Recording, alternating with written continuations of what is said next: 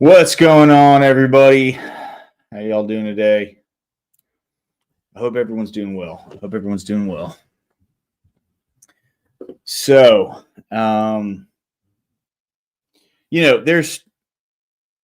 there's no point in trying to sugarcoat anything. There's no point in trying to act like things are better than they are.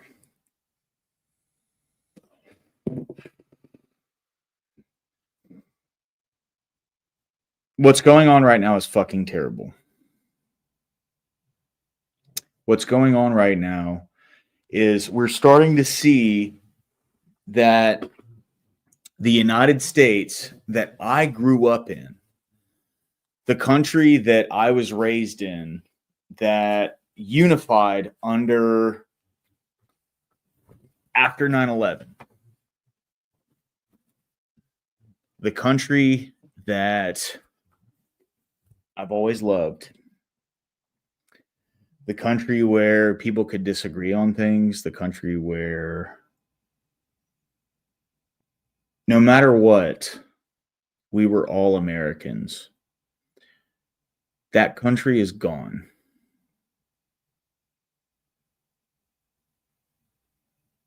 It doesn't matter what side of the aisle you're on. We have reached a point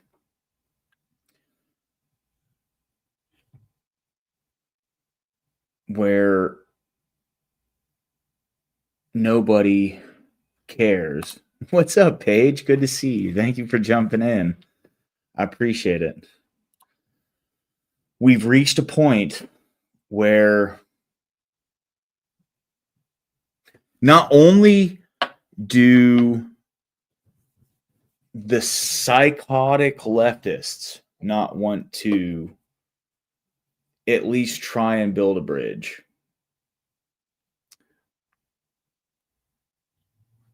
but even the people that mourn for the biggest bridge builder in our country no longer want to build a bridge.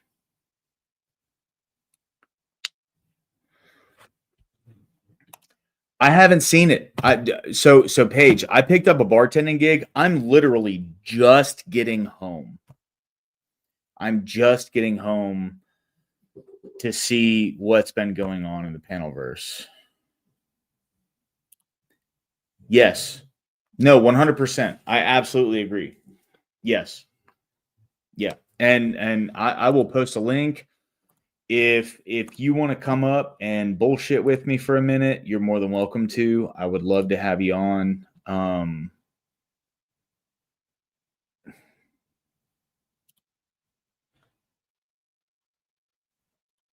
just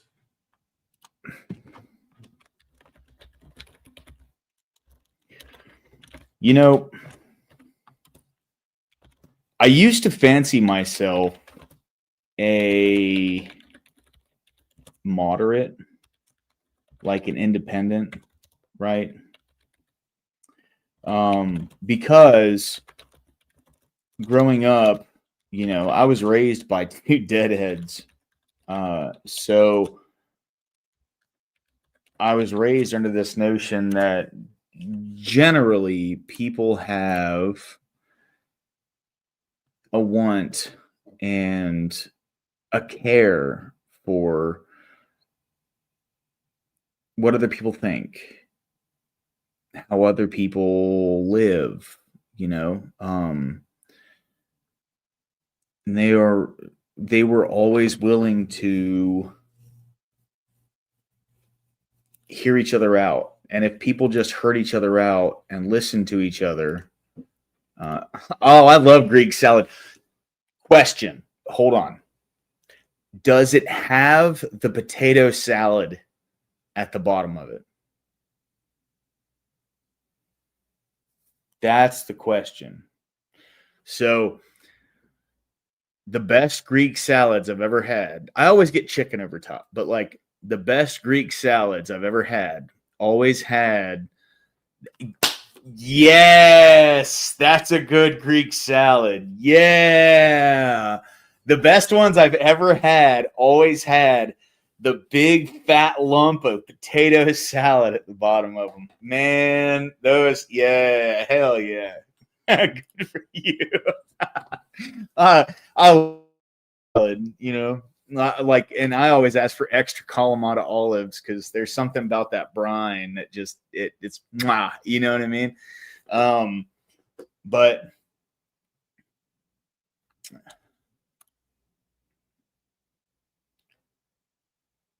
right, yes, exactly. Yeah, you get it. You get it. Yeah. I but my grandparents, you know, they lived in an America where you know, I guess I don't know, I wasn't alive back then, right? But they always told me, like, if you just listen to other people and what they believe and you hear them out for what they believe, please do. Yeah, I'll play it on my stream. I hate that piece of shit. And like, it's not even because he's some fucking bullshit leftist, you know, it's because he's one of those people that feels like he's so fucking self-important that nobody else, no matter what happens, he comes out on top. Like if anybody defines a true narcissist, that is Ryan. But my grandparents, they raised me under this idea that if you truly let somebody express themselves and express what they believe, and you just have a conversation with them, you can get a lot done. And that's not the America that we live in today.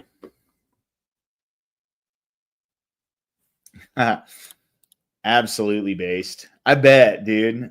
Man, I really want to see it. What's up, Jess? Good to see you. How you doing tonight? Hey, how's your daughter doing? Is she doing okay? I hope she's doing well. Never lucky rubber ducky. The man, the myth, the legend himself, dude. Always good to see you, my dude.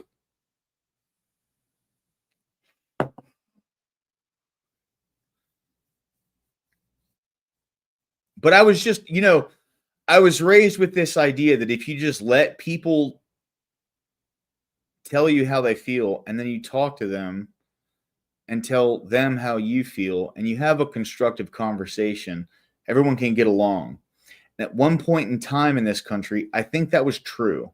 I think it was true when I was growing up in the 90s and the early 2000s. And I think just at one point that changed. And over time, there's been such a violent wedge that has been drawn between people in this country that now we've gotten to this point where when someone that people on my side of the aisle, which is the right, I am a right winger, okay? I might be center right, but I'm still a right winger. I don't give a fuck what anyone says about that. I'm not a fascist. No. I have very rational takes on the economy. I have very rational takes on immigration. I have very rational takes on whether or not you're a man or a woman. Like most people in the world, I really think, you know, I genuinely, and maybe I'm delusional when I say this, right? But I genuinely think I hold the beliefs of the majority in the world. Not just, I have very middle of the road takes. I do believe that. She's making up for time in the hospital, full on clinging to me and jumping all over me, but giving her medicine is not nice. She hates it and cries every time, but she needs it. She goes to a fracture clinic in a week for them to look at it. Hey,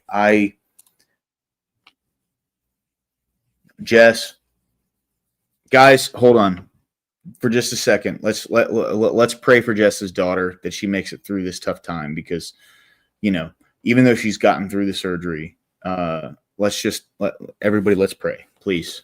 And I love starting my streams off with prayer, but God, please be with Jess's daughter right now. Kids don't understand what they go through when it comes to something like this. You know, they don't choose this. They don't understand what recovery process looks like. They don't understand what they need to do on a day-by-day basis to make sure that everything that was done at the hospital turns out okay. They don't understand it. That's why she needs Jess right now. She needs Jess to be the mom, to be nurturing and caring and show her exactly what needs to happen every single day so she can get through this and move forward and grow strong and healthy from this. God, I pray that you have your hands on Jess and give her the patience to go through all this, because, you know, I don't have a kid and I can't understand what it's like to bring a kid through this. But man, you know, like it has to take a lot of patience. It has to. And please, Father God, just please bring her the patience that she needs to get through this for her daughter, if not for herself, for her daughter. And you know, only you are the one that can show us the way that we need to go, the actions we need to take, everything. So I just pray, God, that you're with her, regardless of what her beliefs are and everything. Please guide her heart into what she needs to do to help this kid get over everything going on so that they can continue on with a normal life and continue to grow. In Jesus' name we pray, amen. Jess, I hope you know that was from the heart. Raging Tomato, Throwdown Thursday, 5/23. Was that this past Throwdown Thursday?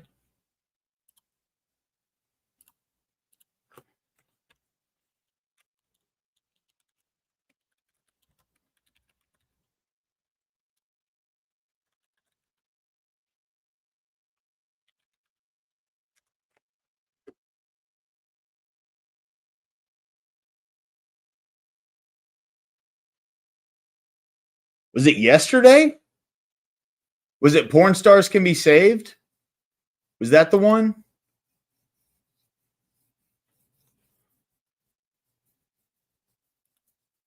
Jess, she needs you right now. And I know you know that. Okay, cool, Paige. Awesome. Yeah. But hey, God bless you, Jess. Seriously. I genuinely, I know you were going to do the absolute best that you can for your daughter, and you're going to do everything that you can to make sure that she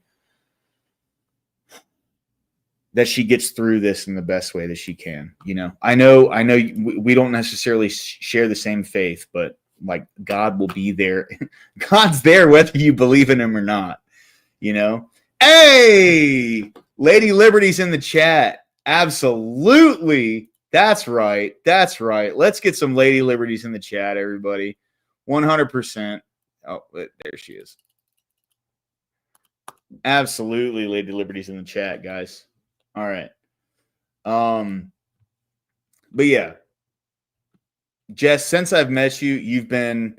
What up, Terriac? Good to see you, my man. Welcome in, dude. Welcome in, bro.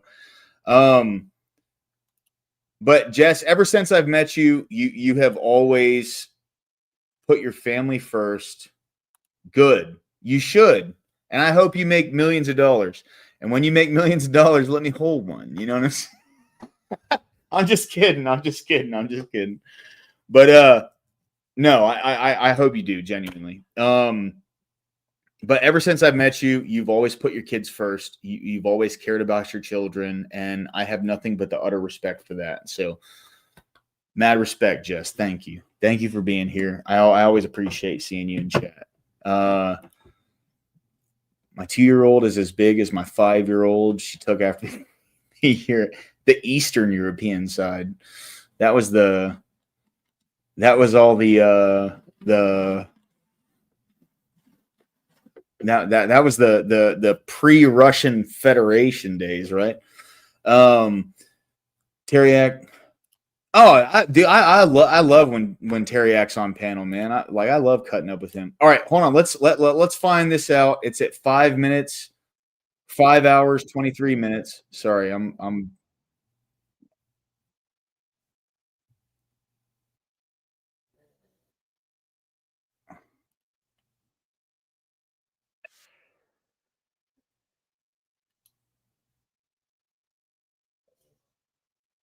GPT.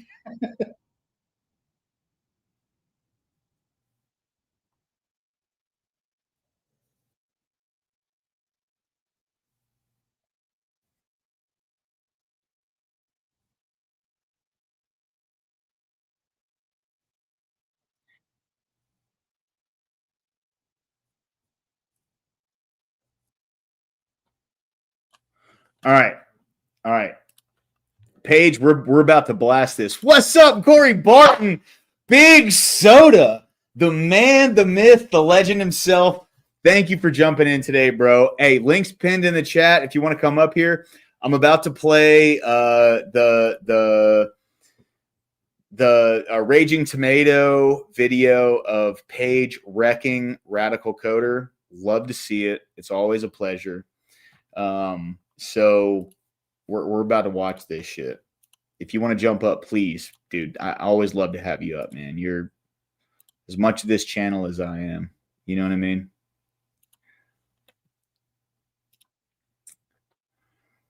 Coper, yes. I know you will, Jess. I know. Yo, we're big homies. Yo, by the way, I just want to say this, and I'll say it loud and proud, yo. Jess is my fucking homie, okay? Jess is a friend of my channel, and she has always been a friend of my channel. She has always supported my channel, and she has always fucking been here, okay?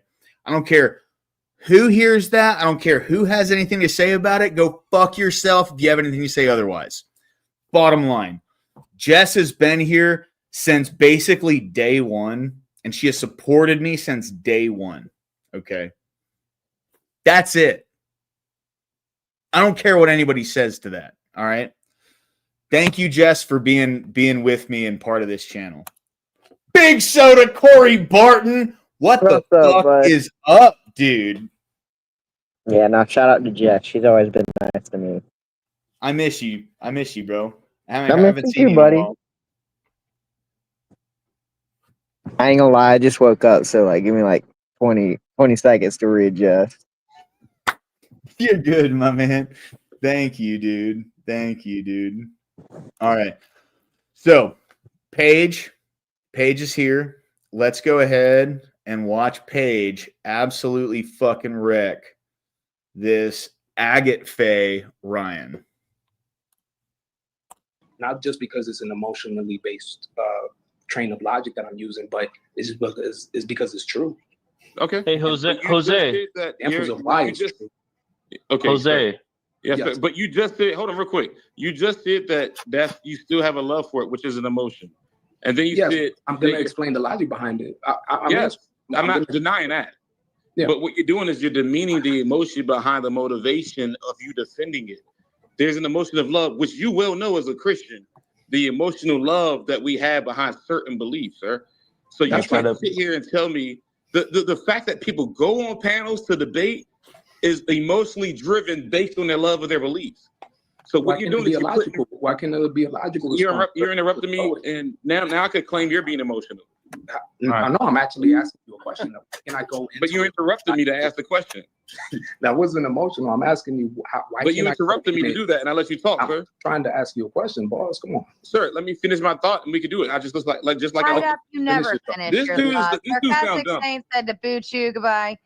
He's tied up the entire panel. Say the first logical one is philosophical cat. Jess, my sister in Christ, because you just opened the floodgates to that. That's what I'm going to call you from now on. You're my sister in Christ.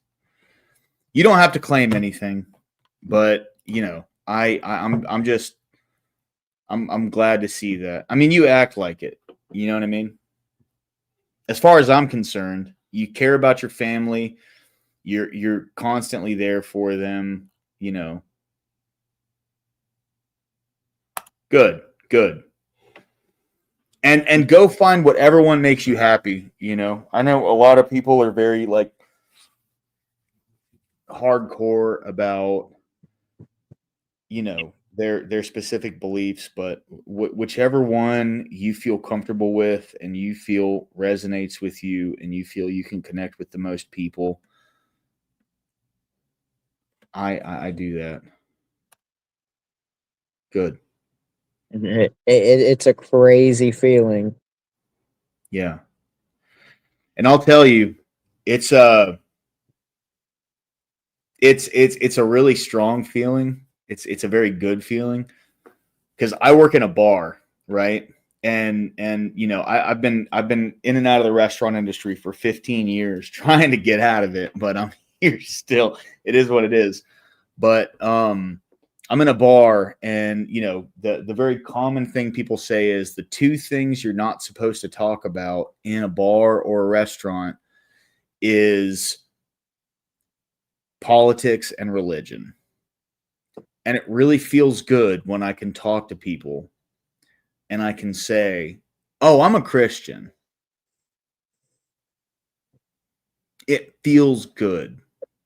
It feels good to be able to go onto Facebook and invite people on to, "Hey, follow my channel.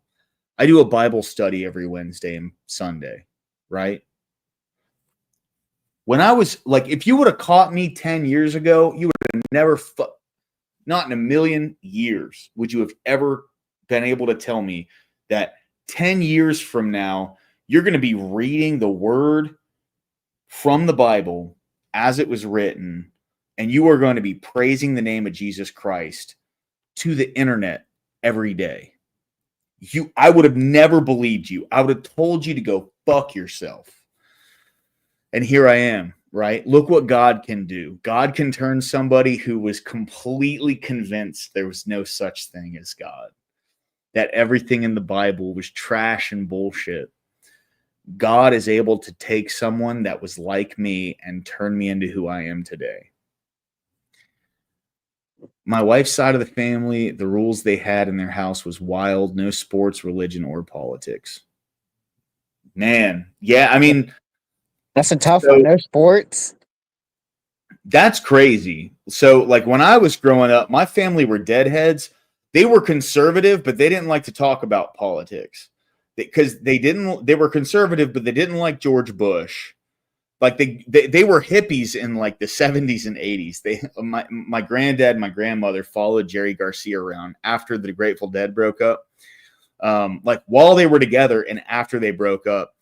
And but they were conservative. Like I guess Reagan really like made a change in them or whatever. But they turned conservative. They didn't like Clinton. They didn't like Bush, and they didn't like Obama. So they never talked about politics because they thought like, you know, the Democrats and the Republicans both suck, right? Well, they're big Trump. Well, my grandmother is now. My granddad was. You know, he passed last month, or a couple months ago, but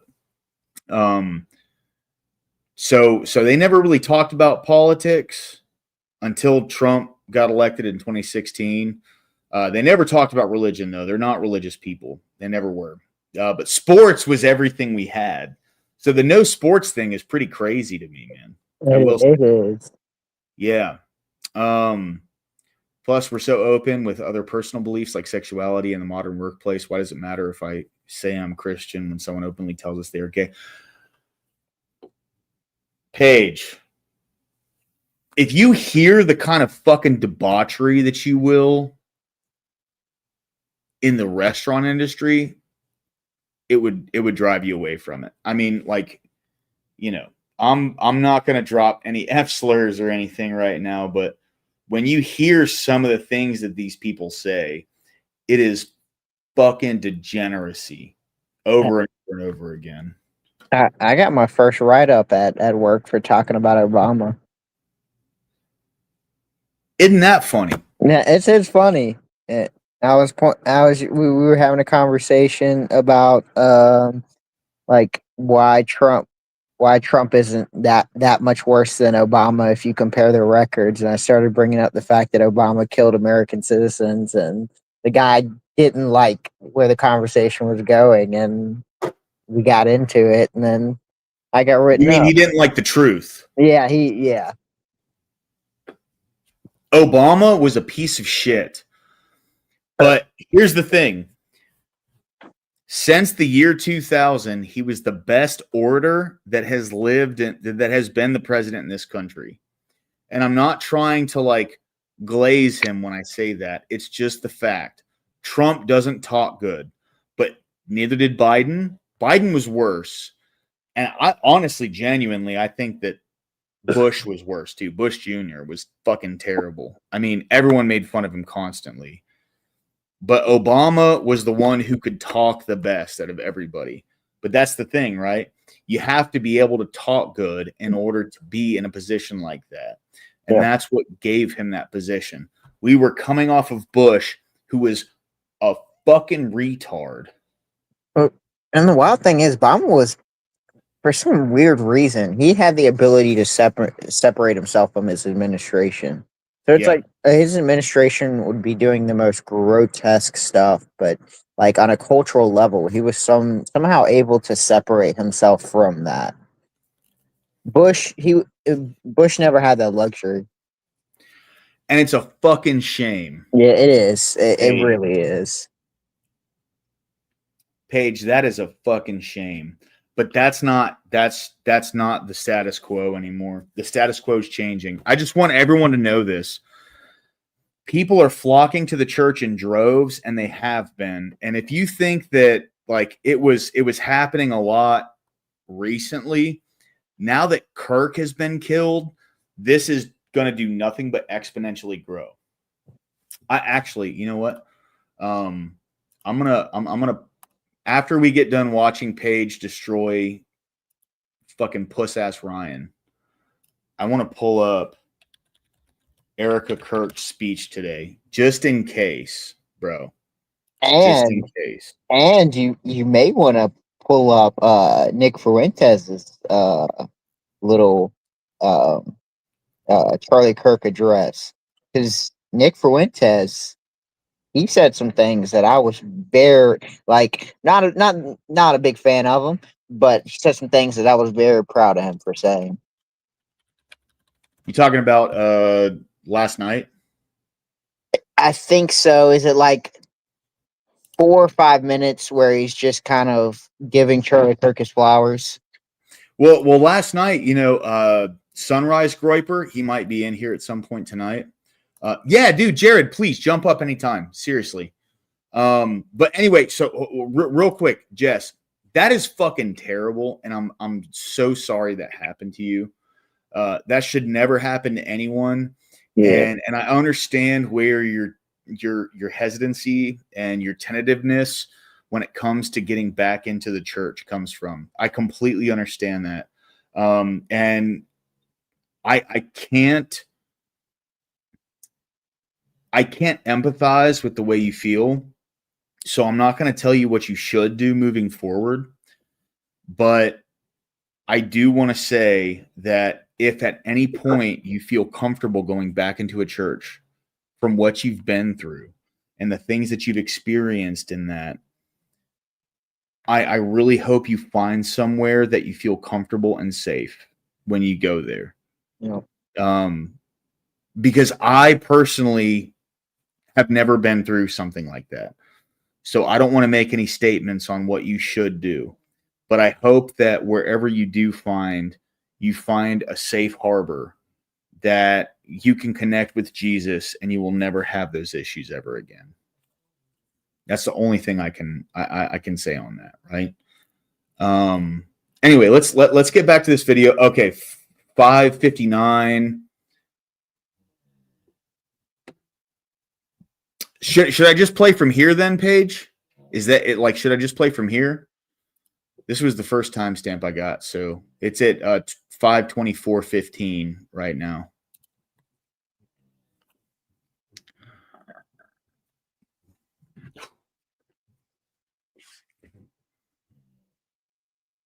Okay. versus Andrew, where there was absolutely zero emotion. It was all logic on that one. Can I ask that Ryan? was Dragon? I'm sorry, Dragon Rage. Yes. Oh, it's a pleasure, Dragon Rage. Yeah. Awesome. Can I ask Ryan a hypothetical? I just want to maybe. Maybe. Hey, I'm gonna have to head out. So there's been a lot of discourse before we got into the Sorry, gotta work. Gotta do. Yeah, relatively calm discussion that Jose had with Ryan. Thank you for that, sir. And obviously, blessed peace to us, an Orthodox Christian. Ryan, are you familiar with Dean Withers? Dean Withers, I think so. Yeah. Yeah, Dean and Parker. They actually have a counter movement against Turning Point USA, which is the organization that Charlie Kirk regularly speaks on campus for. Yeah, I'm aware. Okay. I just want to say a hypothetical here. Let's say tomorrow that Dean Withers was tragically unalive while protesting a Turning Point USA event, right, by a right winger, a mega supporter. He was just unalived. Would it be okay for me to go on this platform or any other platform and say, well, you know what, Dean Withers said a lot of bad stuff online. You know, like he said a lot of stuff against the right wing, and I don't know. Like, look, I don't think that he should have been alive, but, you know, he did say a lot of stuff, you know. Would that be okay for me to do that in your view? Yeah, so I think that not only would I might not like it, but I think a lot of right wingers would do exactly what you just. I would never fucking do that. That is just. No, see that's so okay, Paige, you got him there, and that's the thing, right? So and I just want to illustrate how Ryan argues.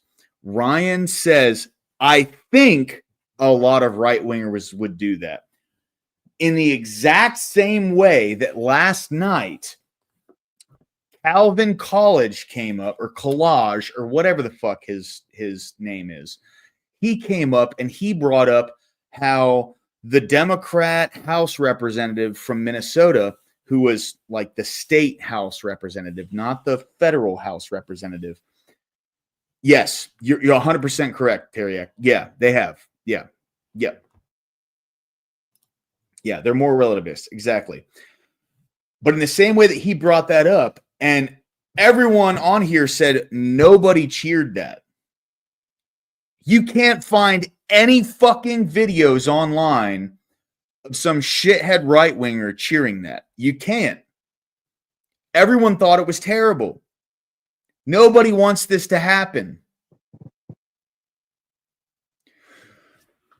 Ryan does not have the capability to understand that what he thinks doesn't mean shit.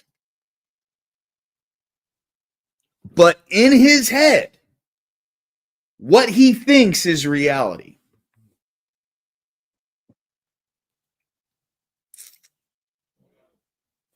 Well, Teriak hit the nail on the head. I mean, it's kind of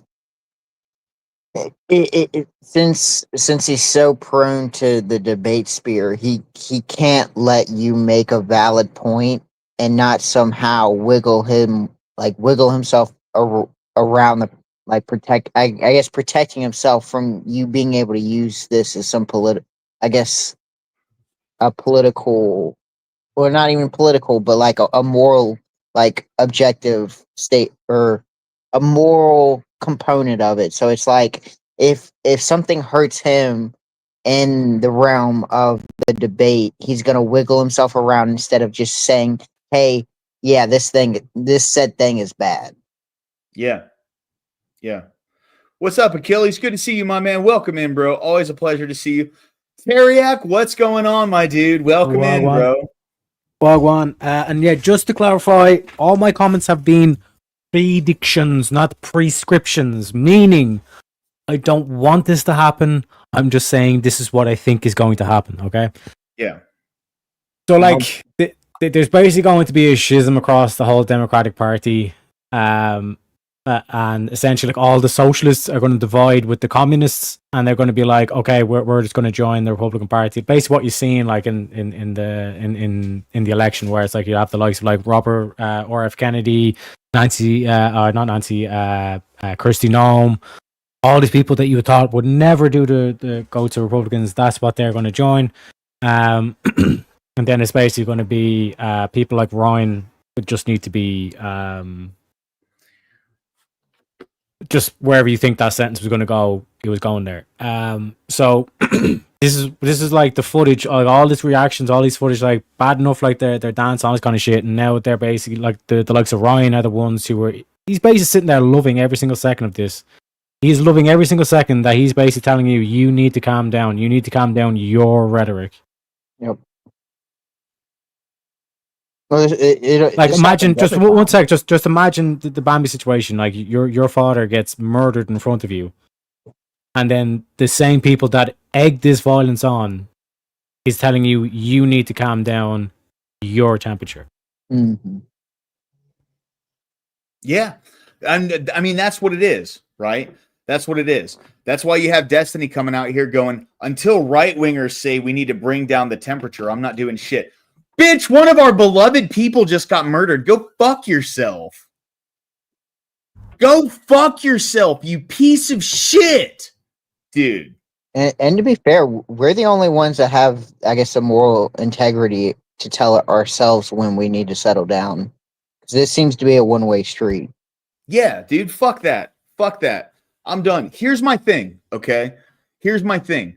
I'm going to focus on what I'm fucking doing. I want to build bridges. I'm going to focus on building bridges. But I'm not going to focus on what other people do anymore.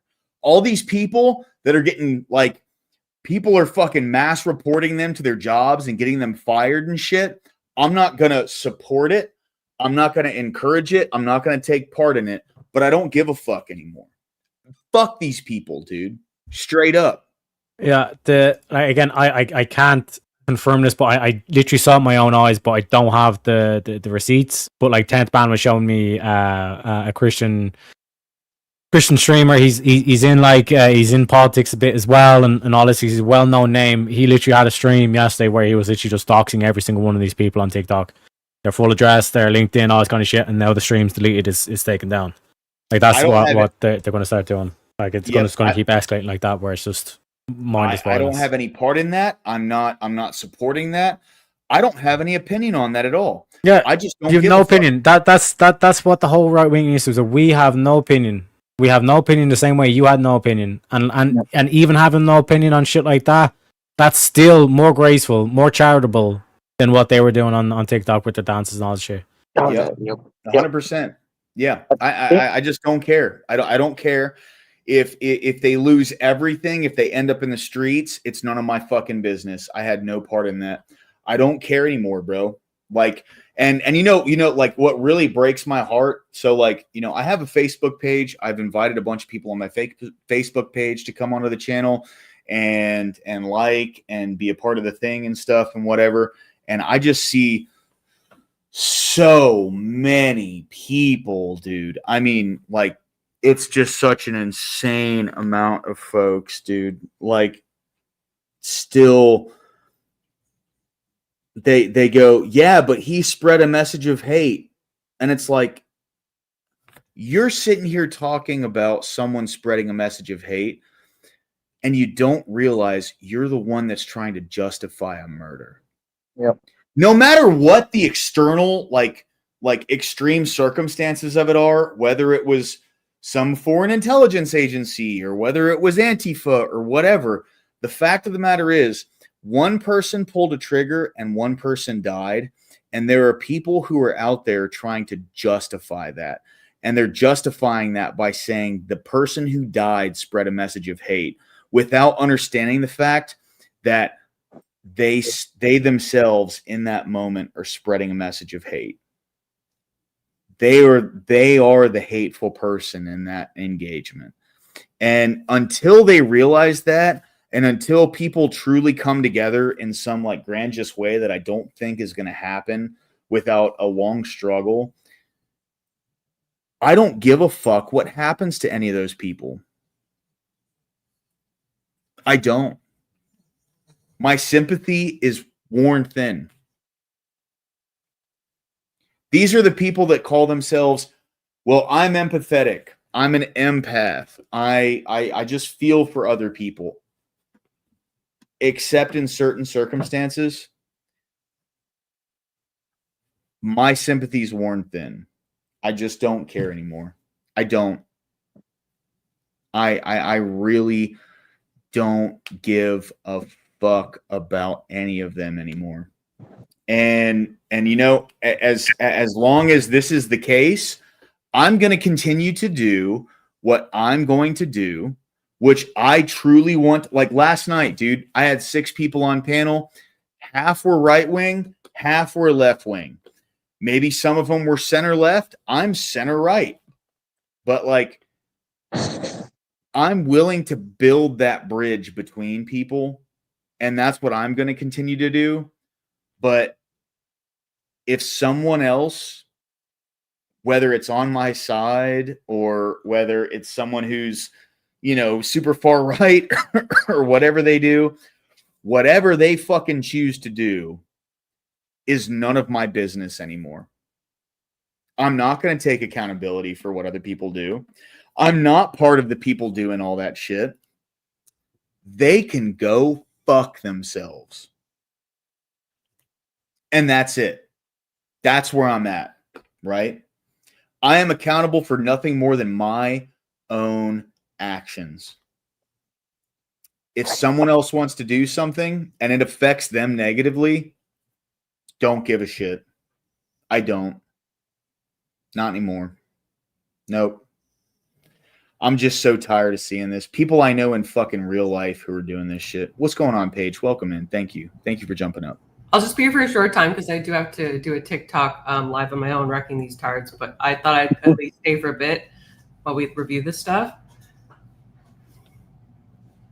Yeah. Please go ahead. By the way, thank you, Mandy Cush. I appreciate you jumping in. Thank you very much. Good to see you in chat.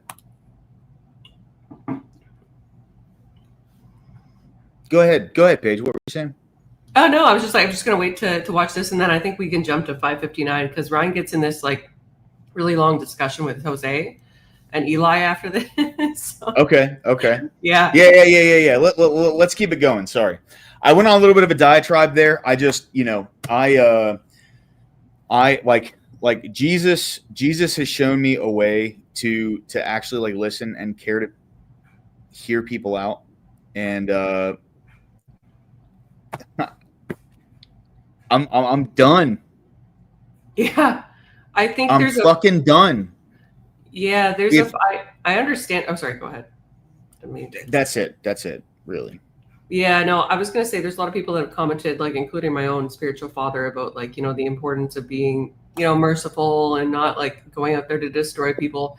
But I think there's a fine line between like not being violent ourselves and like also like not just lying down and taking it like a dog. Yeah. As they just trample over our like political figures, our political beliefs, our religion, all of that. I think there's we shouldn't be doing that. And I think that's what we're doing by allowing them to like, for instance, I had a TikTok space the other night where people said, I hope the bullet's okay. And all kinds of deplorable shit. And I'm glad that he's dead. Oh, he was, you know, good. Fuck him. Who's next? And I was like, you're blocked. And I don't even care if you're a decent debater. You are blocked. I don't want to see you on my fucking panel again. You need to be called out. You need to be, you know, told that this is not okay. That you're a deplorable human being. And you need to seek Christ. And it's not my job to do that, but it's definitely not my job to sit down and just take it as you say these deplorable things about a father of 2, a husband, a God-fearing man who just lost his life like 48 hours ago. Like, go fuck yourself. Like, you know, like, yes, fuck these people. Absolutely, go fuck yourself. Yeah. That's where I'm at. By the way, Romano Productions, thank you for jumping in chat. Appreciate it. Good to see you, my man. Are we not men? Always a pleasure. Thank you very much for jumping in tonight.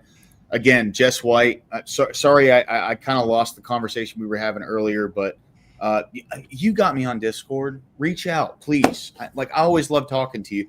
I know I haven't like talked to you earlier, but or like recently, but please, like let's get back in touch. I love you, Jess. I love you.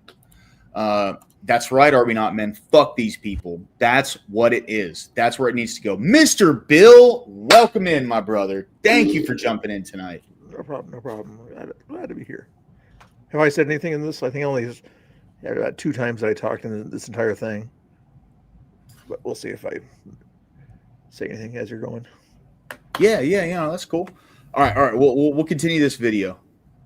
Can I just echo something on page where she's like saying like we need to make sure this isn't going to violence. Like the one thing and it is hard to hear at this time, but there are people like who you would think are left wing or against you that are on your side. Like South Park is on is on like the MAGA side.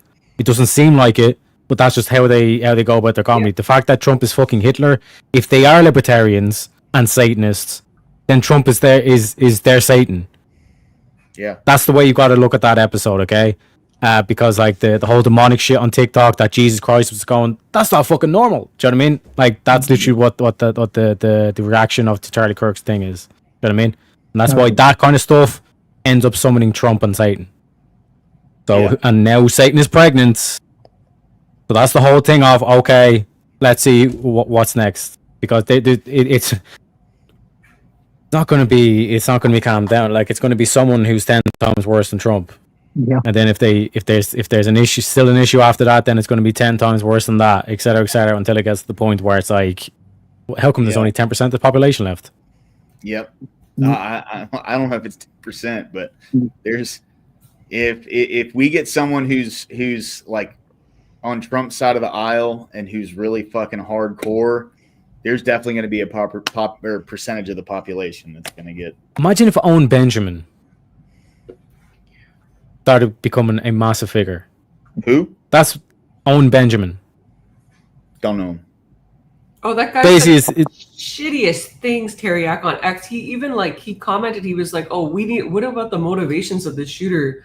And he speculated about why the guy might have shot him. And somebody told me, he's like, go, just shut the fuck up, Owen. And I was like, seconded. Like, who the fuck cares? There's a whole bunch of lies right now on TikTok about the shooter's motives and all that stuff. I don't give a fuck what the shooter's motives were. He's a deranged lunatic who took out a good man. It's not about the shooter. It's about Charlie. Yes. Yeah. Owen's pretty bad. I'm not the biggest fan of Owen. See, I don't even know who that is.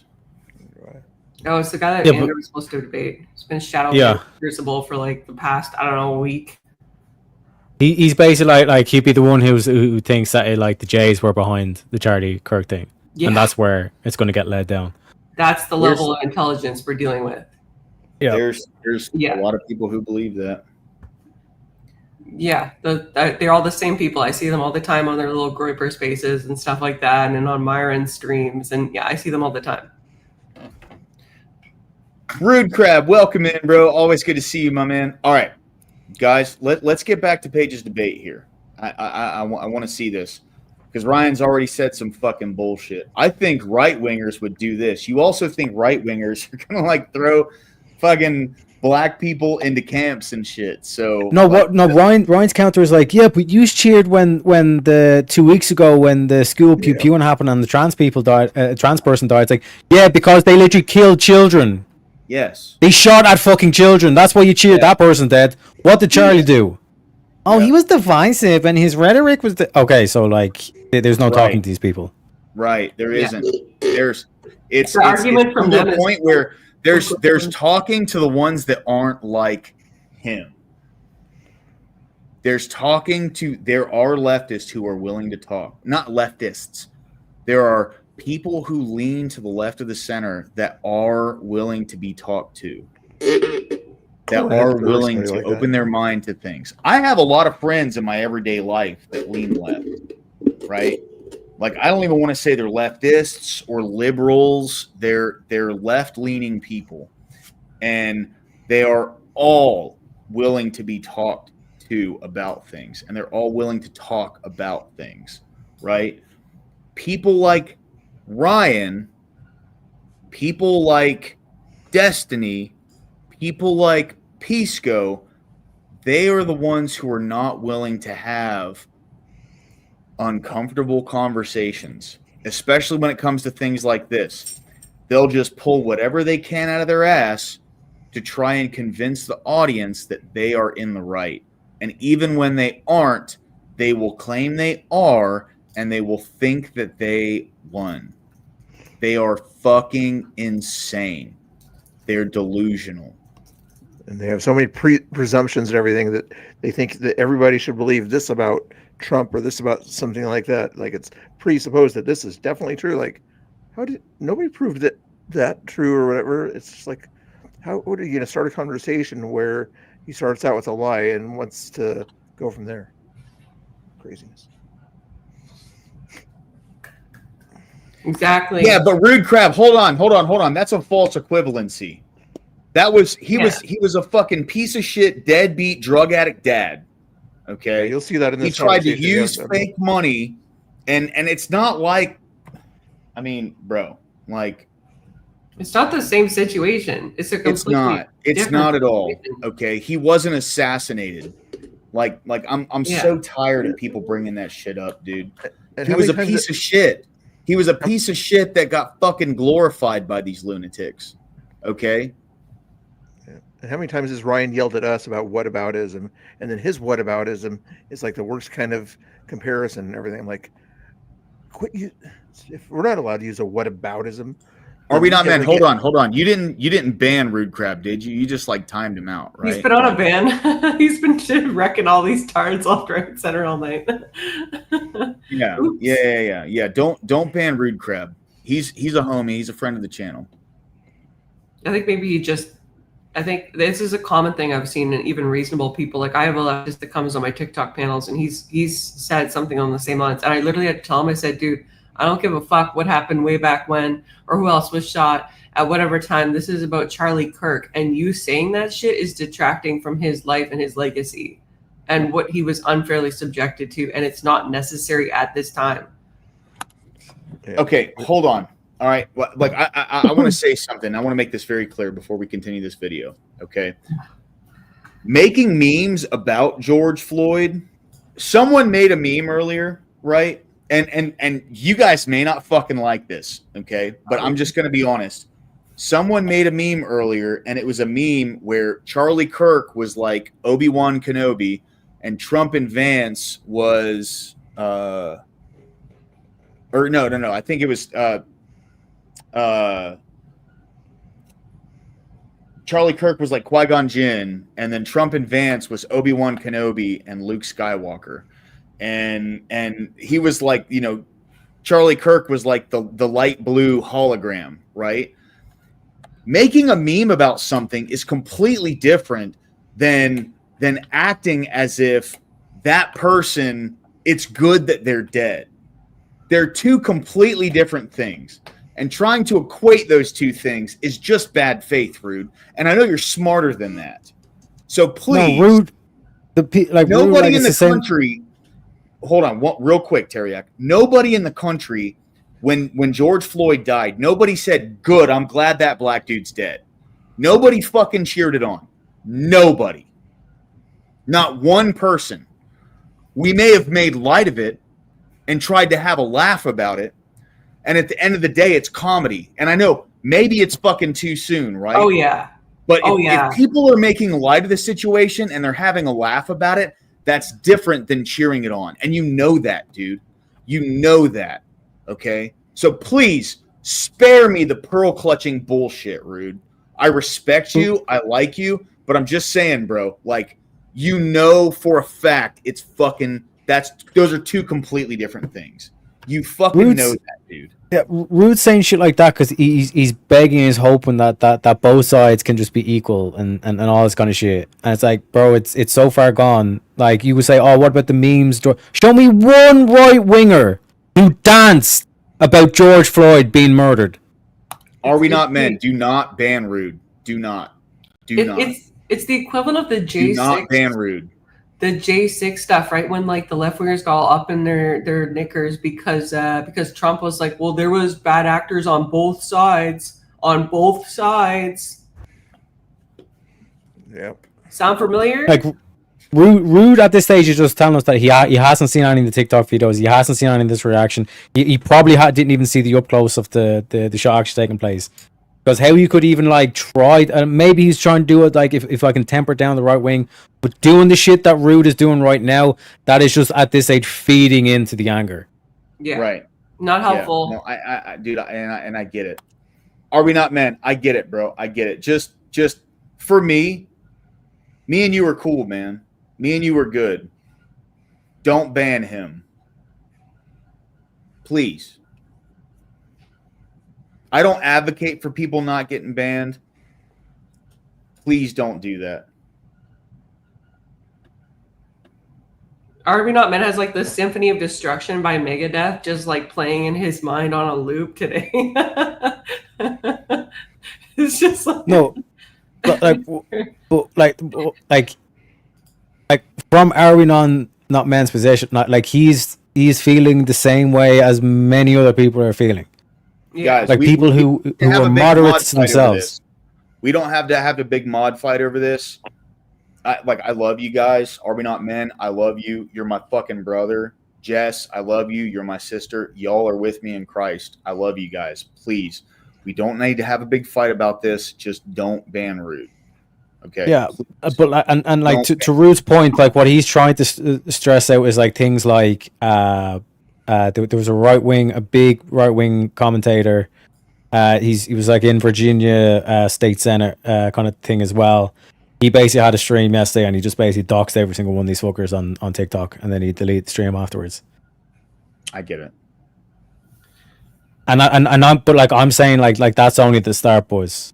So it's Yeah. like this is what I'm saying. Like the train's already left the station. At this stage, we can only try to guide away from certain things. That's why I'm not here like screaming, "This is a fucking atrocity that this thing's been doxed," because I understand the situation. I've read the room.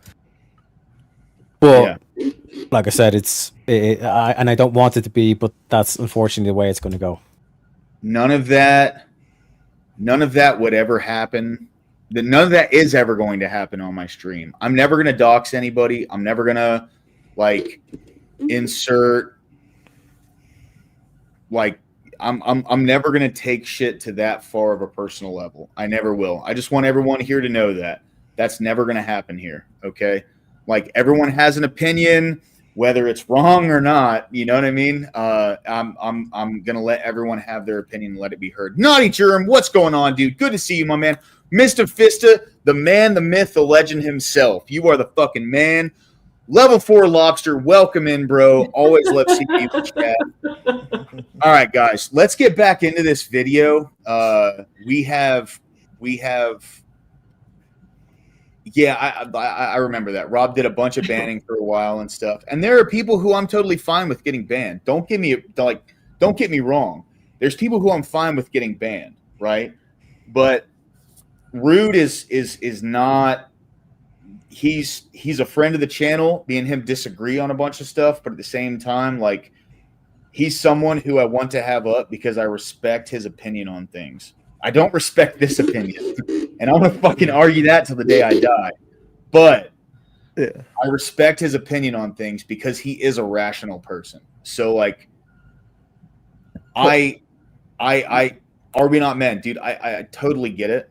I totally get it. Yes, I know. If that makes me homophobic, dude, yes, I am, bro. 100%. I don't give a fuck. I'm sorry, Are I we didn't not bring men? any. I don't. Dude, I don't even are watch we not men? I get where you're coming from, bro. That's why I'm trying to heart to heart with you. Yeah. And You lower know what I class, mean? lower class. Not to overstep if I am, but isn't it kind of an unwritten rule that other streamers should not be banned by moderators in your chat if they're another streamer, which I think what's his name is and everything? Isn't it sort of say you don't ban him unless you get express permission by the streamer and everything? Isn't that sort of an unwritten rule? It would be to me anyway. Dude, I don't know. I don't know. I don't know any of the unwritten rules. I'm a baby in this, man. Yeah, I've only been doing this for a few months. You know what I mean? If anybody. So here's my thing, right? I have never advocated for anybody that didn't break TOS to get banned from my channel, except for Steelman. And the only reason I want him banned from my channel is because he went into other streams and fucking lied on me and said that I was preaching on my channel. And that is an egregious lie because I specifically focus on the fact that I don't know the Bible like that. And the reason I read the Bible on stream is specifically because I want to learn it. I want to see what it says.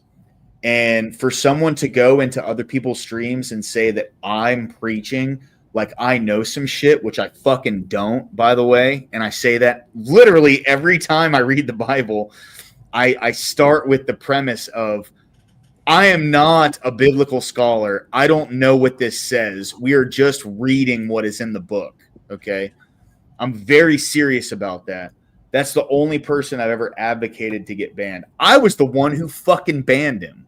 So I don't know if he's a streamer or not, right? But I don't think he is. aside from that, I don't know the unwritten rules. I really don't like. I'm just winging it here. You know what I'm saying, Mr. Bill? Yeah.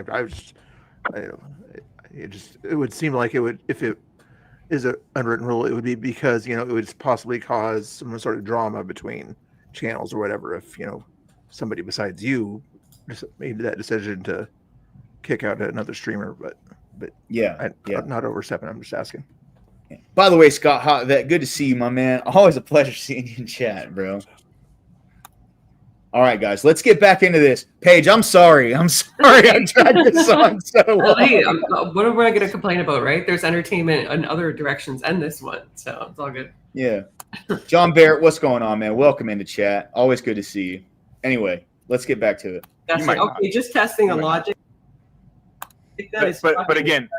But the fact is you're allowed to still hold your positions about who Dean was and what he advocated for, and you can find those things disgusting, much like I do Charlie Kirk, and still disavow what happened to him. And you can do that without doing a wink and a nod thing like your tone suggested in the way you just described it, which I'm not doing. I wholeheartedly reject the implication that I am doing that wink and a nod. Fuck you for even implying that. All right, hey, real quick, Ryan.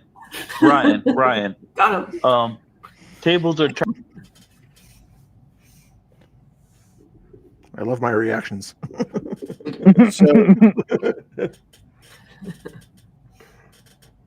So here's what really kind of infuriates me about that response.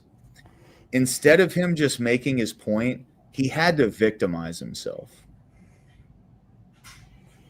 Did anybody else notice that? Yeah, I did. I was like, he's like, fuck you for you're attacking me. I'm like, no, I'm just raising the point that you're a disingenuous ass fuck who deserves to be called up for being like an unaliver supporter. That's what I'm trying to point out. Do you get the hint, Ryan? Do you go cry home to your mommy? Yep. That's exactly what it was. It was, I don't have a good response to what you just asked, so you need to be the bad guy and I need to be the oppressed. That's what that response was. And that's all he has, by the way, everybody. Which is why it was a W. Victimhood is the name of the game. W. 100%. What was was that the end, or do I need to? No, 5:59:40 is when I literally just go ape shit on him. It's pretty funny. I'll go back a little bit. I must have, if you don't mind, that's when I must have a little argument there because I saw myself go off camera. Oh yeah. Let's say a hypothetical here. Let's say tomorrow that Dean Withers was tragically unalive while protesting a Turning Point USA event, right, by a right winger, a mega. Was this where you meant, Bill? I don't know. I know when you're scrolling forward or whatever, you saw that I went off camera on the screen. I usually only do that if I got heated for some reason, Okay. Yeah, you got super heated during that panel, Mr. Bill. You were pissed. I mean, I would be too. And that's the thing, right? Like all of the rational people that are watching Sarah's panel right here see these fucking lunatics and the way they act. Yeah. They need to see it. Based Big Soda coming in. Yeah. That's why I brought up that quote last night, gentlemen.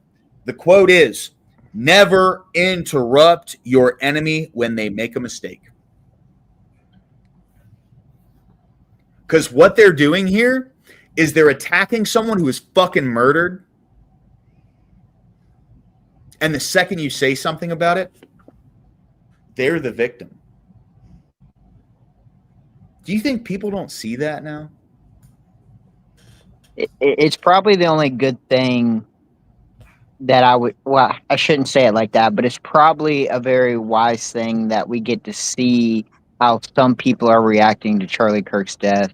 And maybe banning banning as it happens isn't necessarily the best option, just so people can see that there's some people you can't negotiate with. Who said that? I don't see that in the chat. What do you mean? Who said that? Who said what? That you never interrupt your enemy when they make a mistake. Who said that? No, it was last night. Last night I streamed. And I brought that quote up last night. I went on a whole fucking diatribe about Base Tweaker. Is he back? No. Oh, okay. Different base person. Okay. I was like, okay, because he like blocked me and came back and he blocked me. I don't know. He's got his own tirade right now trying to dox me on TikTok. So I was just curious. I he doesn't even exist to me anymore. I don't okay, like. Good. I was just wondering. Yeah. I wouldn't look. I don't get offended if somebody has him back on or anything. I just don't like when he tries to dox me, which I think is fair. That fucking loser called me all sorts of TOS shit in Discord on message. Not surprised. And then blocked me on Discord, so I couldn't say, bro, what the fuck, right? Yeah, the only thing he didn't call me was a whore. Call me a cunt, bitch, all kinds of stuff. And see, I just own it when people do all that. It's like, yep, you're right. Okay, so what? Yeah. Like, take their power from them. You know? Yeah. I mean, I think I'm a nice person, but I don't know. I guess when I called you out, you don't think I'm very nice at all. So whatever, it's fine. Not you. I'm just saying, like, people in general. They changed their tune real quick. Anyway, didn't mean to interrupt. Bill, you had to. Do you know when? I don't remember exactly when it was, but I'm just guessing. I either went off camera because I was mad or because I just had a conversation with Ryan that got heated. But if you scroll along there, you'll see where my camera goes. I'll have to do it a few minutes before that if you can find that place on the Naughty Germ. That's a good one. Don't fight an alligator in the water. Absolutely based. That's a great one, dude. I love that shit. That's its home territory. It knows what's up. So I don't know. I think Australians would disagree with you. Oh, okay. Fair enough. Australians aren't real. I think they're going to jump in the water. Hey, you're talking to Florida man here, guys. Like, anyway. All right. That's true. I love Orlando. Let's I don't wrestle alligators, by the way. All right, let's get back to it. Supporter, he was just unalived.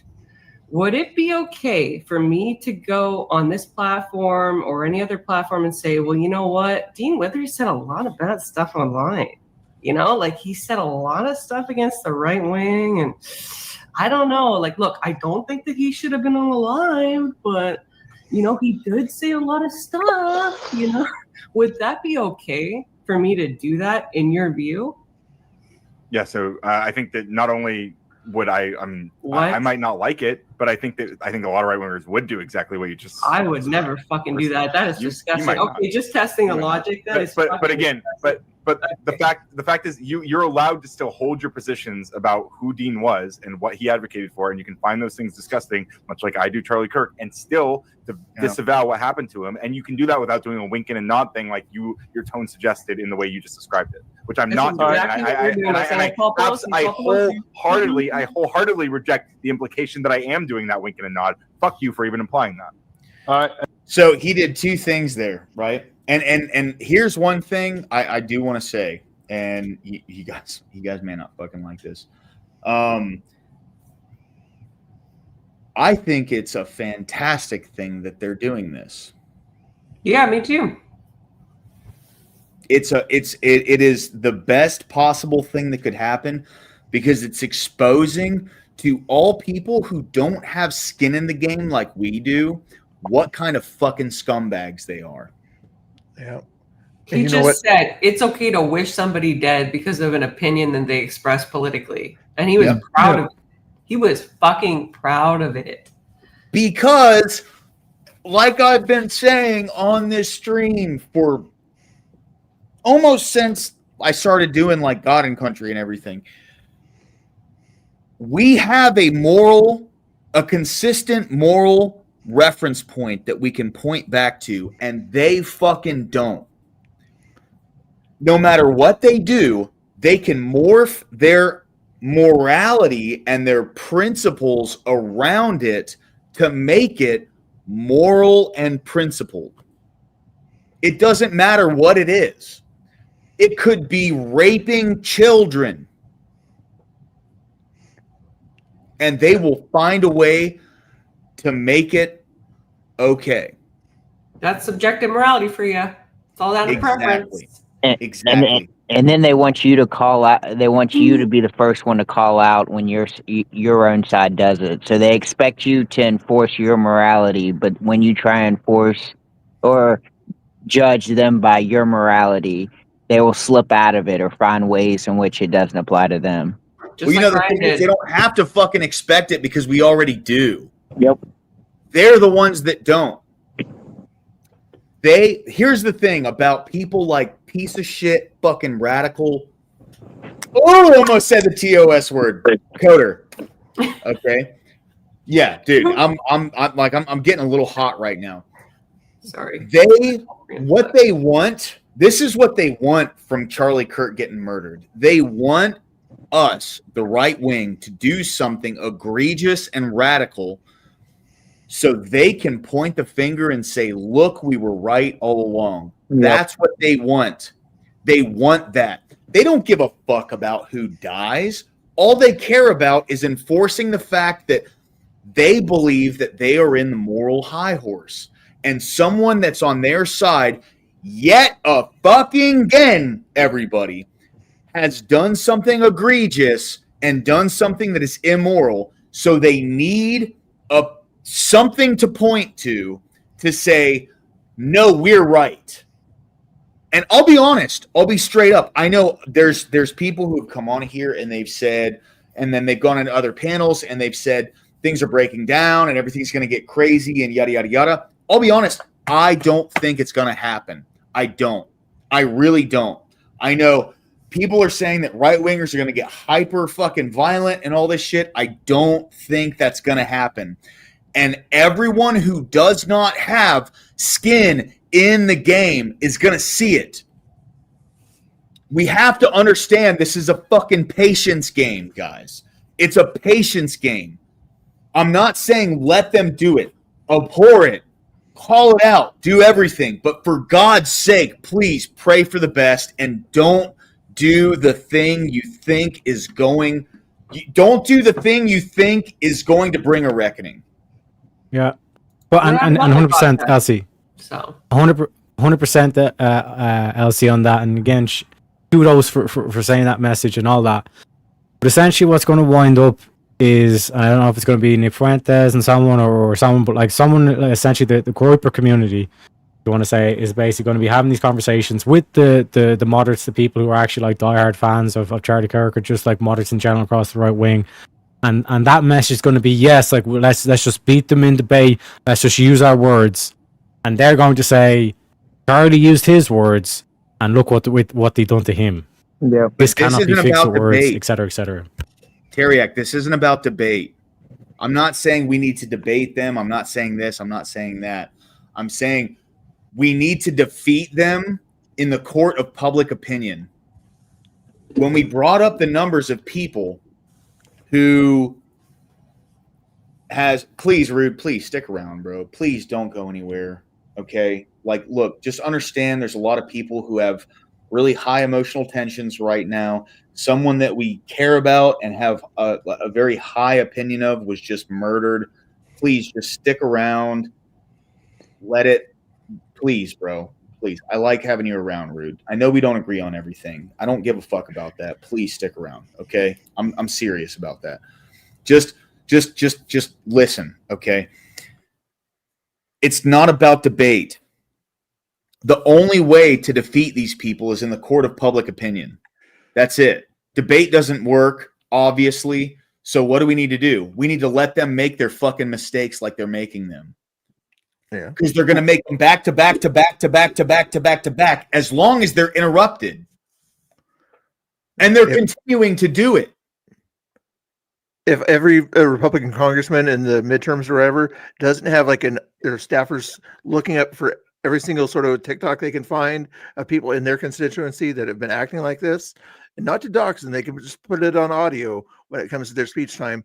These are the kind of people that the other guy is sort of supporting him, and just play the audio of them sort of saying that what they want to have happen to Charlie Kirk. Like, that's the other side. Our side did these things. Vigil here, vigil there, sort of point out the differences between what happened when George Floyd happened at that point there, and take video of all the vigils that happened after our favorite guy died. Yep. Yes. And see, people got video of them going to these vigils where people were mourning someone who was murdered and screaming into a microphone, calling this person a bad person and saying, fuck him, and we're glad he's dead, and yada, yada. This all needs to be on camera. We don't need to argue it. All we have to do is show their reaction. And that's it. They actually attacked the vigil with a motorcycle car or something like that right in the middle of their vigil, right next to the Capitol and everything. So show those videos. Yeah. Well, guys, just understand something. 85 to 90 million people did not vote in this past election. That's more than either party got for their votes, okay? Those are the people that we need to fucking appeal to. Those are the people that we need to be bringing onto our side, to motivating to vote for us. If they're going to sit back and constantly give those people a reason not to vote for them, why the fuck would we even try to impede on that? Seriously. Across the board, the way to defeat them is like, and I said this last night, we don't have to kill them. We don't have to even defeat them. They're the Ouroboros snake, bro. It's a snake eating its own tail. They'll do it all on their own. The important thing right now is to get the message out there that we don't have to do what they do. Because the people that we need on our side see what they're doing. Because they're doing it online.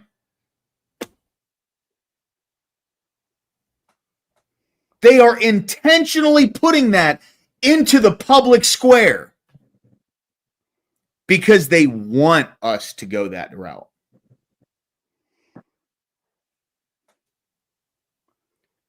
Anything radical that we do, violently or otherwise,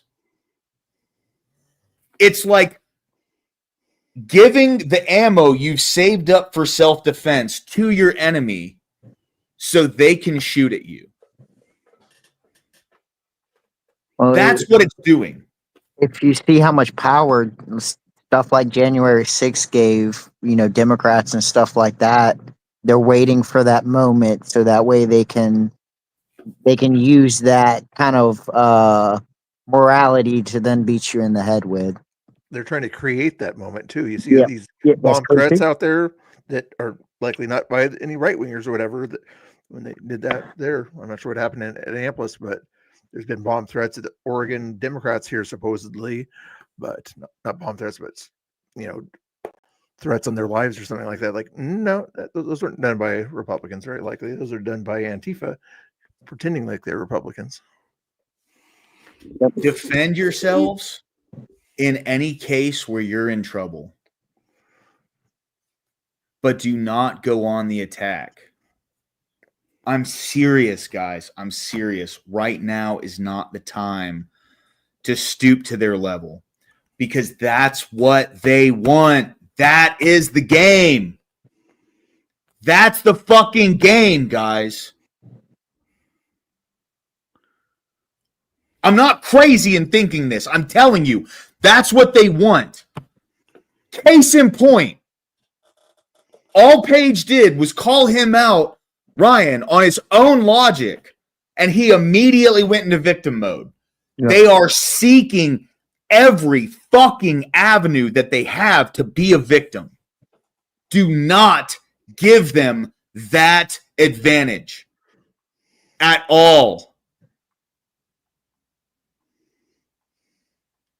That's what they're looking for. That's the ammo in their cannons.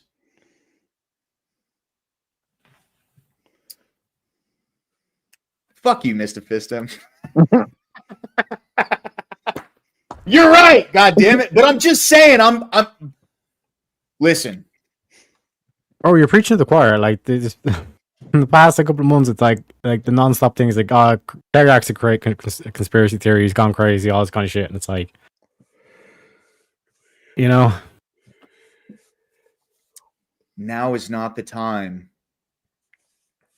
Now is not the time to stoop to their level. I'm not saying turn the other cheek. Yes, I fucking am, Mr. Fista. You're right. I'm on the right side of crazy, okay? I'm on the fucking right side of crazy. Yes, I am. I'm just, man, dude, that's what these people fucking want right now. They want anything that they can grasp onto and overblow and make it a big thing. Because they see that the other side was victimized. And what did people do? Did they fucking burn down cities? They lit candles. They prayed. We prayed. We're not the fucking same. We don't need to resort to what these people want to do. We don't need to be victims. That's why, like, here in a second, I'm going to play what his wife, she spoke publicly for the first time. Anyway, let's get back to this video. I'll get to that in a second. I'm sorry, Paige. I didn't mean to hold you up. You know, I just I'm really impassioned right now, and you know, it's like I see so much bullshit on Facebook and X, and you know, I will say from the people who don't have skin in the game, that's who I'm seeing a lot from right now. I'm seeing from a lot of people who are like, this is fucking terrible. Like, these people are fucking lunatics. And the last thing that we need is for them to look at us, the right wing, and go, this is fucking terrible. These people are lunatics. It's the last fucking thing that we need right now. I'm serious. And I'm just like, if something really bad happens where someone on our side does something terrible to someone on their side, whether I agree with them or not, okay. When I say really terrible, I mean hurting someone or killing somebody. We lose so much ground and so much momentum that we've been gaining over the past months. Yeah, there's shit that's happened, the Epstein files and Iran, and we have so much momentum. Charlie worked for that. Charlie Kirk fucking worked for that, guys. He worked to build momentum. He worked to push us in the direction that we're going. And he did that without firing a bullet, without swinging a blade, without throwing a punch. And if we were to stoop to that, and that would be the perspective that the country has on us right now, his death would be for fucking nothing. I'm serious about that. I mean, we would fail him. Yes. Yes. He was a bridge builder. Not for the people that didn't want to hear the message, but for the people who were receptive to it.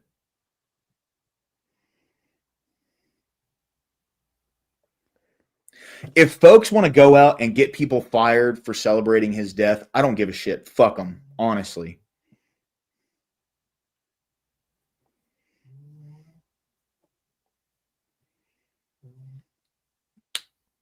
But no violence. That would undo so much fucking work that we've all done. I haven't even been a part of it, so I don't even want to say we.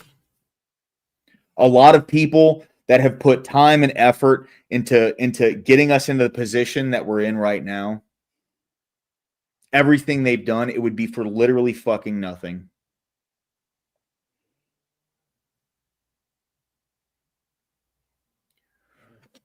This is a watershed moment in our country, and we have an opportunity to be on one side of history or the other, guys.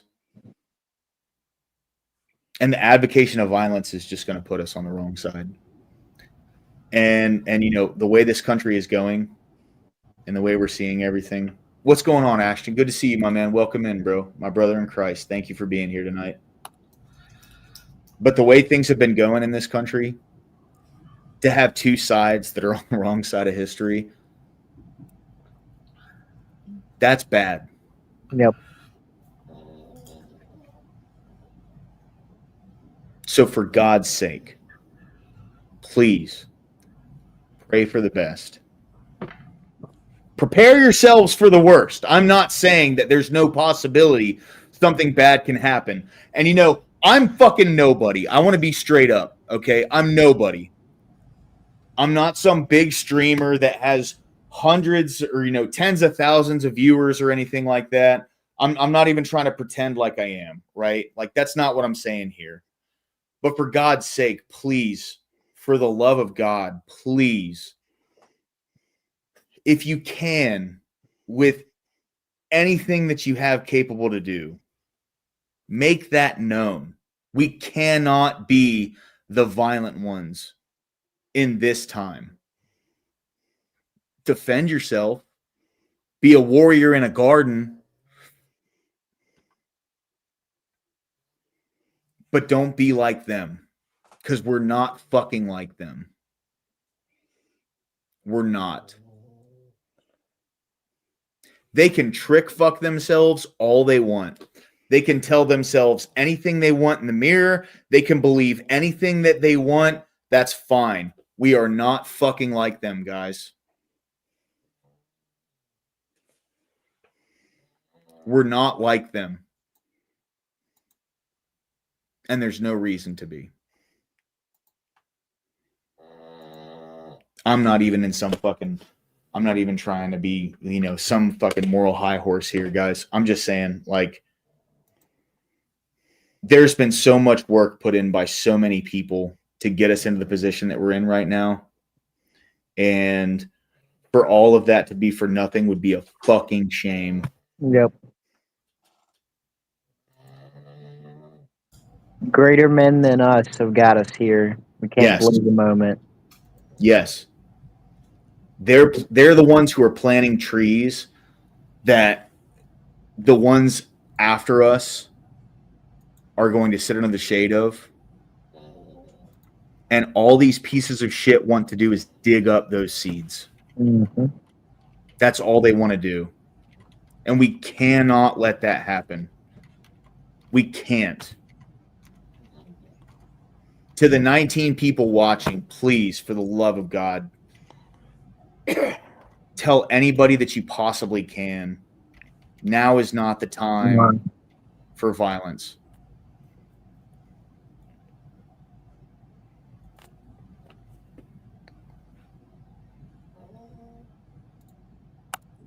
Dude, you're even Cuban.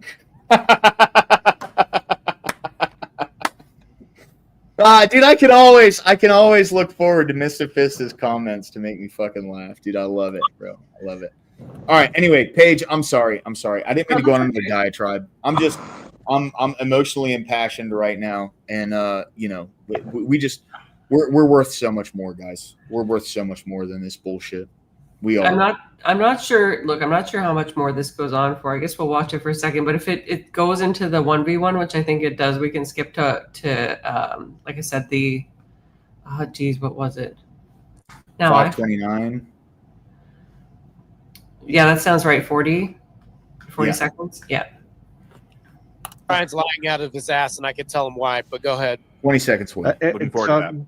But this whole situation is you're applying two different aspects of it. 3 months ago, and so in the situation, no, and where Marte was going with the whole situation between what happened to Charlie Kirk to what Derek Chauvin was charged with, no, by the Minnesota state laws, no, he should never have been charged as a first degree. If anything, it should have been manslaughter or less, or the lesser version of degree of murder. This is flat out premeditated. That is the biggest difference. Yes. There's Yes. straight up 100% no way to wiggle out of it, Ryan. I do respect you, but in this situation, they are not the exact same. There's no way it can be the exact same. Yes, political pundits should never be killed. Nobody should be killed. Great. Now, as this, you're speaking about everything, you're not giving a prescription of what needs to be done to churn down the rhetoric. I'm going to push you on this. You need to stop saying we got to do this. Say what you want to be done. Well, there's an important aspect. But, y'all hey, are I'm sorry. ignoring. I'm pretty sure he was asking me specifically, right, guys? So let me respond to that. Oh man, dude, the TOS words are brewing. It's like, I'm pretty sure he was asking me. Oh, I'm a special will girl. Oh.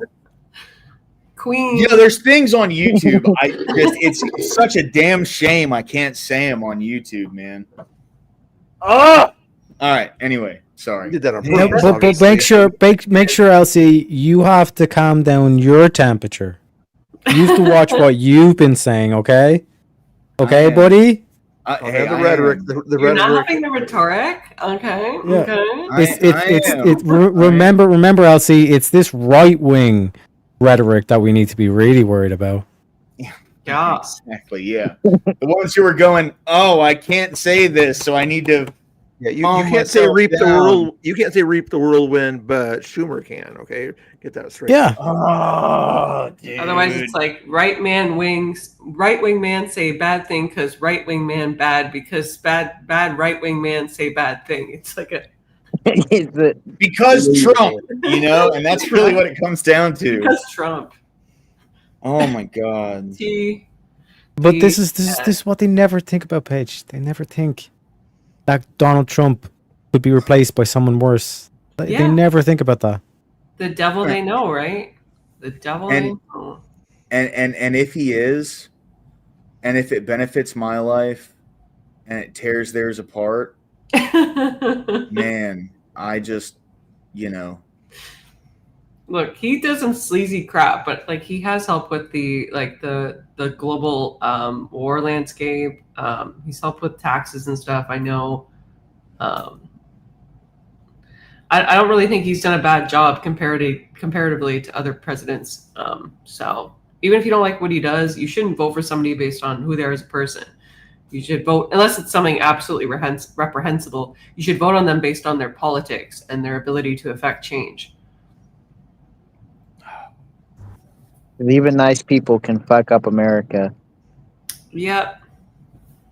The nicest person for the job isn't always the best. So. And like I said, like where this is going, who's going to replace Trump? Like if like this whole like national socialist utopia that the groups are talking about, it's like they're going to get what they want.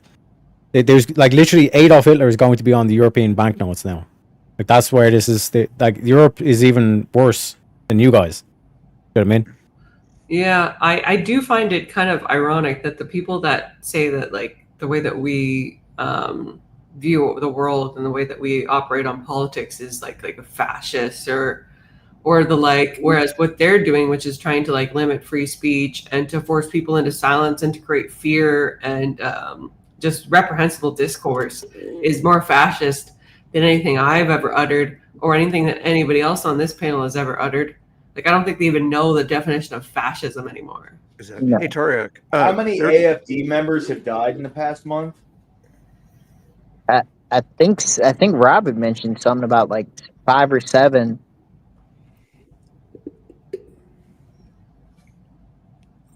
Tarek, there was some Irish politician or whatever the other day that I saw where he said, if you say Ireland for the Irish or something like that, that now that particular kind of rhetoric or that line or whatever could incite violence, and I don't know, you didn't say that you could be arrested, but could you imagine that kind of getting arrested for saying Ireland for the Irish?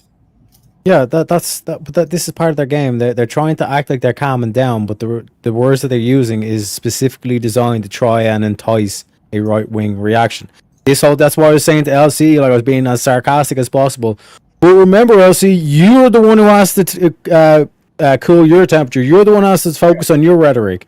All the shit that they were saying, all this kind of shit, that's okay. But it's you guys that like it's designed in a way to be as condescending, as passive aggressive, as sarcastic as possible.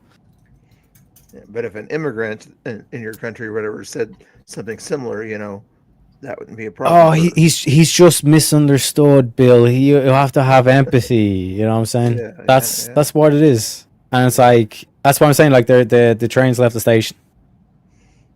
Yep. Yeah, we do that too with women that like literally like the woman that signed her prenuptial agreement with disappearing ink. People are like, oh, like she knew he was cheating on her with his secretary, so it's like all of these justifications. Like, no, it's like objectively shitty behavior, and we need to call it out. And if we don't call it out, well, that makes us worse. That doesn't make us fascists or bigots or anything like that. It makes us like actual human beings with a freaking moral complex. But we can't be the oppressed when we're the oppressors. Yeah, no. Right wingers bad. That's how their worldview works. Yeah. We cannot be the oppressed when they're because we are the oppressors. No matter what happens, it's when you say, "Well, hey, this isn't right." Oh, you poor white straight man. You poor white Christian woman. Yeah. Where I live, I'm actually the minority because I live in a huge city. Yeah, you live in Canada. Yeah.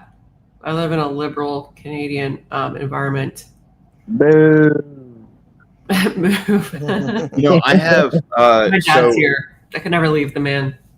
So when I was down for my granddad's celebration of life, there's a couple friends of the family. They're the kids of friends of the family, but those friends of the family passed, and now their kids are like anyway. They live in Mississauga, which is like right outside of Toronto. Okay, yeah. And man, they fucking hate it. I mean, they're right wingers. Like they bought their house like 6 years ago for $250,000, and now it's worth 2 million Canadian. And they said when the housing market equals like levels out, it's going to be worth like 4 million Canadian. So stick it out kind of thing, yeah. And that's all they're doing is they're just waiting until everything kind of levels out up there, and they're going to sell their house, which it's a nice house, but they would have never expected to get millions of dollars. Like, yeah, 3.5 million Canadian dollars in equity in fucking 6 years. That's insane. Yeah, Vancouver and Toronto are the worst. Anywhere, and like Toronto's like anywhere. GTA, right? Like Mississauga. Yeah. There's a couple other ones. But they can't stand it. I mean, like, and that's the thing is, like when I think about Canada now after talking to them and seeing like, they're not alone. Obviously, Paige, you live up there. You know what I mean? Like, you understand there's a lot of people up there that are really fucking unhappy with the way things are going.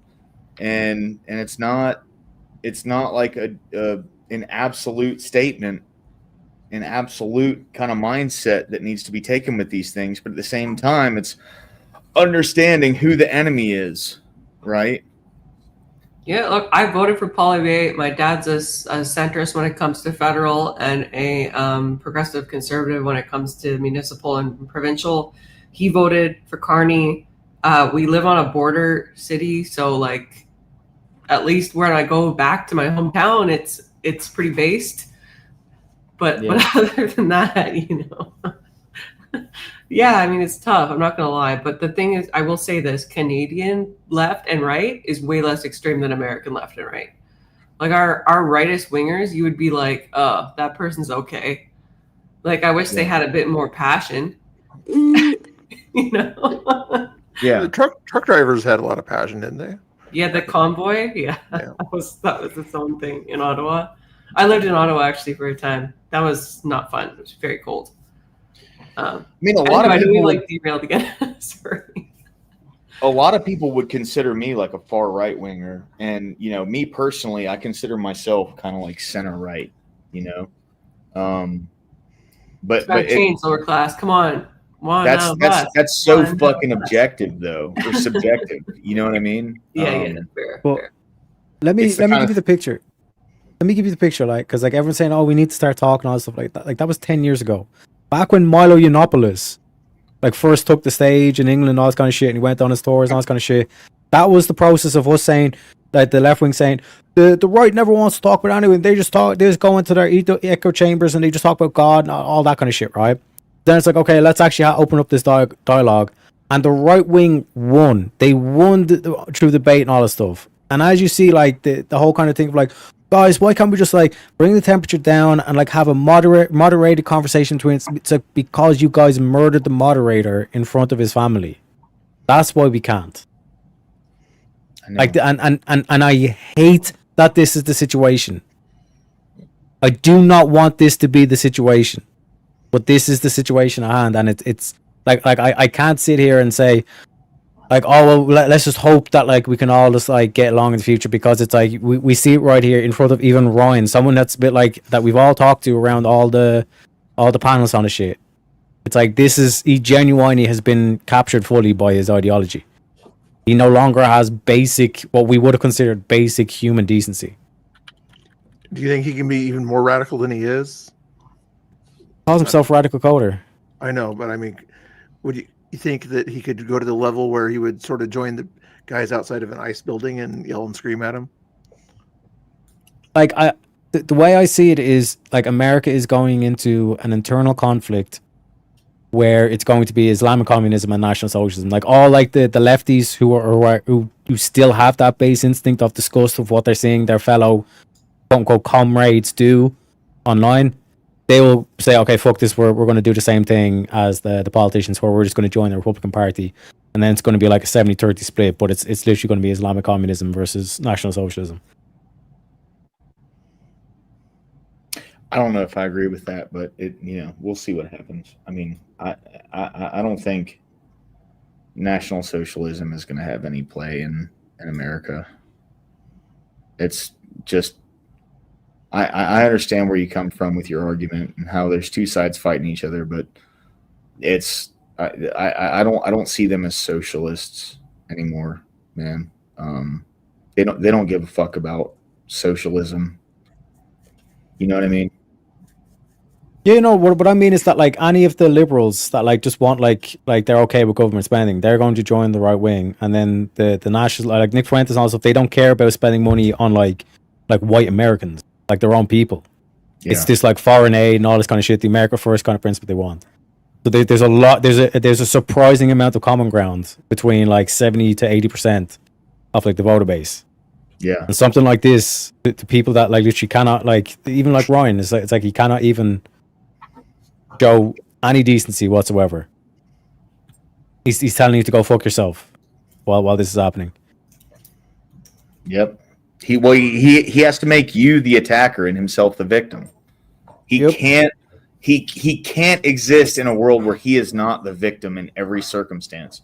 If he's not the victim, he in his mind he doesn't have the upper hand. Or at least side with like the victim class. Yeah. Their victim class, that's the only way they can survive.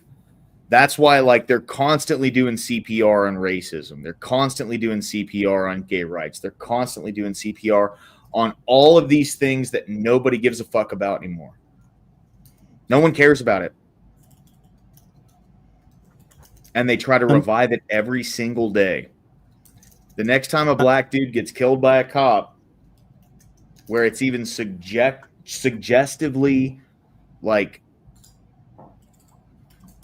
uncalled for, which is like, like I was just having a conversation with someone earlier about George Floyd. Like the guy was a piece of shit deadbeat dad. It's not like he was some like just upstanding citizen that got killed by some cop, dude. He was a piece of shit. But it's the only thing that they had to hold on to where they could possibly try and use that as political leverage. And that's what they do. Anything they can possibly utilize as political leverage, they will.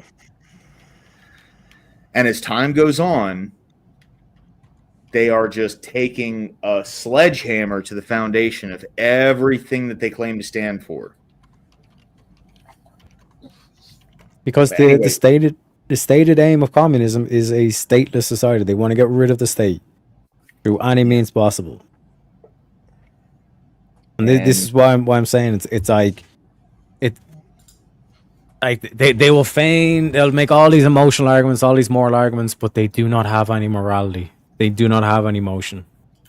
That's the difference, though. When they've succeeded in toppling governments and doing things like that in the past, they never had the kind of hiccups that they have right now, and that they've made over and over and over again.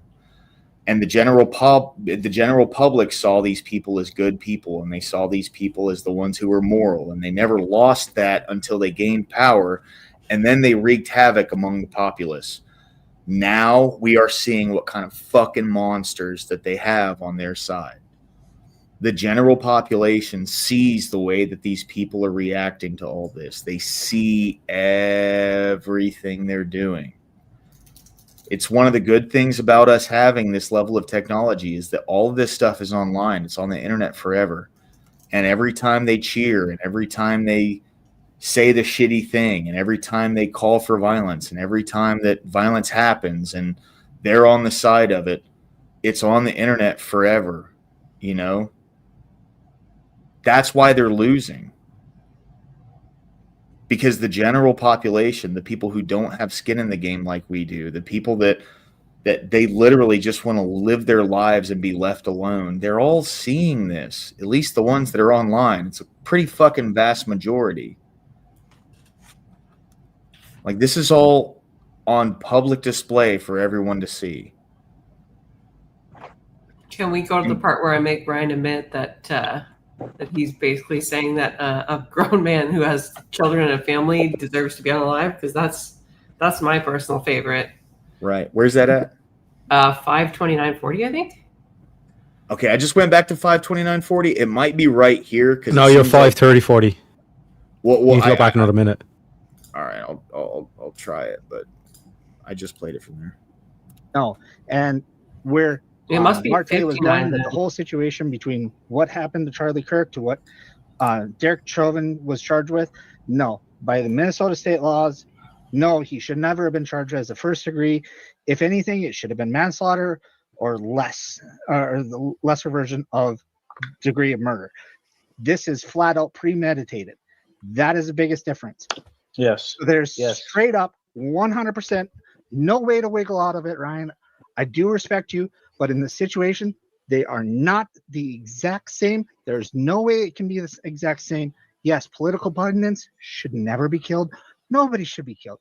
Great. Now, as this, you're speaking about everything, you're not giving a prescription of what needs to be done to turn down the rhetoric. I'm going to push you on this. You need to stop saying we got to do this. Say what you want to be done. Well, there's an important aspect. I'm sorry. I'm pretty sure he was asking me specifically, right, guys? So let me respond to that. So number one, I want to, if you want, you should later roll back the tape, and you're going to find that I said word for word in that conversation we were talking about the George Floyd thing. I said they are not the exact same. So when you go down this whole thing and go, Ryan, they are not the exact same. I agree, and I agreed in that conversation. I said explicitly over and over they are not the exact same. I need to clarify this. I'm the first one to say when I say something wrong. He was not charged with first degree; it was second. However, the clarification is with second degree there is still intent. Once we get to third, it's synonymous with manslaughter. So the point still stands. And the original point that was brought up for is that what happened to George Floyd happened because of his actions. And I think anybody that watches the body cam will know that that police officer did not intend to kill that man. Yeah, okay. So what I would say is that the officer did not care whether or not he died, but that's, again, this is a whole separate conversation. I was just pointing out that in that conversation we had, I did not say they were exact same. So anyone putting those words in my mouth is misrepresenting me, as happens all the time here. Well, That's but you brought up the hypothetical as if it was something that could be. I didn't bring up a hypothetical. I didn't. It wasn't. There was no hypothetical. Or not hypothetical, but the comparison. Yeah, Well, what I was comparing though was the reaction. I was comparing the reactions. It's apples to oranges. Because how well were the Democrats that unfortunately got attacked compared to Charlie Kirk? It's like it's two different animals. Even though it's the same thing and it's equally bad, it just Charlie Kirk was known like across the world, whereas those Democrats, I personally had never heard of them before that, and a lot of people hadn't either. And yes, it's a terrible, horrible thing, but like the comparison, there's a better parallel with George Floyd because he became so well known so fast, and it affected so many people with the polarization. That's where there's a Well, but again, I don't think that's because the right wing media is in charge of all these narratives, right? The right wing sets the narratives in the United States constantly. That's why the president did not put the flags at half mast when he isn't most of the media left. The president did not set the flags at half mast. The president did not set the flags at half mast when his peers, Democratic lawmakers in America, were murdered. He did not try to turn the tone down when that happened. Isn't most of the media left wing though? The right wing can't control like boo for the narrative. It's all left wing media. Fox they have News the biggest one of the most watched program. Fox News, Newsmax, all these things like no, and most of the algorithms lean right. You might not be aware of this because maybe you listen to a lot of right wing media that tells you otherwise, but actually most algorithms steer people into right wing rabbit holes. I mean, I wouldn't assume that. I actually listen to a lot of like alternative media as opposed to Fox, and not specifically alternative media is like pretty it's usually like everything that's not mainstream is right wing. I wonder why that is. I wonder why the things that aren't paid for by multi-billion-dollar conglomerates don't go left wing. That's interesting, isn't it? What the fuck kind of argument is that? Al Jazeera and like other like moderate from other countries looking at the U.S. type stuff. Is you guys are making making a lot alternative of media? Shooter. We don't know what the fuck maybe he ain't like Charlie because he didn't fucking like Pokemon. We don't know yet. You guys are making a lot of Pokemon is based. Right, you weird people. You know, there's been fans of singers that shot their singer and they were fans of the singer. Like, what the fuck? You guys are making so many assumptions, even though we know that Charlie was a fucking dick. Well, Ryan's a contrarian. I'll say that. He's not only a contrarian, but he's also a liar. What'd you say Charlie was? Yeah, you're a coward who's lying on my name right now. I stand on business and I speak my truth every single time I come out here. I'm never lying about shit. Fuck you, Marte, you cowardly bitch. I haven't seen the debate he had with Vivek. With Vivek, that's why Vivek stopped fucking with him. Vivek had to stop him so many times on college campus and say, hold on. Because he was here we go. All right, Eli, let's settle this once and for all, you and me. And here's what I want to say. Eli. I appreciate you, okay? First off, because I think that you and I do respect each other. We respect that each of us are coming at these conversations in good faith. Unlike Marte, who is a coward and liar, we don't think that each other are lying, right? Maybe he's not lying. Maybe he truly believes I'm a liar. But anyone who's watched me for a while and listens to me when I talk can probably tell you that maybe I'm wrong sometimes, and I'll own that. But I'm not a liar, right? I speak very. I think straight you say from the what heart. you believe. Yeah, absolutely. I think you're very good faith about that. I don't think you're saying anything disingenuous toward what you actually think is the truth. Yeah, and to build on that, I think that what my prescription, because someone was asking about my prescription for moving forward, what we need to do. I think what we need to be doing is having a lot more of conversations between people like us, right? People who are having good faith disagreements, who believe that violence is not the answer, who will disavow it, like not with the wink and a nod. We firmly stand on business that we will not ever endorse that, and we will have honest conversations about real disagreements because we live in America, and this is a value that we share. Sure. You know what the new saying I've been hearing through the grapevine is people are going to, and you'll probably start hearing this, is Charlie tried that. That's what we're hearing. So to the point I was making about the rhetoric thing, and again, I'm not trying to, call you out your name, call you a bad person, whatever. But what I think Paige and our argument, let me present this to you, is that, yes, debate, discourse, coming to each other when we disagree. This is what we ought to do. This is rhetoric, right? That's what Charlie did, and that's what he was killed for. That's why we don't know why he was killed. Well, no, I mean, oh he my keeps saying God. that. He keeps saying that the entire time. I'm like, why was he shot in the throat? You know. See, and this is the thing that like it makes me understand where that rage comes from, because like that's the thing that like I just envision myself beating the rest of his teeth out with a wrench. You know what I mean? Yeah. I understand it. I get it. I get where the rage comes from. And he keeps presuming also that the Minnesota people were dealt with by Republicans and everything. He may not have said it, but you can tell in his voice that he's thinking that they were definitely done by that. We don't know because those records are sealed. We don't know what that person's leanings were. He had a piece of paper with people's names on it. It means well, because the left is eating itself right now. They're tearing each other apart. They're calling each other out, exposing each other for being fucking pedos and shit. And the last thing they need is for the side they hate to have something tragic in the public sphere. So they'll fight like this disingenuous piece of shit to do whatever they can to have the moral high ground. That's all this is. He knows that was a left-winger that killed Charlie Kirk. He knows that. You think anyone has any fucking disillusions about that? What right-winger would try and kill Charlie Kirk? Nobody. It's conspiracy theorist type stuff, but that's about it, you know? No, exactly. Exactly. Here's the thing. Again, using logical. For all we know, it could have been a sworn lover or his wife ordered a hit on him. We really just don't know at this point, right? Dude, come on, man. Come on. If we had to, do we know that it wasn't one of his crazy ex-girlfriends? No. But is that really what you want to hinge it on? Let's be real. Somebody killed him at his event because they didn't like what he was saying. For whatever reason. Like you said, could it have been a groiper? Could it have been a blue-haired tranny? Who knows? I agree with that. However, I don't agree with the use of a teaser there, but yeah. Sorry. Well, at least we can logically assume it would not be out of pocket to say that they didn't like his rhetoric, okay? And so when I hear other people in the panel say, guys, listen, here's the thing, okay? I'm gonna have to I'm gonna start guys, here's the thing. I'm gonna start a mod chat for all of us. Okay. Jess, Are We Not Men? You guys are both timed out.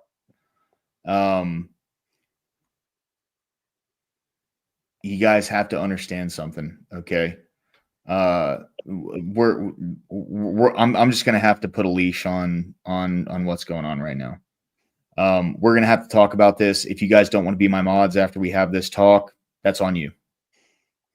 I'm the one that makes the last call here. Bottom line, this is my channel. I trust you guys to do what is right. I've said what I need to say. If that can't be followed, it's done. Are We Not Men? Jess, I love you guys. You're my friends.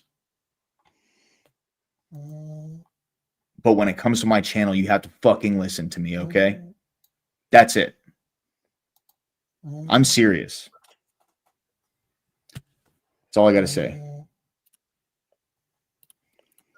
What's the prescription for toning down the rhetoric, and that we need to tone down rhetoric? I actually kind of hold a different perspective. I don't think I'm a free speech absolutist.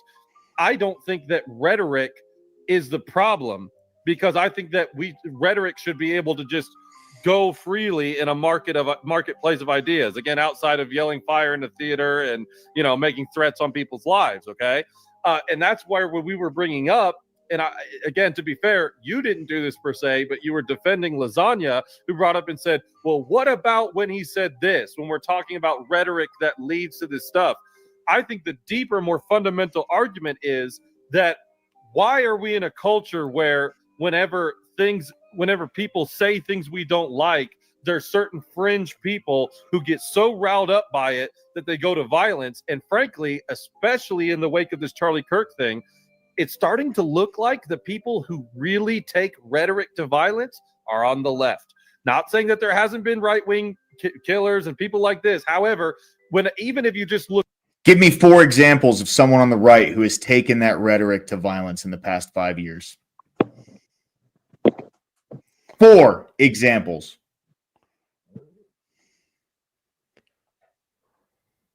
Give me 2 examples of right-wing riots in the past 5 years. I can't remember if that was on this panel or somewhere else. I heard it, but somebody was saying, besides J6, name me one other major incident. I can do it. But guys, remember when Kamala Harris was like had 2 assassination attempts that we know of? Oh wait, that was Trump. Fuck. But guys, remember that whole Chaz Choppins? Oh wait, no, that was the Democrats too.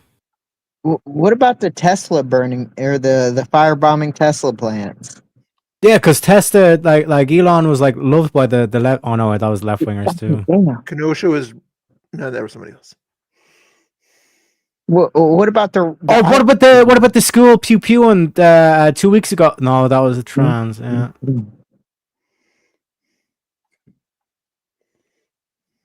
I'm gonna be honest, I've got nothing.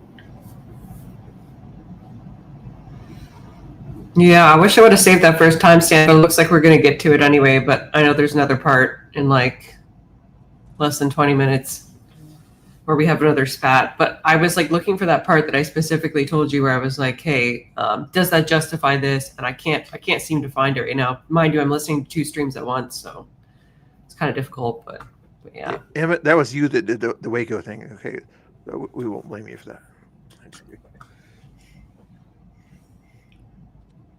Yeah, oh, dude, like, you know, when these pieces of shit act like this, it makes me wonder why there aren't hordes of people just booing and chucking fucking batteries at these people. I'm serious. Like, it's crazy to me that anybody lets these fucking scumbags continue on with their bullshit. It's fucking crazy to me, bro. It's crazy to me. But I don't think it'll even have to come to that. And I hope it never will. And if it does, it's a fucking shame, dude. But no matter what, we just need to. Oh, fuck. Achilles, I'm sorry, bro. Have you been here this whole time? Oh, fuck, dude. I'm sorry, bro. I just saw that you were backstage. My bad, dude. Anyway. All right. Look at Andrew and Brian Atlas. I just got done watching their stream, and they were pulling up whenever Brian used to do on the street live streams with Jake Rattlesnake, and they went out here with microphones interviewing people from their kind of dating culture perspective, whatever. And it was a male feminist type person who came up and legitimately tried to fight Jake Rattlesnake in the streets. And Brian was saying, yeah, we knew at an early point that if we were going to say this stuff, we needed to get security because the kind of stuff that we say, for whatever reason, makes these people fucking angry to the point. And that's where even when Kazak's talking about, yeah, you have George Floyd, and whenever that side gets mad about whatever they're mad about, violent shit happens. And maybe it is just- Hold on. Why the fuck did she bring that guy up on? Because he pays a lot of money. Yep. He paid $20 for him to come up. Oh, is that Z? Is that Kazak? Yeah, that's Kazak. On the right? Oh, okay, never mind. I'm sorry. I was just like, bro, why did she out of just nowhere bring him up? Anyway, all right. Just an arsonist who's apolitical. But if he's an apolitical arsonist taking advantage of a situation, what situation he's taking advantage of? The rage of the left. Meanwhile, All right, whenever let you me look see at this people who timestamp. embody the kind of things Charlie Kirk embodied, it's actually, you know what? We're going to tackle this through. This guy's just talking to a brick wall. Look at Ryan's face. Ryan, he's not absorbing anything. Yeah. No, He's just gonna repeat the that's same why thing he's here. That's what Mel was doing in the Discords, posting all the memes. Like they love every single moment of this. They're like Cartman, like licking up Scott Tetterman's tears.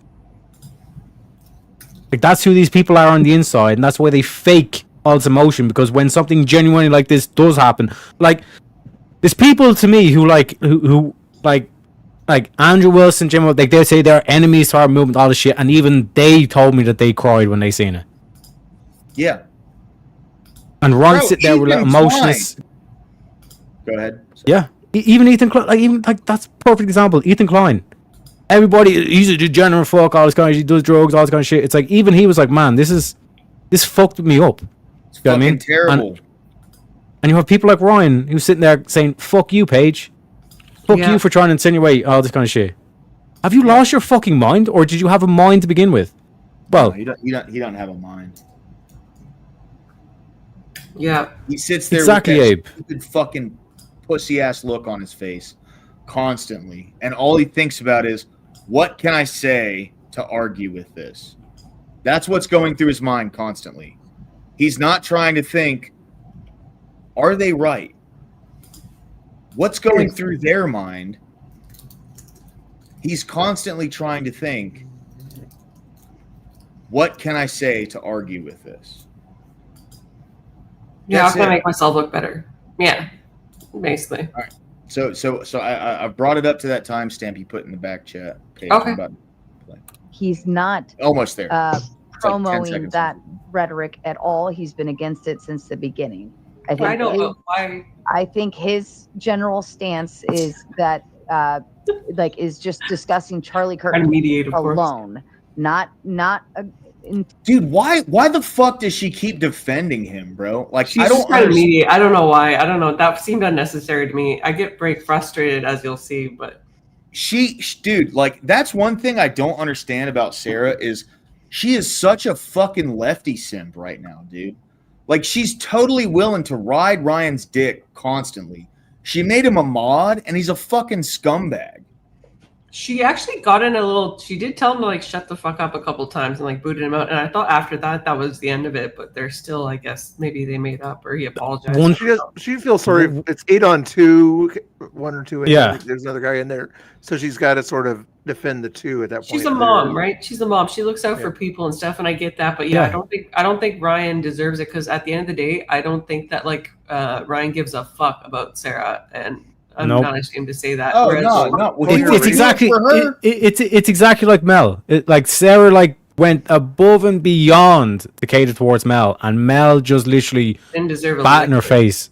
Yeah. Exactly, Mel spat in her face, and it's going to be the same thing. Ryan's going to get banned. Ryan's going to be like, "Who's panels intolerant?" Like, no, motherfucker, this is one of the most tolerant panels on the fucking planet, as you see from here. Where even in this moment, Sarah's literally trying to go above and beyond more than she should to try and protect your ass, and still no respect, I look no forward to the appreciation. day where she shuts him out for good. That's all I'm gonna say. I mean, she might have just not learned her lesson yet. I don't know, but she's going to find out eventually that these people don't give a fuck about you. Right? All he cares about is getting more subscribers, getting more people to go onto his channel so he can have the limelight. That's all he gives a shit about. He doesn't give a fuck about any of these people. He doesn't care about Sarah. Yeah. Him getting a mod wrench made him feel self-important. You know, someone was in Rob's chat. It was either yesterday or earlier today. I don't remember. But they were saying that Ryan said that Rob needs to stop calling him a baby murderer because he thinks that it's putting him in danger of someone trying to kill him. Bitch, no one's trying to fucking kill you. Nobody even knows who Ryan is. Victimhood. I have a quarter of your subs, and I'm more relevant than you, you fucking scumbag. No one cares what you have to say. No one knows who the fuck you are. No one knows who I am. At least I'm aware of that. I'm not here thinking I'm making some fucking change in society. That's the thing, right? And that's the core of the issue with these fucking people. They think they are making a change in society. They are the ones who are driving the needle in a certain direction. And no one's fucking listening to any of them. But at the same time, I don't think anybody should take any action towards him. I think Ryan does enough on his own every time he opens his dumb mouth and says all this shit that he does. And like, I think that's hilarious enough. And it just shows what kind of a person he is. I don't think there's anything else that we need to do. The dude's already digging his own, Precisely. grave. Never interrupt your enemy when they're making a mistake. And every time this guy gets onto a panel, I mean, it's just like, you could just listen to this motherfucker. Right. Exactly, Jared. Exactly. Yeah. But every time this guy gets on a panel, I mean, it's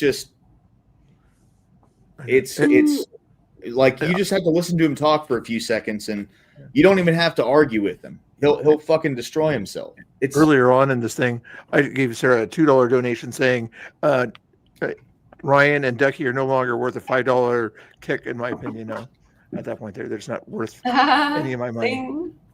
Based, 100%. Zing. All right. Anyway, let's finish this one up, because I really want to get into what Charlie Kirk's wife said about him. It was a really good thing, like, speech that she I saw. made. I don't know if you guys saw it, Paige. Yeah, it was beautiful. It was. Side of the assassination, I think he's just talking about Charlie Kirk as a person and what he stood for. That's all. And Sarah, I completely understand that, but what I don't like is saying like, well, he Is that, hold on, side note, is that chick next to you, is she like nodding off? No, she was awake. That's guys know Trippy Cast? That's his wife or girlfriend or something. Okay, sorry. I was talking shit, and I apologize. If she's based, that's cool. It just looked like she was kind of like, she's not you know what I based. Have you seen the boobs are out? Have you seen what kind of base chick has her tits out? Look, well, Trippy Cast is based, so I figured like she's a nice woman, but I've told her stuff before. I've been like, hey, like, you're on like a channel with like a bunch of Christian men, and she's like, well, my dad's a pastor and like I'm a Christian, so it's fine basically for me to have my tits out. And I was kind of like, huh? What? It's pretty wild. But look, I get it. It that's like maybe her brand or something. I don't know. Like, like there's that eternal chick that Wally has on all the time that's like always flaunting her goods. And that's not like who I am. So like maybe I'm coming off as a prude, but I just don't think it's appropriate on like a channel where there's like a bunch of Christian men in the chat to be like, like, oh, I've got my tits out, but like I'm a Christian. I'm a Christian. And potentially kids. Yeah. Like when you put a video on YouTube and you select no, this isn't made for kids, that's not fucking stopping anybody. Yeah. It's not doing shit. You know what I mean? So anyway. But yeah, anyway, I won't hate on her. She seems like a nice enough woman. I'm just saying, like, I instantly think it's kind of trashy when you have like most of your boobs out on camera. That's all. Yeah, that's just my opinion. Take just it or leave angle it. the camera up a little bit. You have a pretty face. Just Anyway, no, I'm with you. I'm with you. Whatever. I'm just the nerdy things like glasses. I don't know. It's all right, Paige. No, I get it. To me, that seems like implicatory as well. It seems like you're saying, like, well, if he wouldn't have done those things, maybe he wouldn't have been unalive, which to me implies that his behavior was like an asking for it type situation. And Ryan, if that's not what you're implying, please clarify that. And I would hope that you would clarify that, because I don't think that anyone, I don't even care if they go and spout like schmaltzy-ish rhetoric. And I think that that's horrible. I still don't think they deserve to be unalived.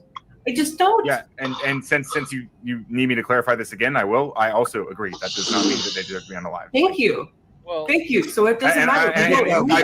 In 5 minutes when I come back and I have to clarify that again, I hope you hear me that time as well. When I clarify once again that I don't believe that Charlie Kirk should have been unalive. Okay, I don't want anyone to be unalive. You need to stop nitpicking at things that he posted online or whatever throughout the years. If that's your I'm position, allowed to critique people regardless. I'm allowed to critique someone and say that violence against women is wrong. I can say these things. Hold on. Sarah. Got up for a second. Here's what I think it is. Here's my honest opinion, because I think everybody's really very upset. Not at you, Ryan, but I think everybody, especially conservative, right wing, most people that are right leaning, even some left and center people are upset as well. But mostly the right is we're still grieving.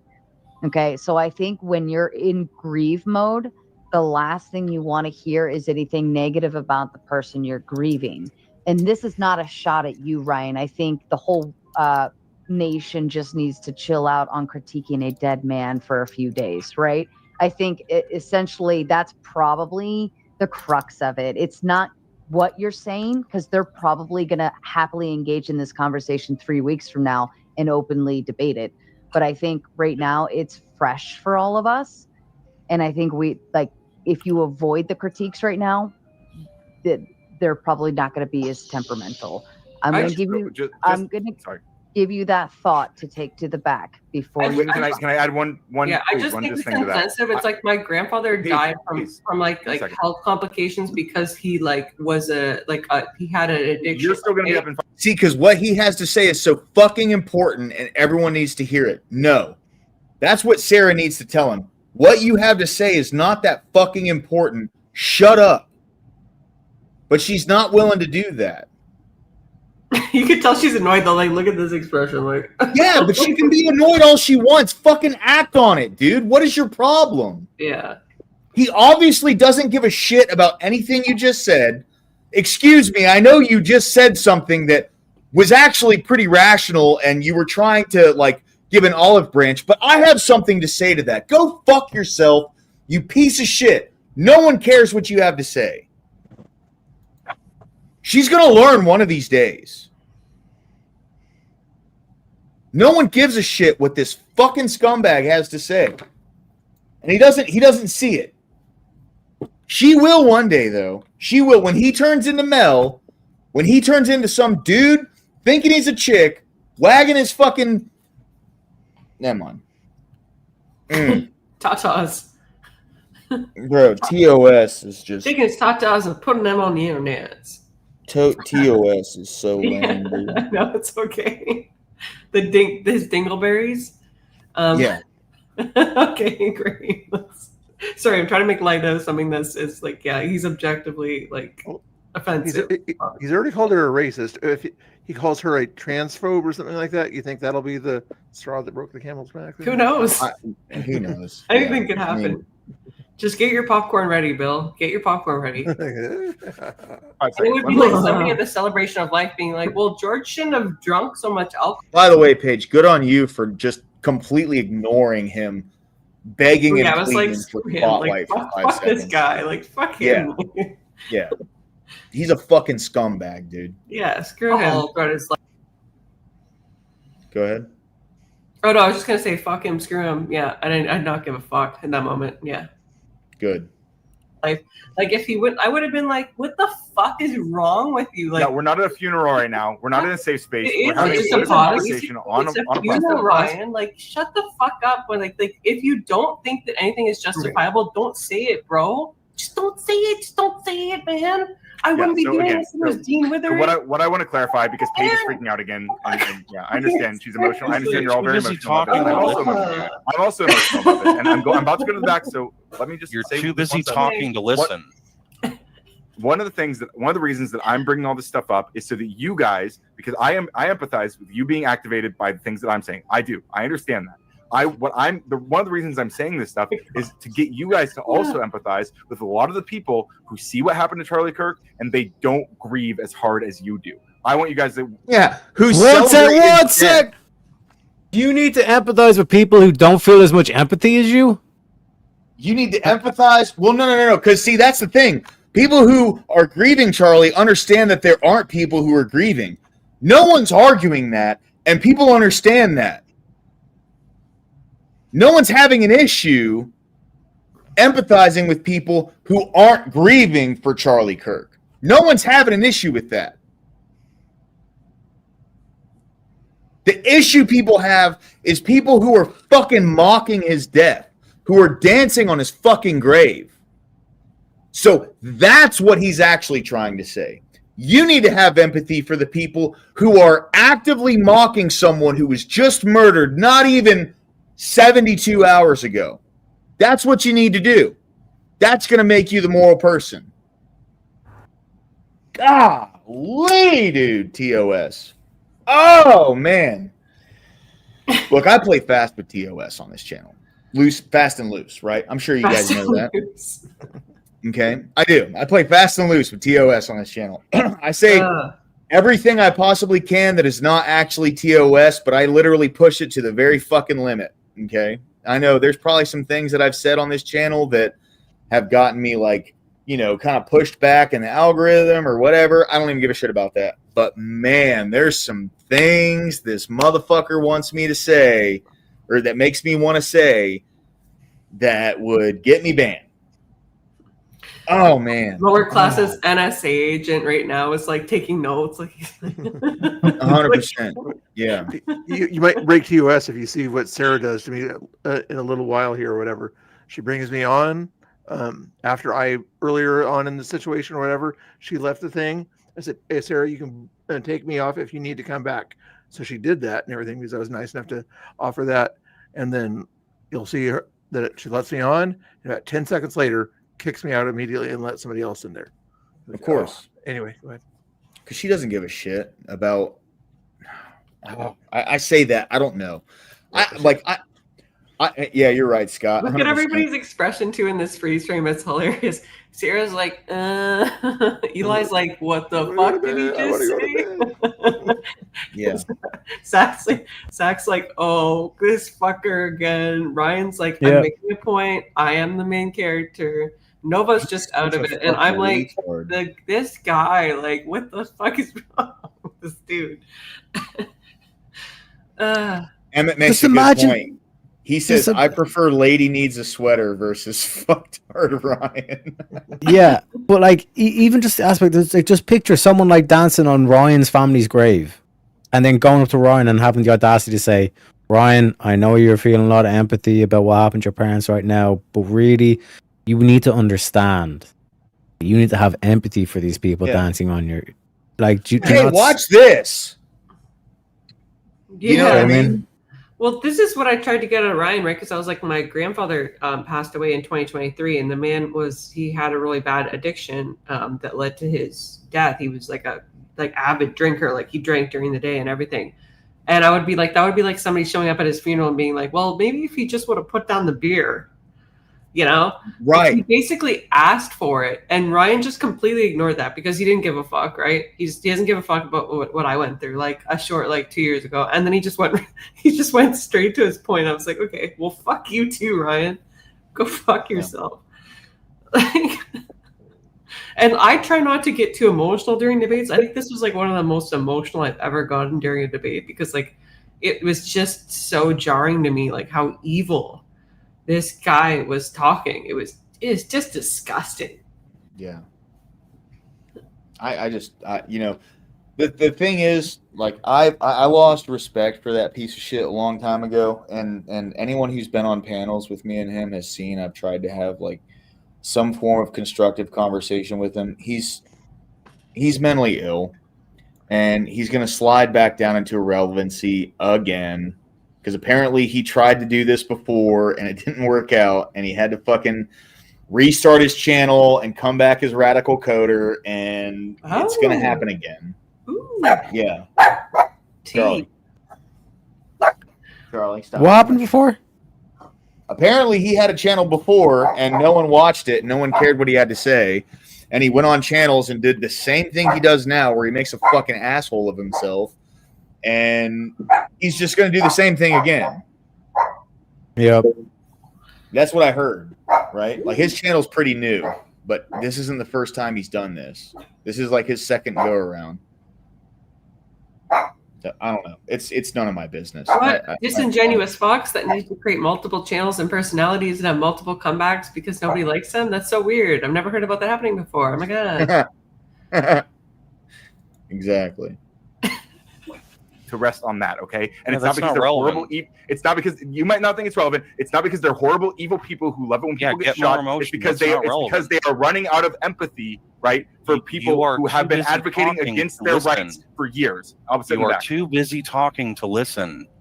He just made Paige's point. He's justifying bad shit. Oh, hello. Yeah, I was giving him like the out there, and Thank you, Sarah. No, the The issue with it is when you say that something is divisive, Yeah, so he left. So you're going to end up going into it and being like, "Well, he said bad." Is that the end of it?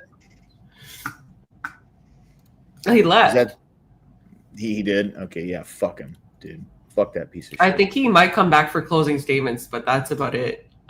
Right, Bill? Oh, wait, I know who he jumped came out? back after that for a long time.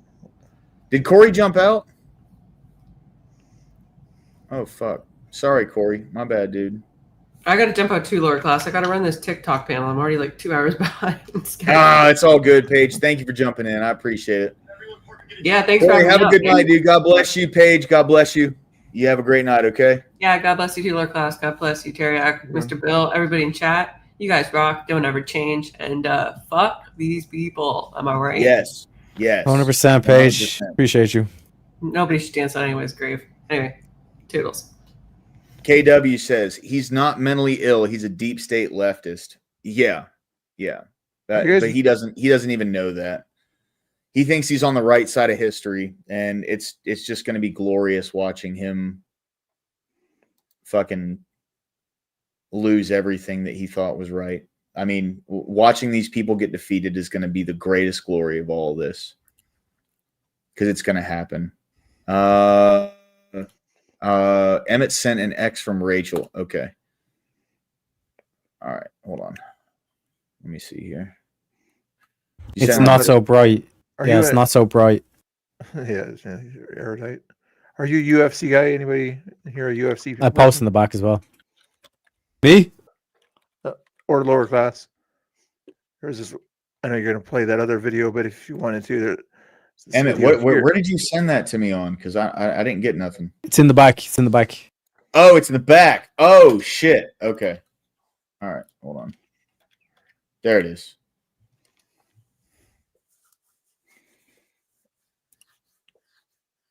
The rats are abandoning ship. Oh man.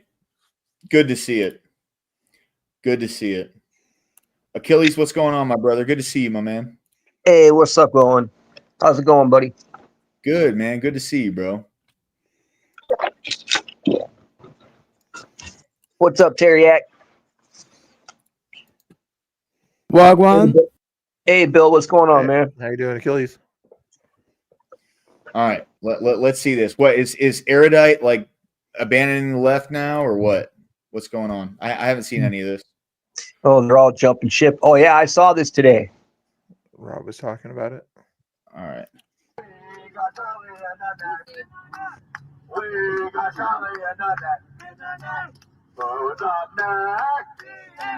There's a problem.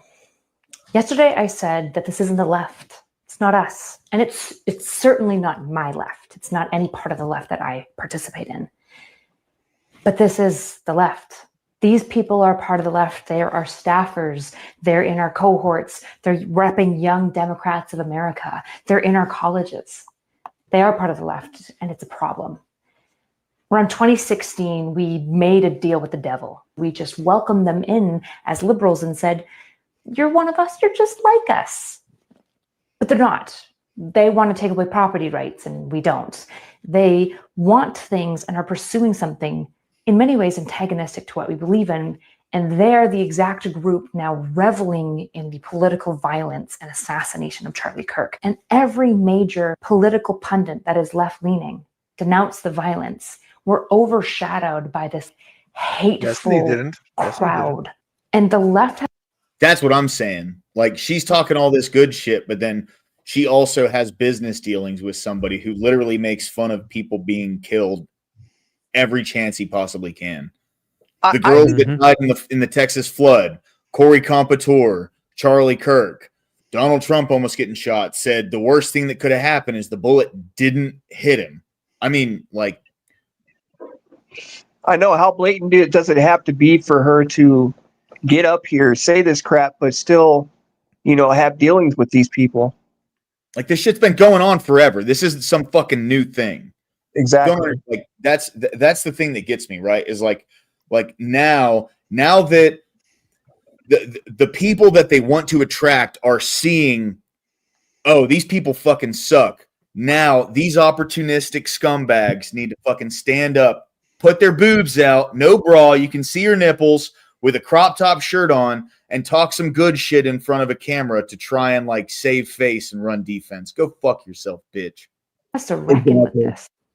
There's also something else really insidious going on. The FBI came out today in talking about the Charlie Kirk case, saying that they are being inundated with bots from China and from Russia, particularly on social media, spreading misinformation and inciting violence. It is time for the silent majority to actually speak up. I'm not so erudite. If you want to hear more from the silent majority, like, follow, subscribe. Gotta get that plug in, boys. Gotta get that plug. Gotta get the griff going. You know what I'm saying? But the whole aspect here is that they're not sorry. Those aren't tears of sorrow. Those are tears of fear. They're afraid of what's about to happen. Gentlemen, these are the claw marks down the slide of irrelevancy. That's what we're hearing. It sounds like nails on a chalkboard. They're willing to say whatever they can. By the way, Phil Labonte is a fucking legend. They're not crying because they're sorry. They're crying because they got fucking caught. Because they're losing. Yeah, that's it. Because they see that the rest of the country sees who they are. They see what they stand for. They see where they're coming from. And all we're going to hear now is flailing and screeching as they burn in the hell that they put themselves in. That's it. Yep. We each walk the path that we have chosen, man, and they chose the wrong path. Good. Oh, EOD, what up, dude? Thanks for coming in, bro. I appreciate it, man. I appreciate it. What's up, Miggy? Good to see you, my man. Mister, what a fucking legend, dude. Thank you for being here, guys. I appreciate it, man. You guys are the bomb, dude. Sorry for not getting to you earlier. Yeah, 100%. 100%, Abe. Yep, absolutely. Yeah, he's been in the space for 5 years or so, but his channel hasn't. His channel's only been around for a couple months, dude. Emmett, dude, good submission tonight, bro. That was excellent, dude. I'm pretty sure all of us needed to see that. All of us needed to see that none of this shit is sincere. None of it has ever been sincere. It's all been fake. It's all been behind a mask.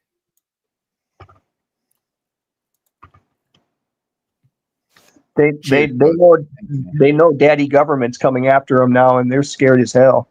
Yep. And these are the same people that wanted to give all the power to the government. That's the thing. These people who want the government to take control of everything. She looks like she's trying to simulate genuine human emotion, but doesn't know what that is. Exactly, because they don't know what that is. They know what empathy is supposed to look like. That's why they try to act, bro. They're a bunch of fucking theater kids. They're internet drones is what they are. Yes. They don't know no better. Everything they've ever learned is on the internet. All right, guys. I really want to at least play this tonight. It's 5 o'clock in the morning. I at least want to let's just give a moment. We can comment on afterwards, but you know, this was a mother, a wife who lost her husband, and this is her first time speaking publicly since he got killed. So, you know, just out of respect, we can, if you guys don't mind, I'd really like to just hear everything that she has to say here. Amen, brother.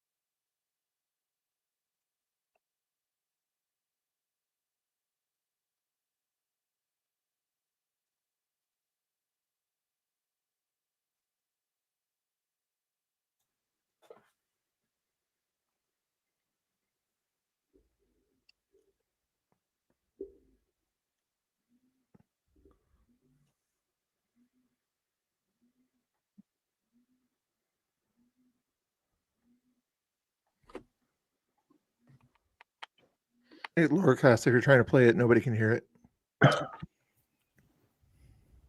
or see it. Oh God damn it! Sorry, guys. I apologize. It's okay, man. Until I saw What do you both think? your hands together is the only time I saw. Yeah, I'm sorry about that. My bad. All right, we'll play it now. My name is Erica Kirk. Charlie Kirk is my husband. I first want to thank the local, state, and federal law enforcement who worked tirelessly to capture my husband's assassin so that he can be brought to justice. I want to thank the first responders who struggled heroically to save Charles's life,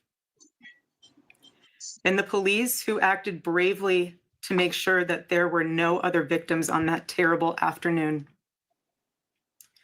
I want to thank the officers who have protected our Turning Point USA family these past 2 days. And I want to thank the Turning Point USA board, the COO, Justin Strife, and my husband's chief of staff, the amazing Mikey McCoy, for all their work in these terrible days to be the stability for our family and for the wider Turning Point USA family as well. My heart is with every one of my husband's employees who lost a friend and a mentor. I want to thank the staffers of his amazing Charlie Kirk show, who helped him broadcast from this studio, this chair. Every day he loved it. He loved what he did. I want to thank the millions of people who have shown their love for Charlie here in Phoenix, across America, and worldwide. I want to thank my husband's dear friend, Vice President Vance, and his phenomenal wife, Usha, for their love and support. You guys honored my husband so well, bringing him home. You both are tremendous. I want to thank President Trump and his incredible family for the same. Mr. President, my husband loved you. And he knew that you loved him too. He did.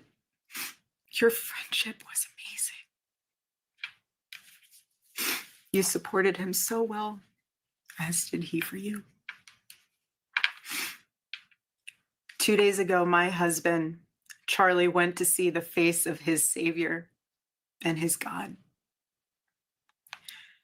Charlie always said that when he was gone, he wanted to be remembered for his courage and for his faith. And one of the final conversations that he had on this earth, my husband witnessed for his Lord and Savior, Jesus Christ. Now and for all eternity, he will stand at his Savior's side, wearing the glorious crown of a martyr. Charlie loved life. He loved his life. He loved America.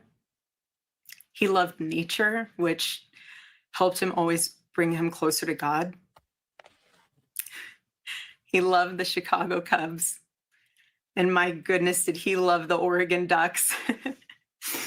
Want me to say go Ducks, so I have to since they play on Saturday. So go Ducks. But most of all, Charlie loved his children. And he loved me with all of his heart. And I knew that. Every day I knew that. He made sure I knew that every day. Every day he would ask me, how can I serve you better? How can I be a better husband? How can I be a better father? Every day. Every day. He was such a good man. He still is a good man. He was the perfect father. He was the perfect husband. Charlie always believed that God's design for marriage and the family was absolutely amazing, and it is. It is, and it was the greatest joy of his life. And over, he would tell all these young people to come and find their future spouse, become wives and husbands and parents. And the reason why is because he wanted you all to experience what he had and still has. He wanted everyone to bring heaven into this earth through love and joy that comes from raising a family. It's beautiful. Charlie always said that if he ever ran for office, I know a lot of you asked if he ever was going to, but privately he told me if he ever did run for office that his top priority would be to revive the American family. That was his priority. One of Charlie's favorite Bible verses was Ephesians 5, verse 25. Husbands, love your wives as Christ loved the church and gave himself up for her. My husband laid down his life for me, for our nation, for our children. He showed the ultimate and true covenantal love. I will never, ever have the words to describe the loss that I feel in my heart. I honestly have no idea what any of this means. I know that God does, but I don't. But Charlie, baby, I know you do too. I know you do. So does our Lord. And our world is filled with evil. But our God, you guys, our God is so good. He's so incredibly good.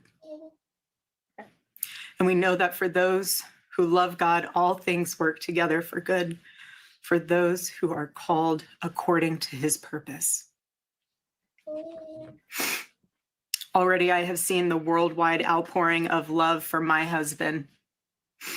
I've heard the testimonies from people my husband inspired to get married, to start families, to seek out a relationship with God. It's the most important one of all.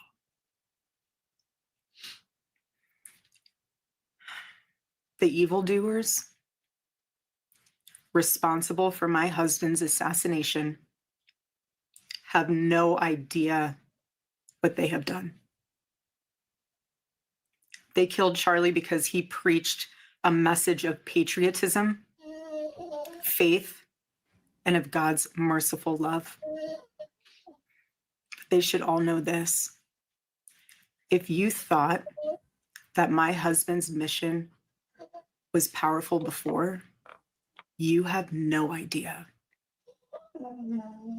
You have no idea what you just have unleashed across this entire country and this world. You have no idea. You have no idea the fire that you have ignited within this wife. The cries of this widow will echo around the world like a battle cry.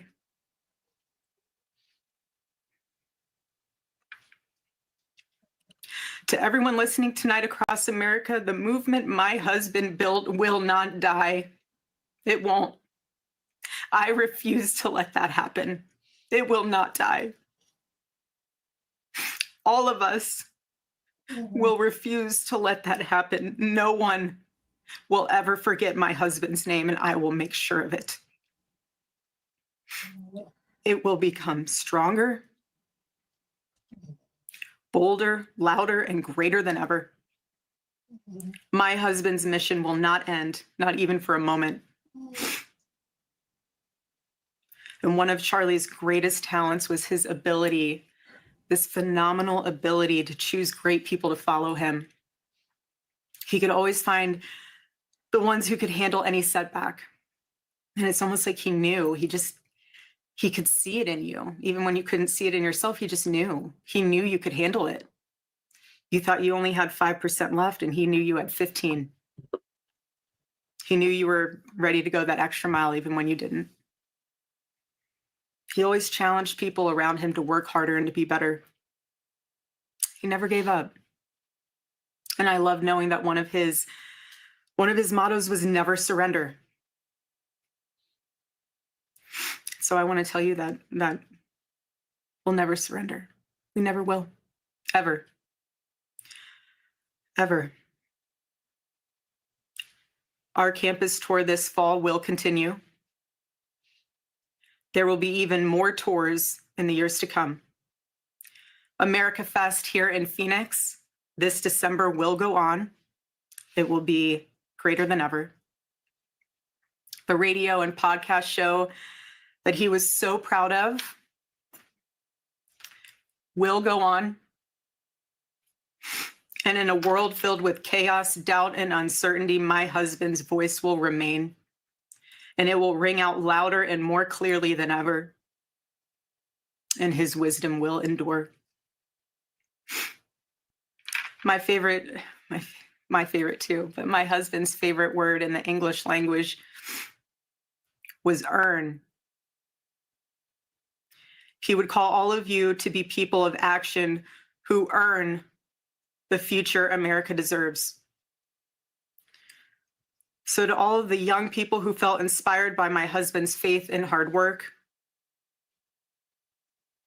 all of you already know what Charlie would want you to do. You know.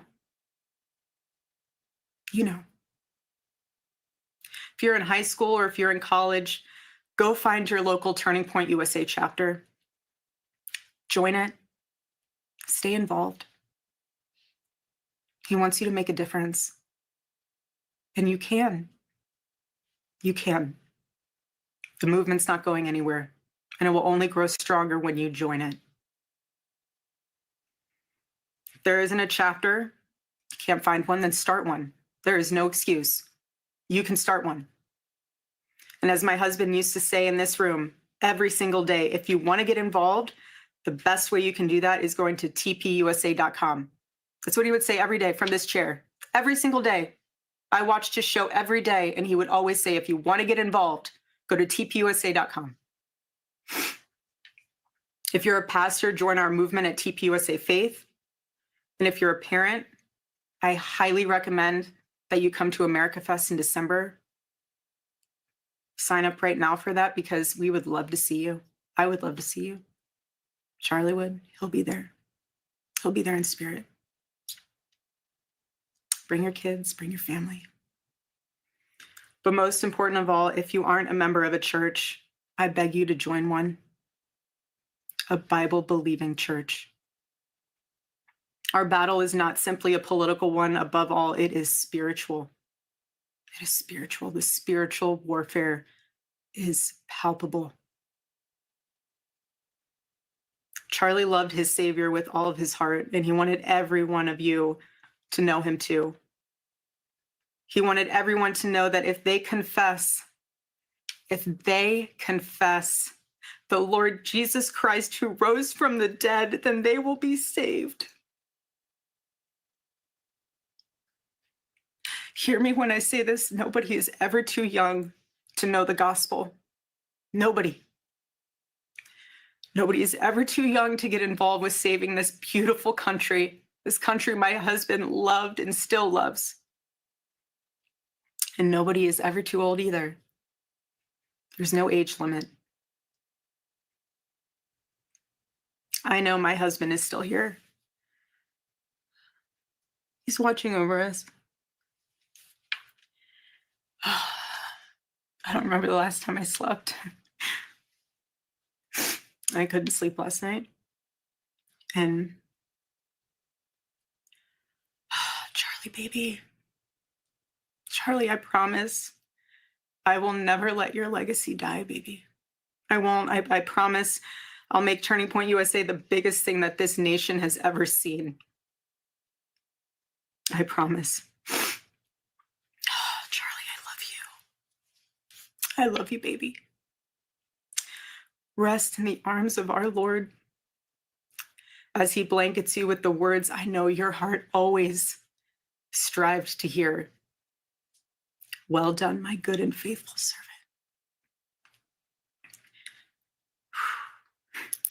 When I got home last night, Gigi, our daughter, just ran into my arms. And I talked to her and she said, Mommy, I missed you. I said, I missed you too, baby. She goes, where's Daddy? What do you tell a 3-year-old?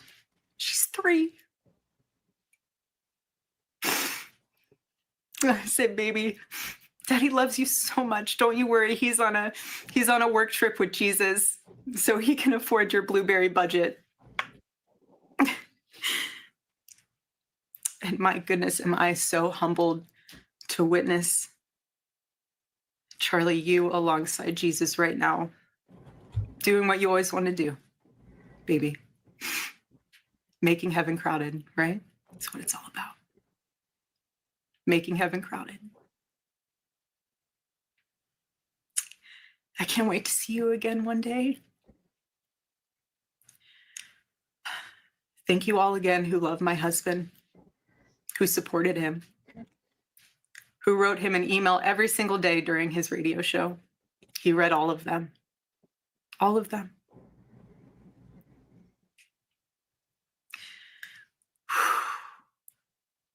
God bless you all. And may God bless America.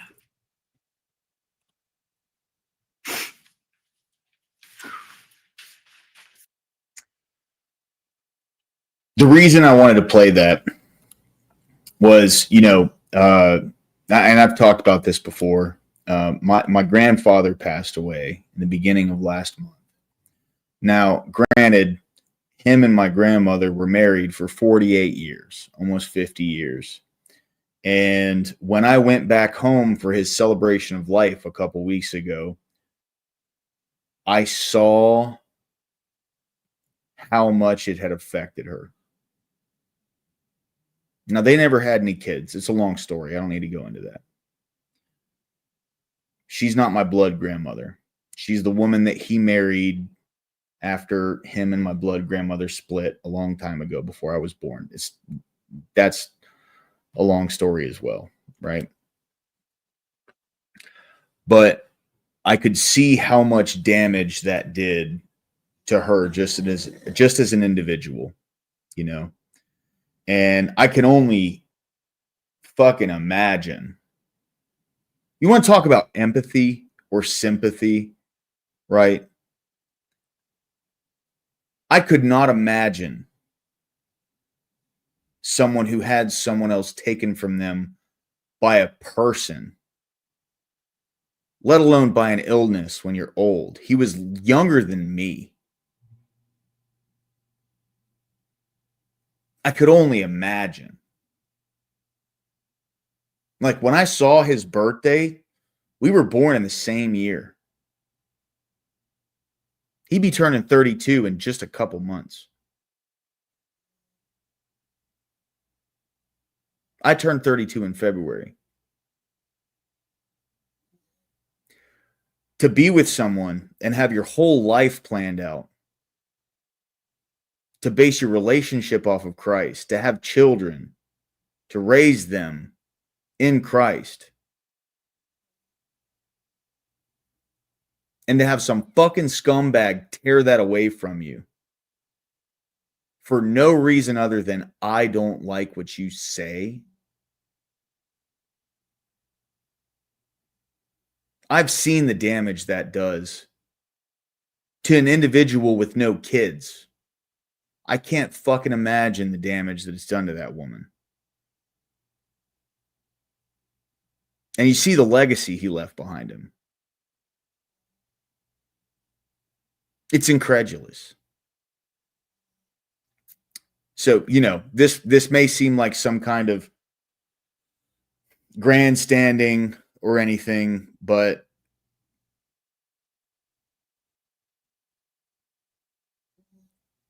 these are the people, as just to put a magnifying glass on the issue. Absolutely, Mr. Fista, same, bro. Same. Yeah. 100%. Without a doubt. God, give us the strength to not respond to these demons in the manner I feel they deserve, as I am limited in wisdom, and vengeance is not mine. This level of raw injustice makes me sick. Based. Absolutely based. Welcome back, John Barrett. Good to see you, man. Miggy, based. Yes. If I can fucking preach anything on this channel, I don't preach the gospel because I don't know the gospel like that. I know what God has done for me in my life, and I know what Jesus continues to do for me in my life today, but I don't preach the gospel. I can only tell my experience, right? That's all I can do. I can't do anything other than that. I'm not... Hey, Mr. Bill, thank you, man. I appreciate you jumping in, bro. You have a great night, okay? Thank you, man. You're always welcome up. Hope you come back up again.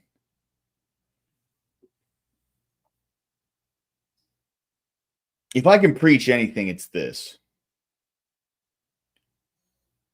Our enemy is an enemy that acts solely out of emotion. That's what they do. It's the main driving factor in their lives. Gentlemen, we are not the fucking same. We are not the same as them.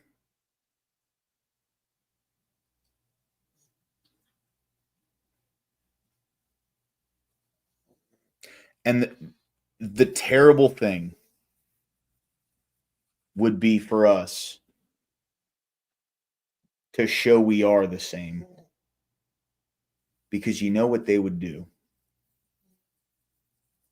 They would point the finger at us and they would say we were right all along. When we show that we are like them. Because that's what they want. They want us to be like them. They want us to be miserable. They want us not to have the sanctity of Christ, a relationship with God. That's what they want.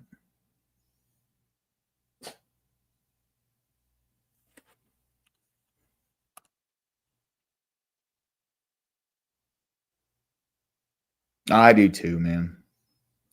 But at the end of the day, bro, I'm not giving the enemy a W.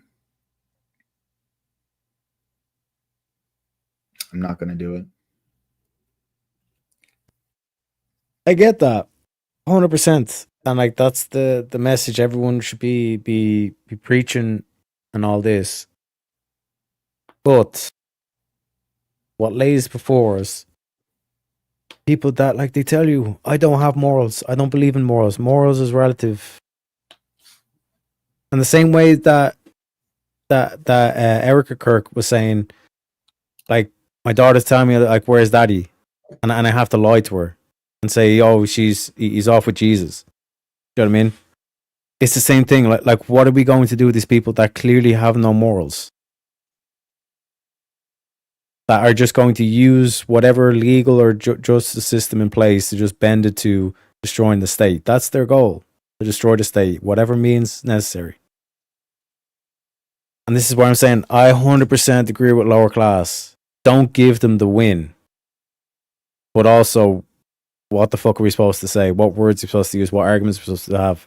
And even if we do come up with a perfect solution to that, the groypers walk into the room and say, we already tried that. Go to the range. Sharpen your skills. Try to harness that white hot rage of energy and put it into something constructive rather than destructive. Let the Groypers do their thing, man. That's what I was saying earlier, right? Is like, here's the thing, we ourselves can't control what other people do. We can't stop anything that's coming. We can only focus on what change we can make in the moment when the opportunity is there. And that's it.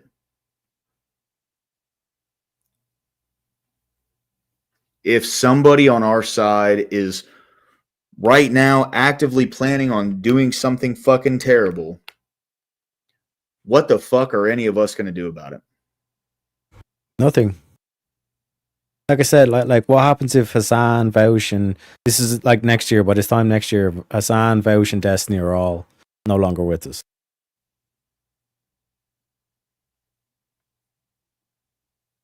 That is internal conflict, or Captain America Civil War.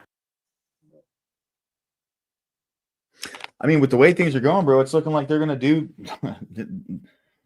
their own fucking people would do it to them. Mm-hmm. The way they turn on each other and fucking backbite each other the way they do. You know what I mean? Oh, 100%.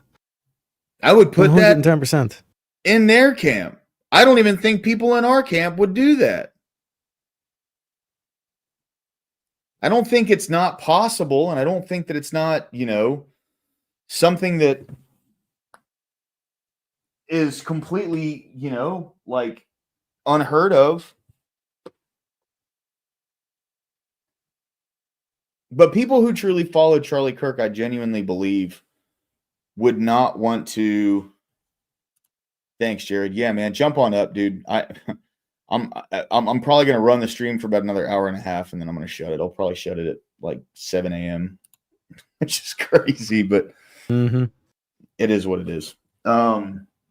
But this is what I'm saying in terms of giving the win, and this is, like I said, why I say it's like this is going to turn into a national socialist state and all this kind of shit. Is because what's going to happen is someone likes of like I don't even want to say the names. Like someone in terms of the left wing is going to go down, and then the government's going to come down and say we need more safety on the internet, and then everything's going to be clamped down to that. You're not going to be able to say boo without getting locked in prison. The exact same shit that's going on in England as we speak. You know what I mean?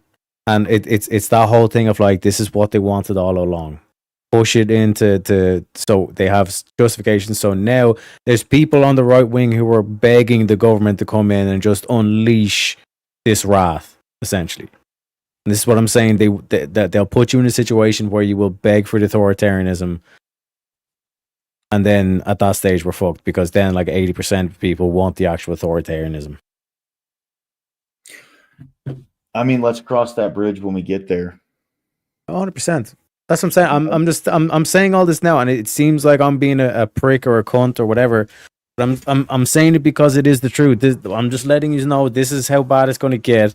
But despite all what I'm saying, there is still a winning chance here. This is still a winnable game.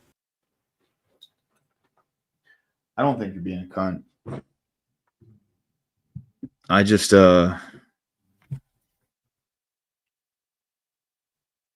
It's difficult to hear.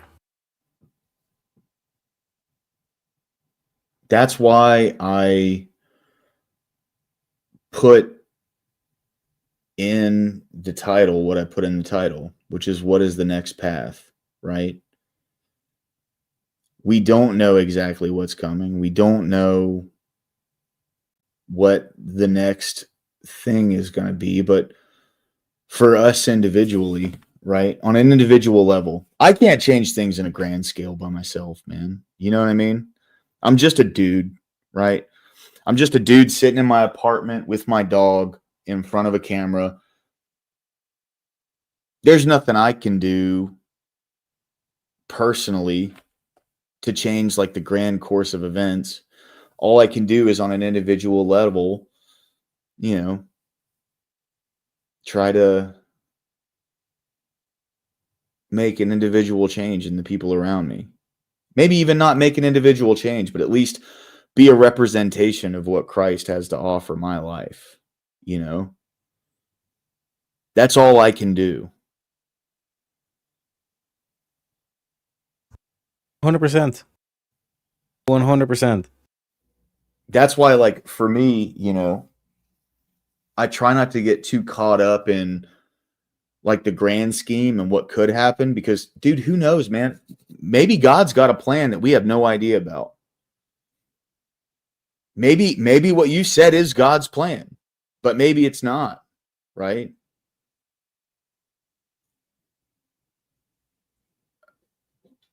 I don't. Just because I hope I'm 100% wrong. There is nothing that me make too, me happy. bro, trust me. Yeah, me too, man. Like that's what I'm saying. Like I'm being current, but like it's that's what I see, and I genuinely hope more than anything that I'm wrong about this. Yeah. But you know, like so for me, right? My God, I hate using this fucking pussy ass word, but my mantra in life is prepare for the absolute worst, but pray and act towards the best. Right? Yep. Like that's it. What more can I do? You know what I mean? Don't count anything out. Because like, bro, nothing hurts harder than falling out of that pink cloud. Like in the 12-step rooms, the pink cloud is like when you first get sober. Okay, it's you feel really good, nothing bad will ever happen, yada yada yada, and then while you're on that pink cloud, just so happens someone has some dope, and that fall hurts. Yeah, that You know? rug getting pulled kind of thing, and you're like, oh fuck. Right. So Smash your head out the ground. You're all dizzy, heads all over the place. Yeah. Day by day, man. Day by day. Yeah, exactly. And that's all we can do, right? Because we have no idea what's going to happen. We have no clue, dude. You know? And I mean, just like with the state of the world and the way that it's in right now, you know, countries all over the world are revolting against this globalist bullshit. Poland is like, I don't know if it was a prime minister, who was it, who like wiped his shoes on the UN flag or the EU flag and then burned it afterwards. Yep. There's countries over in Europe right now that are literally lighting their countries on fire because they're fucking tired of this shit. These people are losing, bro. And they're losing in a big way. I don't think it's going to come to this. I really don't. I don't.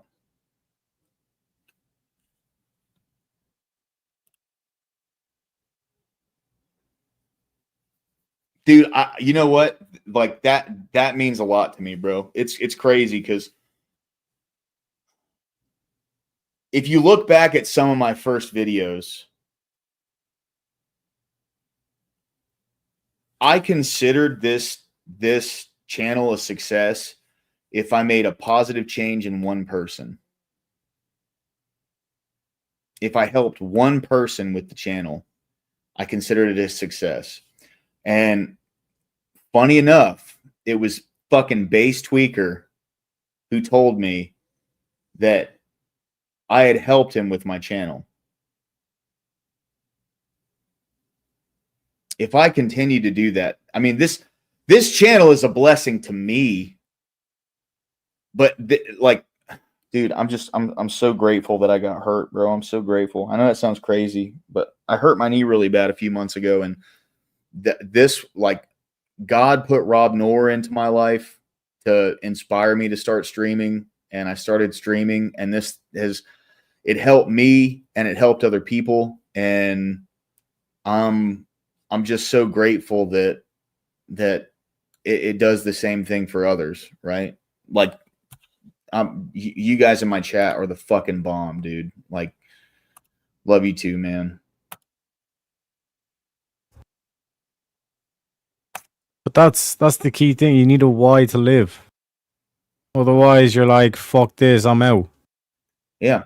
And the stronger the why, the stronger the life. You know what I mean? And in terms of like impacts and things like there's a reason why they went after Charlie. It's because he was impacting thousands of college students across the like that whole sway that you see in like the youth, the fact that there's such a shift now towards conservatives, and that was coming to Carter. No one's worried about Destiny corrupting the minds of the youth or any of that. You know what I mean? No. Like there was no attempts against a Democrat nominee. There was no attempts against Democrats. There's no attempts against because like you're saying, like they're losing and they know they're losing.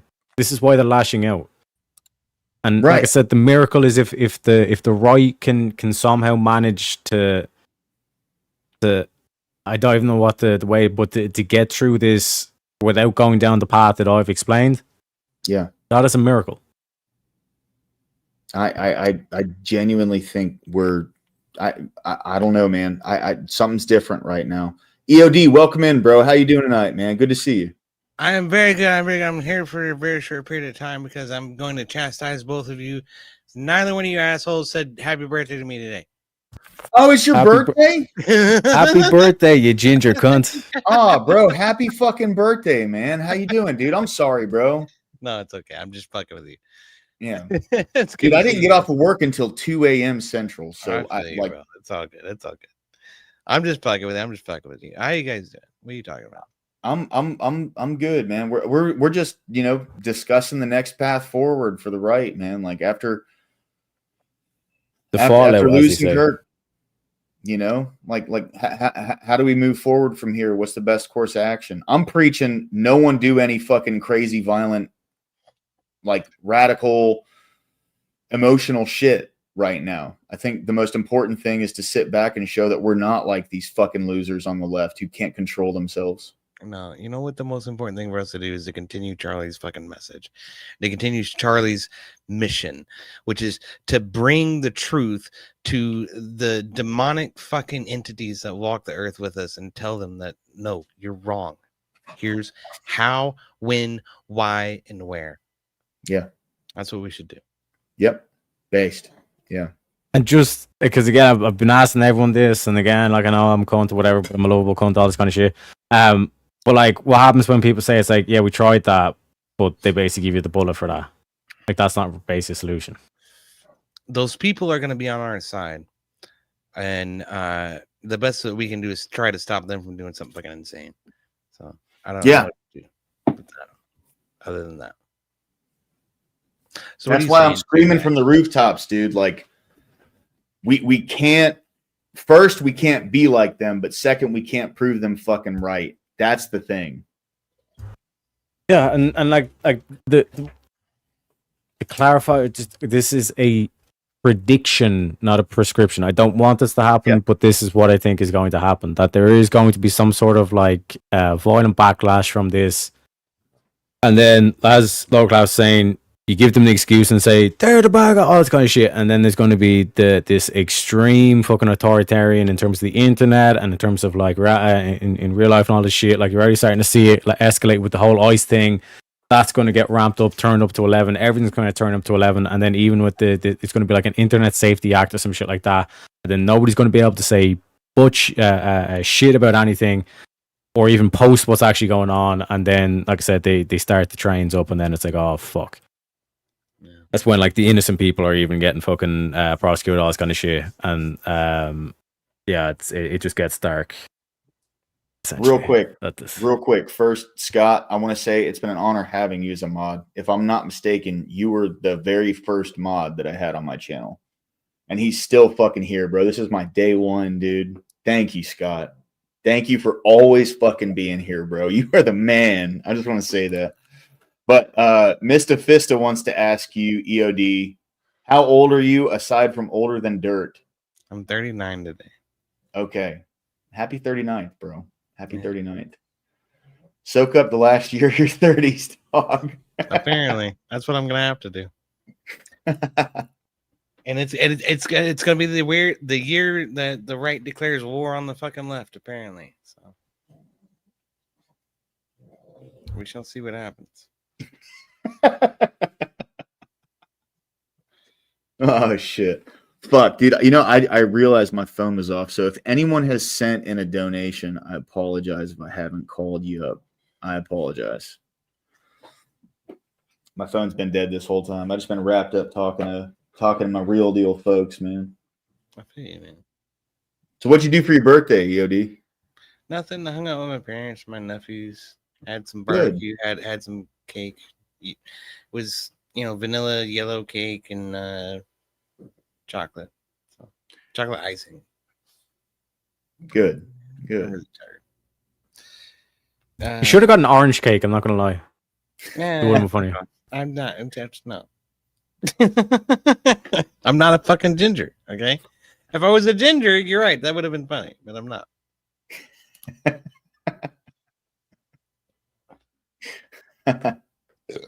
It is funny the Irishman calling you the ginger here. The irony is fucking fantastic. He's been around since the whole fucking controversy started with me claiming that I'm not a ginger and everybody else saying that I am. I think Powder Dusty really started it, actually. It was Powder Dusty's fault. So Really? It was Dusty? I like Dusty, man. Dusty's a good guy. he has a good sense of humor. I'll give him Yeah, that. he's funny as shit, dude. Yeah. John Beard says, "Happy birthday, EOD." Thank you, John Beard. Cheers. John Beard. Yeah, man. I'm glad to have John Beard around. He's been around for a while too, man. I think he's coming. Look, John Beard, you've come in waves, man. It's like you come around and then you kind of disappear for a bit, then you come back, then you kind of disappear for a bit. But regardless, man, I just like having him around. He gets a little fucking out there sometimes, but I like John Beard for the most part. Hey, John Beard is a good part of my chat. Yeah. So's Naughty Germ, dude. Yeah, Naughty Germ's good people. Naughty Germ is a legend, bro. He's definitely a Noron for sure, man. He's in good company here, bro. You know. Mm-hmm. All right. So, two things happened with my stream tonight. I shared an SNL clip and it ended up getting me copyrighted. But then after I did that, some guy came in my chat and tried to N-bomb me. Yeah. Did you catch him? Yeah. I mean, I caught him, but it's like I went back to delete the VOD, and it's like, well, YouTube's already fucking removed it, so I guess I'm good, you know. Oh no, dude. It's okay. It doesn't matter. There's thousands of hours stuck in there anyway. Yeah, I'm so glad that like no one's tried to do that recently. I mean, it happens to me all the fucking time. I don't fucking get it. You know what it was? Is my subtitle tonight was Charlie Kirk is my hero. Of course, yeah. That's what's gonna make people do that. Yeah. Fucking scumbags, dude. It's okay. Happy birthday to me. Happy birthday, dude. Fuck you, YouTube, but that's okay. Have you guys seen Nick Freitas's video that he put out? Nick Freitas. Yeah, I recognize that name. This guy? I recognize that guy. He put out a pretty good video. This one I'm actually going to like pause and comment on. I wanted to I played Erica Kirk's video earlier, but I was like, we're not pausing this. We're not stopping this. Let that, like just to hear what the woman had to say. You know what I mean? That was heavy, man. That was pretty heavy. It was, bro. That was extremely brave of her to do that. I'm proud of her because it's so soon. I wouldn't want to be anywhere near a fucking camera at this point if I was her. But yeah. I mean, straight up, dude. Like, and that's what I was saying is, like, because I went back home a couple weeks ago. And my grandmother is, I mean, she's devastated by the loss of her husband, but they were together for 50 years, Like, I just can't possibly fucking imagine what she's going through, considering that, my granddad and my grandmother, they had a plan. They lived their plan. They went through their plan, and they're 70 plus years old, right? Like, these guys have a plan, but haven't lived it yet. They had kids and they were, you know, like he's fucking 31. Yeah. He's younger than me, bro. That's crazy. Dude, I'm 8 years older than that guy today. Me and him were born in the same year. My birthday was in February. His birthday's in December. You know, or November, or whenever the fuck it was. It doesn't matter. But it's like, holy shit, dude. You know? Yeah. Oh, bro, I appreciate that, man. Thank you, Mr. Fista. You're a fucking legend, dude. Okay, I was wondering who gave me that. Mr. Fista sent me $25. Thank you so much, Mr. Fista. Cheers, man. What a fucking legend, bro. What a legend, dude. All right. Changing the banner. Changing the banner. Mr. Fist is such a fucking G, dude. Isn't he, bro? He is. I love it. He's a great fucking sport, and he's got his heart in the right place. I love hearing from him every time I do.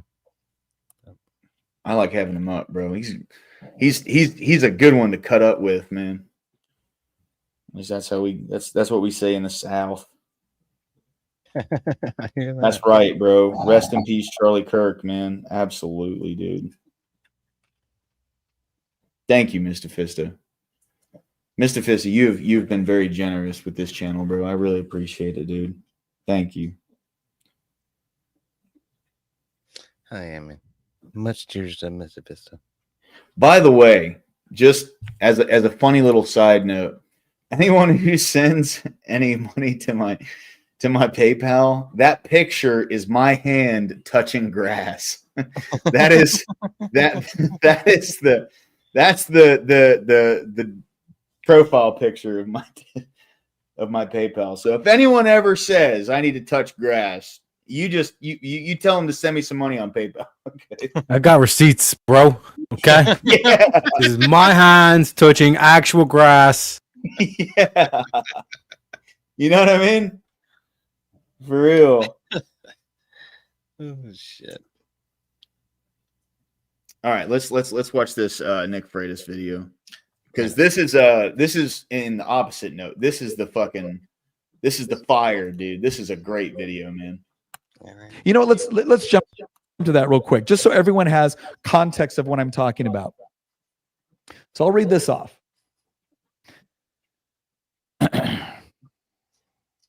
This was read my tweet. We'll put that one on there. So I'll tell you what the Speaker of the Virginia House of Delegates responded to. So this is what I said yesterday. And I waited on this because I waited on this. I prayed on it. And I was like, no, I believe this is true. So this is what I said. I said, I am told that as a state representative, this is the moment where I'm supposed to express my heartfelt condolences and then stand in solidarity with those on the other side of the aisle as we condemn political violence and stand unified as one people. But we aren't one people, are we? The truth is we haven't been for some time now, and there is really no point in pretending anymore if there ever was. We are two very different peoples. We may occupy the same piece of geography, but that is where the similarities seem to abruptly end. I convinced myself for a long time that whenever the left called me a racist, a bigot, a sexist, a fascist, a threat to democracy, for even the most innocent of disagreements, that it was simply hyperbolic rhetoric done for effect. And now the effect is a widow and 2 orphaned children because the left couldn't bear the thought of a peaceful man debating them and winning.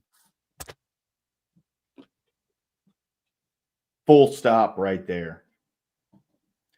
Because they couldn't bear the thought of a peaceful man debating them and winning every fucking time. Yeah. This is what I want to say to anybody who says, "Oh no, let's just cool down the temperature. Let's get back to the debate table. Let's try to continue the discussion, you guys." It's like, you know what? Charlie Kirk tried to do that. That's exactly what he was trying to do. What'd you assholes do to him? Fuck you. Fuck. But that's the thing, EOD. Who are we? Are we trying to reach them? Who are we trying to reach? Yes, lower class. We're trying to reach the disparaged youth who don't know their way yet, who are yet finding out what the path of life has to offer them. and who are struggling to discover themselves in the world and their place within it. We're trying to tell them that, yes, be with God. Yes, be with morality. Be with lawfulness, rather than lashing out at every little thing that might piss you off just a little bit, to the point that you think suddenly every single political opponent to your ideology must be gotten rid of. I want to Those show are you exactly something. the people we're trying to reach out to. I want to show you something.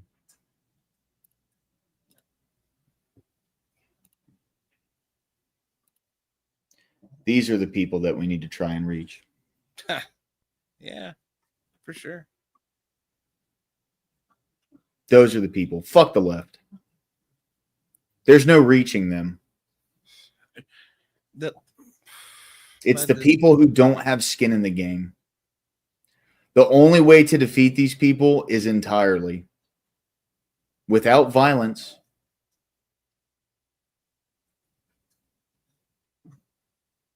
This is the way we defeat them. By pushing them all the way out.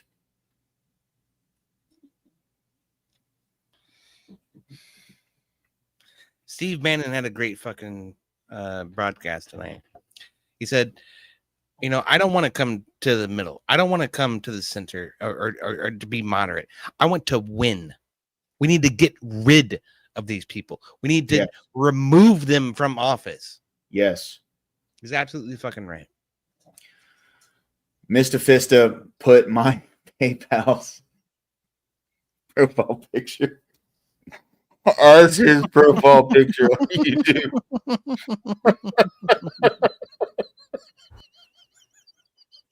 The internet remains undefeated, bro. It does. Mr. Fista's such a fucking legend. You are such a legend, bro. Yes, everybody. That is my hand. No, it's Mr. Fista's hand. What are you talking about? No, that's mine, bro. But yes. Back to the serious point. Yes. There is no talking to them. There is no converting them. There is no reasoning with them. There is no reason with these fucking psychopaths.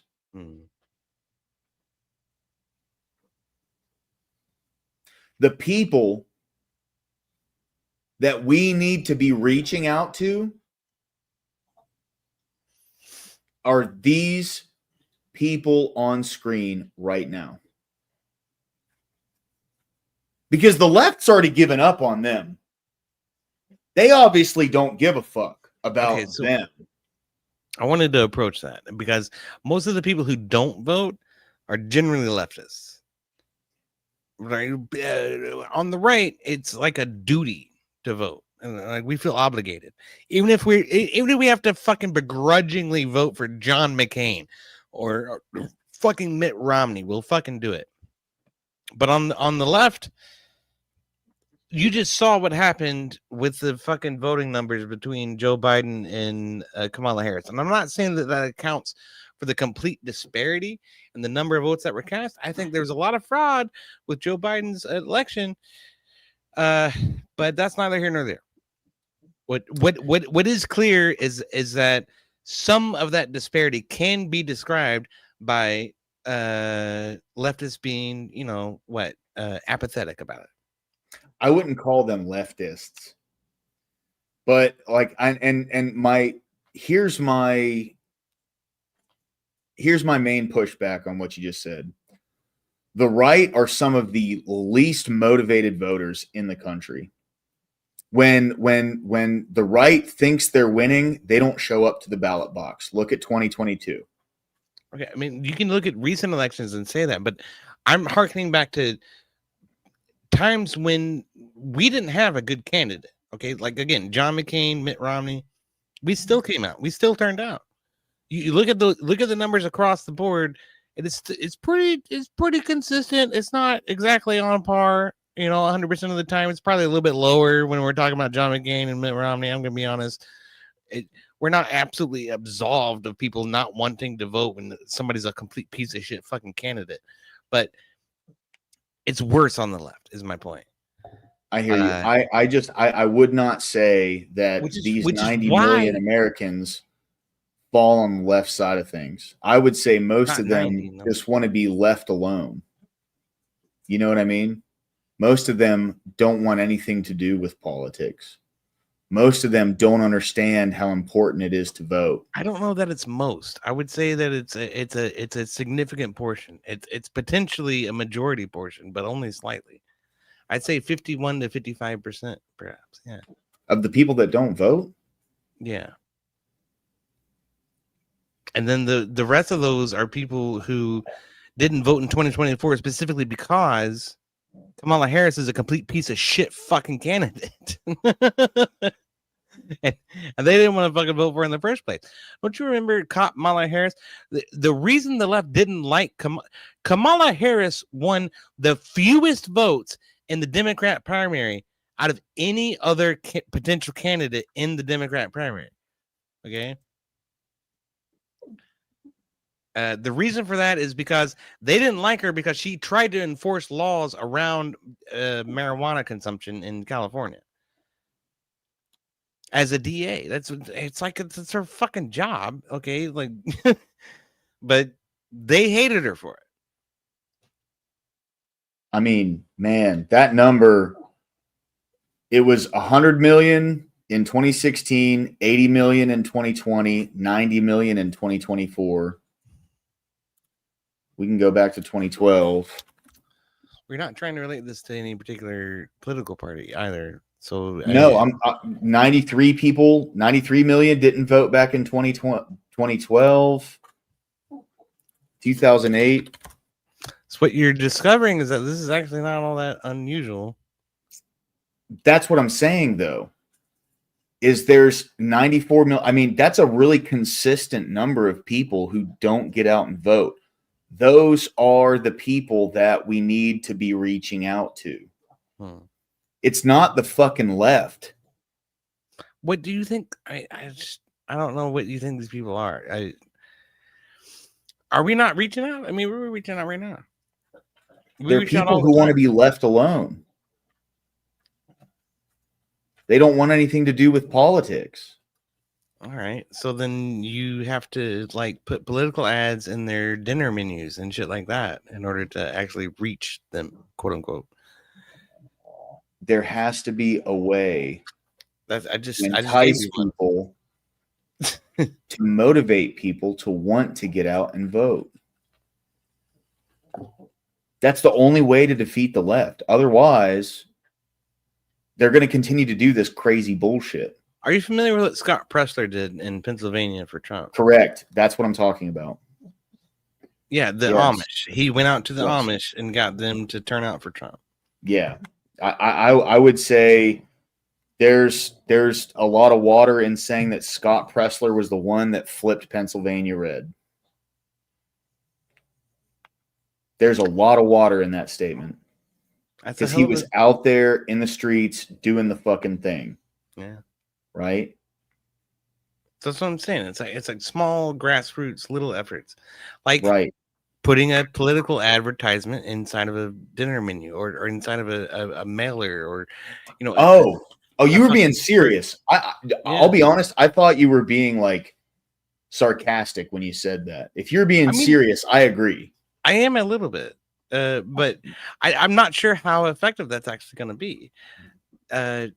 The Amish are going to be. It was last year. The Amish are going to be a lot more receptive to such a thing because they don't go to restaurants for dinner. You know what I mean? Like they're not really engaged in society the same way you and I are. So that's what I'm saying, though, is like that's the kind of that's the kind of direction the thinking needs to go. Right? The thinking needs to go in the direction of how do we reach these people? Because we're not reaching the left. Right now, the left is totally cool with like justifying and even mocking a man being assassinated for his views. We ain't reaching those people. They're walking demons, I know. All the people that are leaving them, we didn't have to reach out to them. The left destroyed themselves in that regard. Thank God for it. This is the 100%. This is the solidification. This is the absolute and utter defeat. This is the path. I genuinely believe that. It's the only way forward, man. I know a lot of people don't believe in voting. A lot of people don't want to hear it. A lot of people don't think it's worth anything. This is the path forward. These people need to be fucking squashed for good. They need to be out of the political power sphere, is what I'll say. They don't need to hold office anymore. We need to get them out of office. Absolutely. 100%. And that's like that's the way to do it. And that's the thing, right? Is like, you know, Charlie Kirk, what he was doing was he was making sure 100% that people were at least talking about it and motivated to go out and make something happen. That man did a lot of work with the youth, bro. I know. More work than I'll just be straight up, dude. More work than I'm even fucking willing to do, honestly. Teriak, you're over there in Ireland. You're familiar with Turning Point UK? You ever seen any of their events or going to any of their shit? Yeah, even the likes of Charlie Kirk, Candace Owens, like all them like came over to England and all this, like Tommy Robinson's doing the march now today. I have that like kind of like on a side by side. Like he's good. Like there are going to be people there like doing dedications to Charlie. It's like the free speech march, all this kind of thing. He was a world, like I didn't even watch Charlie's content that much. Do you know what I mean? Like I wouldn't even consider myself like a fan. Do you know what I mean? But even I was like, holy shit. Like 24 hours afterwards, I was still like fucking like speechless. I was trying to go on panels just to kind of like try and say a few things, but I couldn't even like contribute to the conversation. I was just like, basically listening in on panels. Do you know what I mean? But it's like it's exactly what you're saying. Like they're saying it's like, oh, we should just use our words. Remember what would Charlie do? Charlie would want to use like our words and use debate and all this stuff. And it's like, bro, like what words do we use to these people that are celebrating and dancing? Like there's no words that we can have. There's no conversation that we can have with these people. And that's why I keep saying it's like there's only one way this goes, and it's like they start bringing out the trains. But that's my point, right? It's like we're not taking the conversation to them.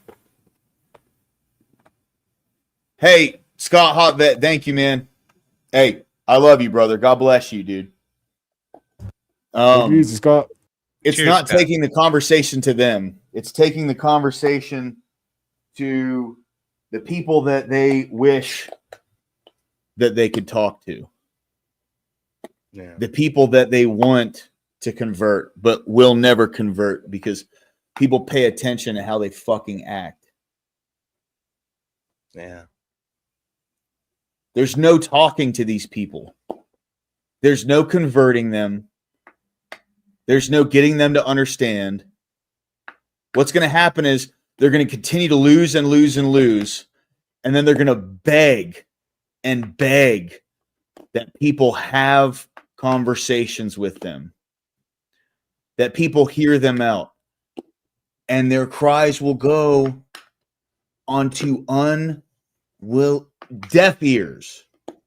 That would be justice. That would be justice. On an individual level.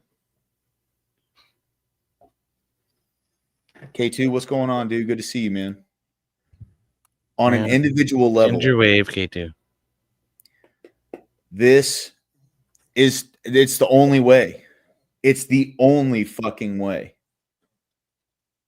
People who don't give a fuck about politics, I'm not saying inundate them with how important it is constantly, but be a solid representative of what the kind of values we stand for. Give people a reason to want to hear you out. I don't know. This is all platitudes, man. Okay, so what do you mean? What do you mean? What do you mean? You mean having a stream? Exactly what I said. I understand, but you mean having a stream? You mean having the conversations like we're having right now? Yeah. In your everyday life, do you not talk to other people? Sometimes. Fair. Fair. Yeah. Sorry, I'm a bartender, so I literally like I talk to hundreds of people every week, right? And this is what I try to do in my day-to-day life. I'm a very social person. Well, I don't go down the street and stand on a soapbox and try to tell everybody that, hey, you motherfuckers better stop being hateful. That's not what I'm saying. Yeah, no. What EOD is like trying to say, and again, if EOD, if I'm saying this wrong, let me know. But like he's pointed to 2 weeks ago, it was a mass pure. It was trans, and it was clearly against Christian whites.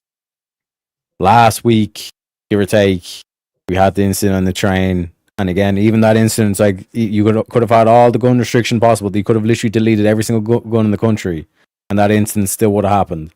And the motive was clear. It was because she was white. And there you have this incident. Purely because he was white and Christian. And conservative. And conservative. Yeah. So it's that, and the dynamic to it's like we need to reach these people, all stuff like that's what I keep saying. It's like there's like you cannot reach like the people dancing, all this kind of shit. And it's like from the people who don't vote, like they're basically in the mindset that they just don't want to go near anything. They think if they just keep their heads down and they be good little boys, that like all this will just go away. That like that's basically where that's why I keep saying it's like the train has left the station, folks. We can only veer it. It's going to get violent, but maybe we can use this violence in a positive way. And I don't want again to reiterate for the millionth time that I've been on these streams. I don't want this to happen. I'm just saying this is what I think will happen. The left is always a step or two ahead of us on radicalization, too. They always have been. And that's what's terrifying about it. It's only going to get worse. So what's the path forward? We have to absolutely delegitimize their entire movement. How so? To who? I don't know, but that has to be the conclusion. I mean, I agree, right? But what's the action? What can we do, right? Because, like, obviously we've shown debate does not work. Violence does not work. Yeah. Well, yeah. It doesn't. Especially not fucking, like, cheering on violence against Here's the thing is you have to understand the end goal. You have to understand the end point. That's where I like to start backwards. I really do. I like to work a problem backwards. That's the best way to fucking do it, if you ask me. And you try to work this problem backwards, what you're looking at is the ideal that on one side of the fence you have the most radical, insane lunatic motherfuckers that you can even fucking imagine that are absolutely brainwashed in mass, who to my mind, okay, what we can do right now, putting one foot in front of the other, is to have stronger, stauncher rhetoric and to have less tolerance for dissent, frankly. And it pains me to say this. Like, I cried when I heard about Charlie Kirk and I saw what happened. Rob cried when he talked about it on stream the first time that he talked about it. And I think the tears that we shed over it is for our country. Okay? Because this whole country is built upon the premise that you and I can have a conversation, even though we disagree. And what's been shattered is that entire premise. And so what we can do, lower class, is to acknowledge that moving forward, is that principle has been shattered. and that when we tacitly engage with these people, we have to be exceptionally fucking aggressive and fuck them and fuck their feelings and fuck what it is, whatever kind of fucking platitude they want to make to try to justify the fascistic overreach that they're advocating for, and tell them to go fuck themselves, and that all of that is bullshit. Like, the rhetoric has to be ramped up, not down. On our side. Right? And on their side, they're doing the exact opposite. And while that balance figures itself out, hopefully things will balance. I don't know. That's the best that I can hope for. Otherwise, it's Tim Pool meme, Civil War 2.0. Yeah, I'm not black pilled there yet, man. I'm not saying that it's not possible. I don't think it's inevitable. Then we need to ramp our rhetoric up. We need to be louder and more staunch and more asinine than we've ever fucking been. And these motherfuckers need to hear us. They need to hear Charlie through our voices every single fucking day from now until memorial. Well, we're the loudest we've been in a while. Because there are people all over the country getting fired for. What's up, dude? Good to see you, man. How you doing? My God. Hey, I had myself on mute just in case. Oh, you're good, dude. You're good. No, but we're the loudest we've been in a long time because, like, there are people getting fired for, like, all over the country right now for mocking his assassination. 3 years ago, that would have never fucking happened. No one would have given a shit. Because he's a right winger, not because they wouldn't be fucking upset about somebody making fun of a transgender shooter in Nashville. Excuse me. Yeah. But people did get fired for that, for talking about that. Well, people weren't even making fun of that person. They just pointed out, like, yeah, this isn't the first one. This is like the third or fourth one in a row. Oh, he needs to be canceled. And we really pointed out, hey, this looks like it's kind of a trend. We need to look into what's going on. Nope, can't talk about it. Can't talk about it. Yeah. No, I agree. All of this started with the idea that, again, like, we just need to be more prolific in what we're saying. We don't need to change our message at all. We just need to be more prolific in it. And what is one of the things that Matt Walsh was getting at? What is a woman, right? These people are mentally diseased. Okay, like, it's something that we can treat. It's something that we can correct if we approach it from the correct perspective. Yet what we're being told is to affirm it, is to say, yes, this is fine. Yes, you were born in the wrong body.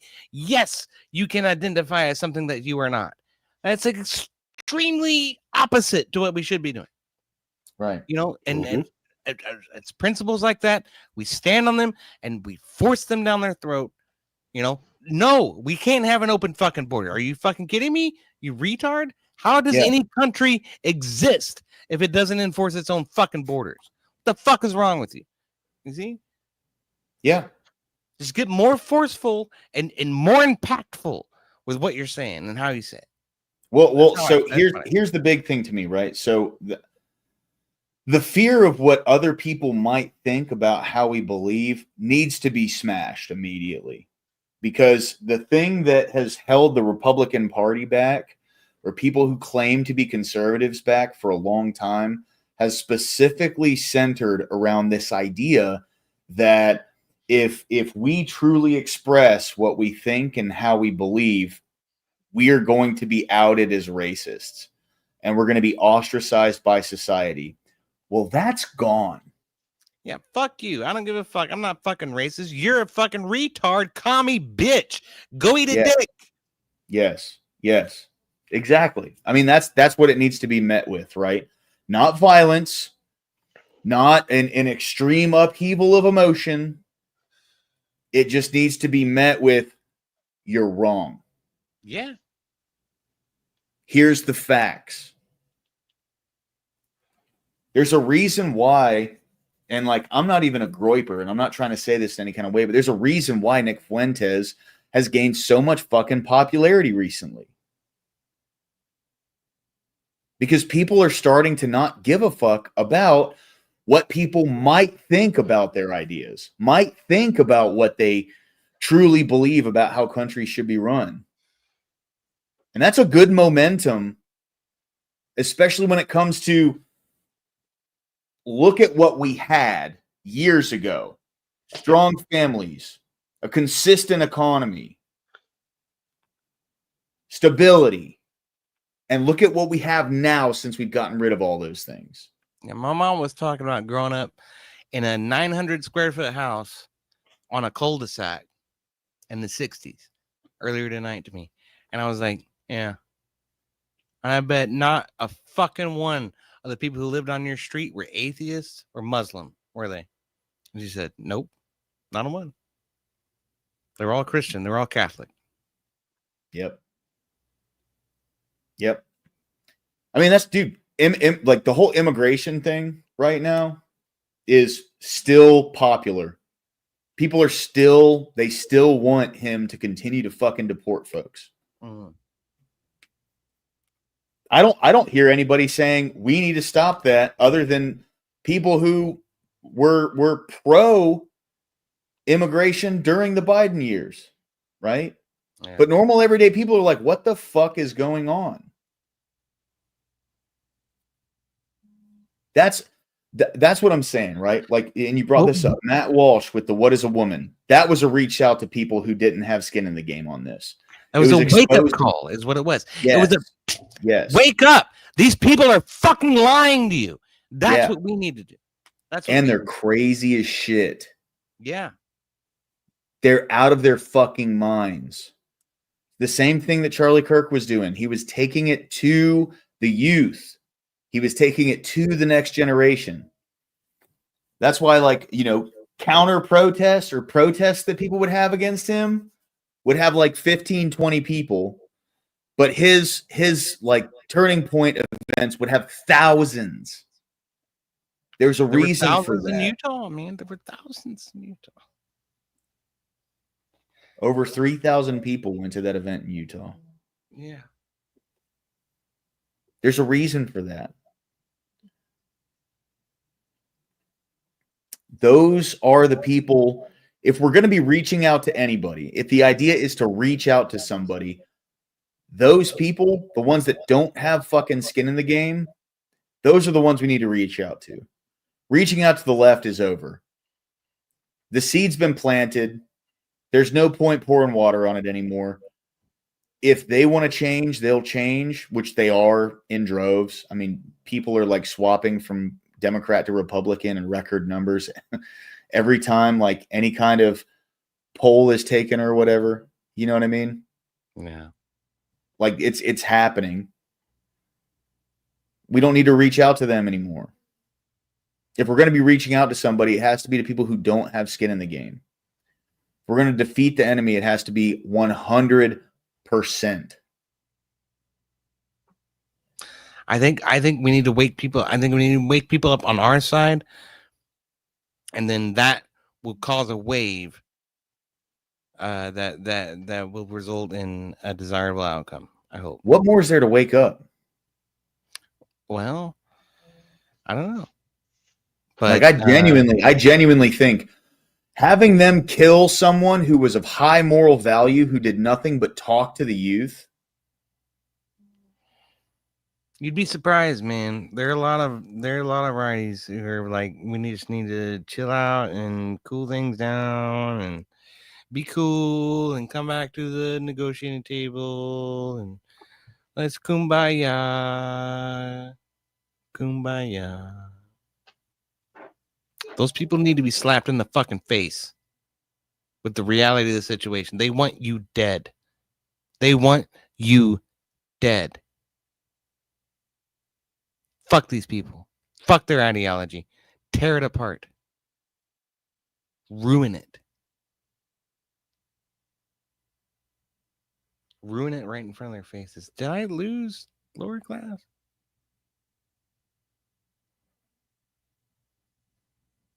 I think it did.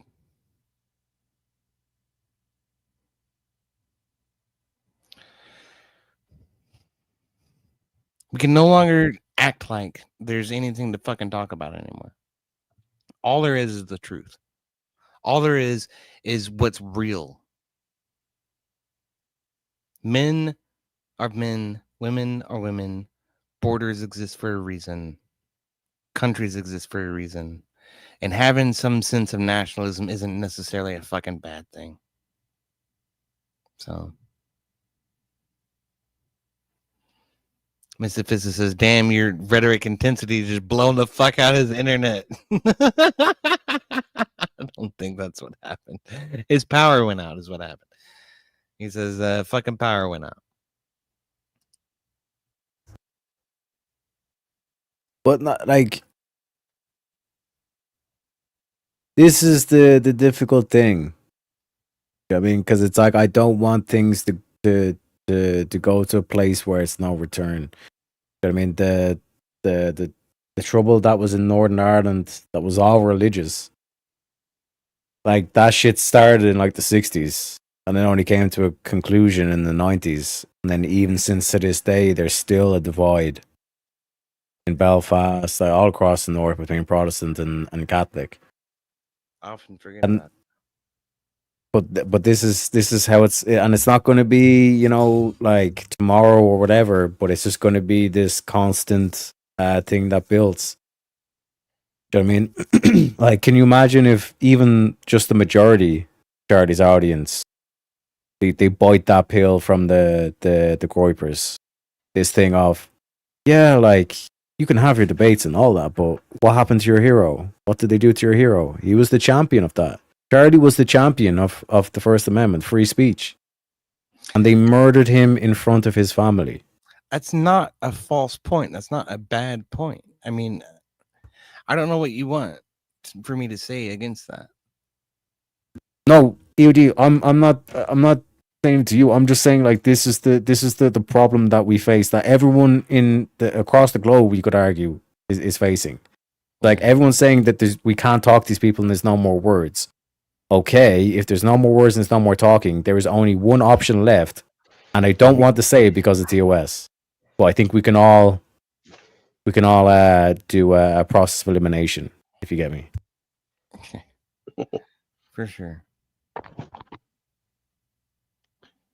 I don't want to see that happen. You know, that's why I'm saying the only way to try to quell this is to ramp up the rhetoric on the right and to try to make it very clear that we're not going to tolerate any more of the falsehoods and the Marxist redefinition language and the horse shit.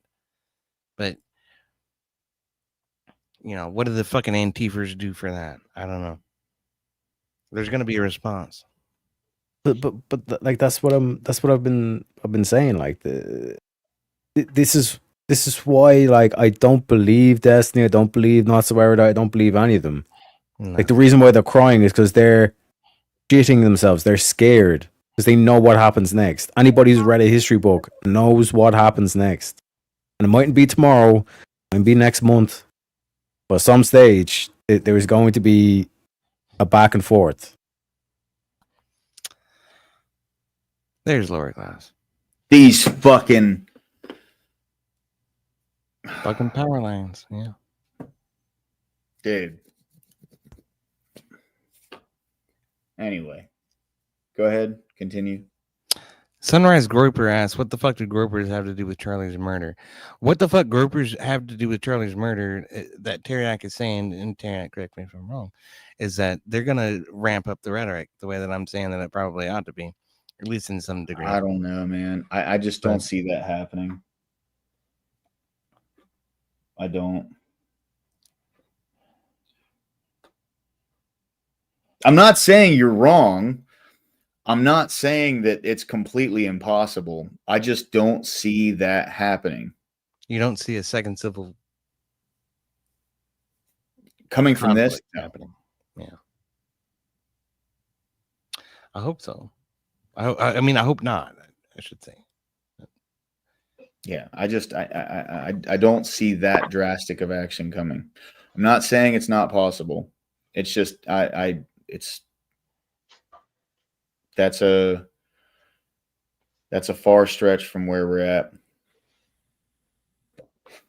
It's like, I don't see Turning Point USA going down. You know what I mean? No, I don't either. Because they were, dude, like they were doing events like I volunteered over for the an world. event over at UAB.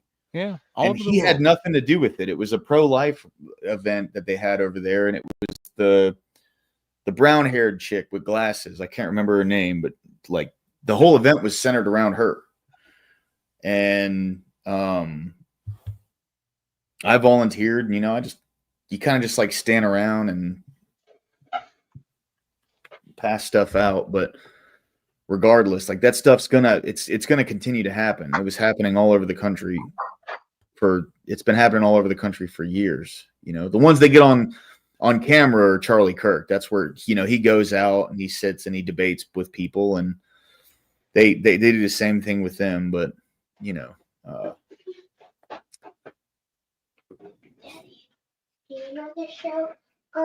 Yeah, just to clarify, in terms of the whole, it might not even be a group thing. It's just that counter question that gets posed, where everyone's like, "We're going to continue on Charlie's message. We're going to keep debating all this kind of stuff," and they say, "Yeah," and then they're going to blow your fucking brains out just like they did Charlie. What then? When everyone's saying that there's no more talking, there's only one other response to that question, and out of respect of Lower Classes channel, I'm not saying that. But if we were on Rumble, trust me, boys, we'd be going a lot deeper. And to be honest, yeah, I'll just leave it there. I need to start streaming to the big green platform, honestly, because these are the kind of conversations I actually want to have. There's so much TOS stuff that I can't actually say on YouTube.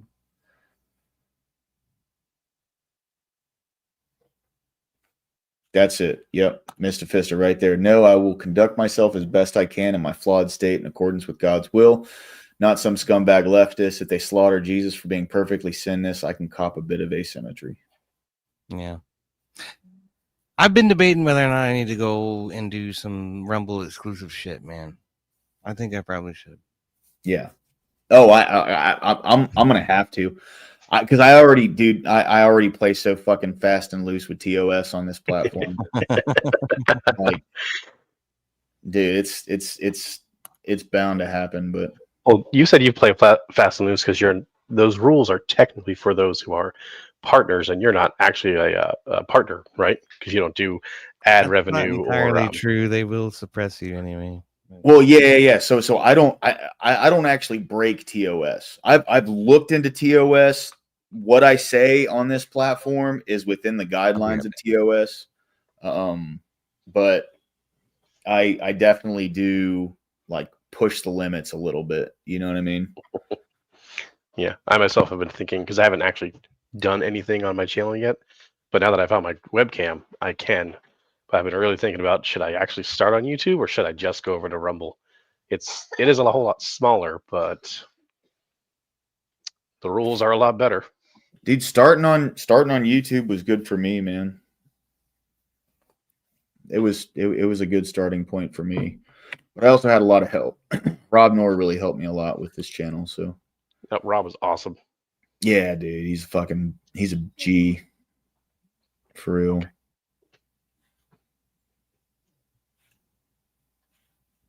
Sorry, my kids don't know how to not make noise. All right, there we go. No, sorry about that, guys. I was in the middle of saying something and I fucking forget what I was saying, but everything just kind of went dark. I went, oh fuck, Well, I was going to ask EOD because my daughter was talking to me. What he was saying, he said something about the 1960s. Tarek, do you remember what it was he said? This was like 4 minutes ago. Me with the Troubles, yeah, like it started with the in 1960s and it lasts all the way to 1990s. Gotcha. No, I can still hear you guys in the bathroom. Yeah, I didn't remember which one, if it was Teriak or it was you, EOD, who said something about the 60s. And I always thought they were actually started in the early 1900s, especially with the 17th Amendment. So when they really started screwing with things, because the 17th Amendment Amen, Abe. The 17th Amendment is one of the things that started breaking the Constitution. It didn't amend it; it broke it, because the whole point of the Senate is the Senate is made up of the state governments, and if the senators are no longer chosen and elected by the state governments, but instead by the people, there's no point, because the state governments no longer have representation. What I was talking about was not necessarily related to government infrastructure or how people get appointed. It was about culture. So gotcha. Yeah, my mom grew up on a street, and everybody around her was like her. So that's not true anymore, right? I look down one side of my street, I see a certain kind of people. I look down the other side of the street, I see a different kind of people, and there's a whole lot of discord and discongruity between these sets of people. This is it's a great place to have a discussion and to try to come to a common conclusion, but as we've been saying tonight, that's exactly what Charlie Kirk was trying to do. What they do to him. That's why I say we don't need to be civil anymore. We need to be more outspoken and more, gregarious with our speech. I'm not talking about making changes to the government, okay? I'm talking about making changes to the way that we approach social media and the way that we approach one another on these debate panels and the way that we approach, addressing the public in general. We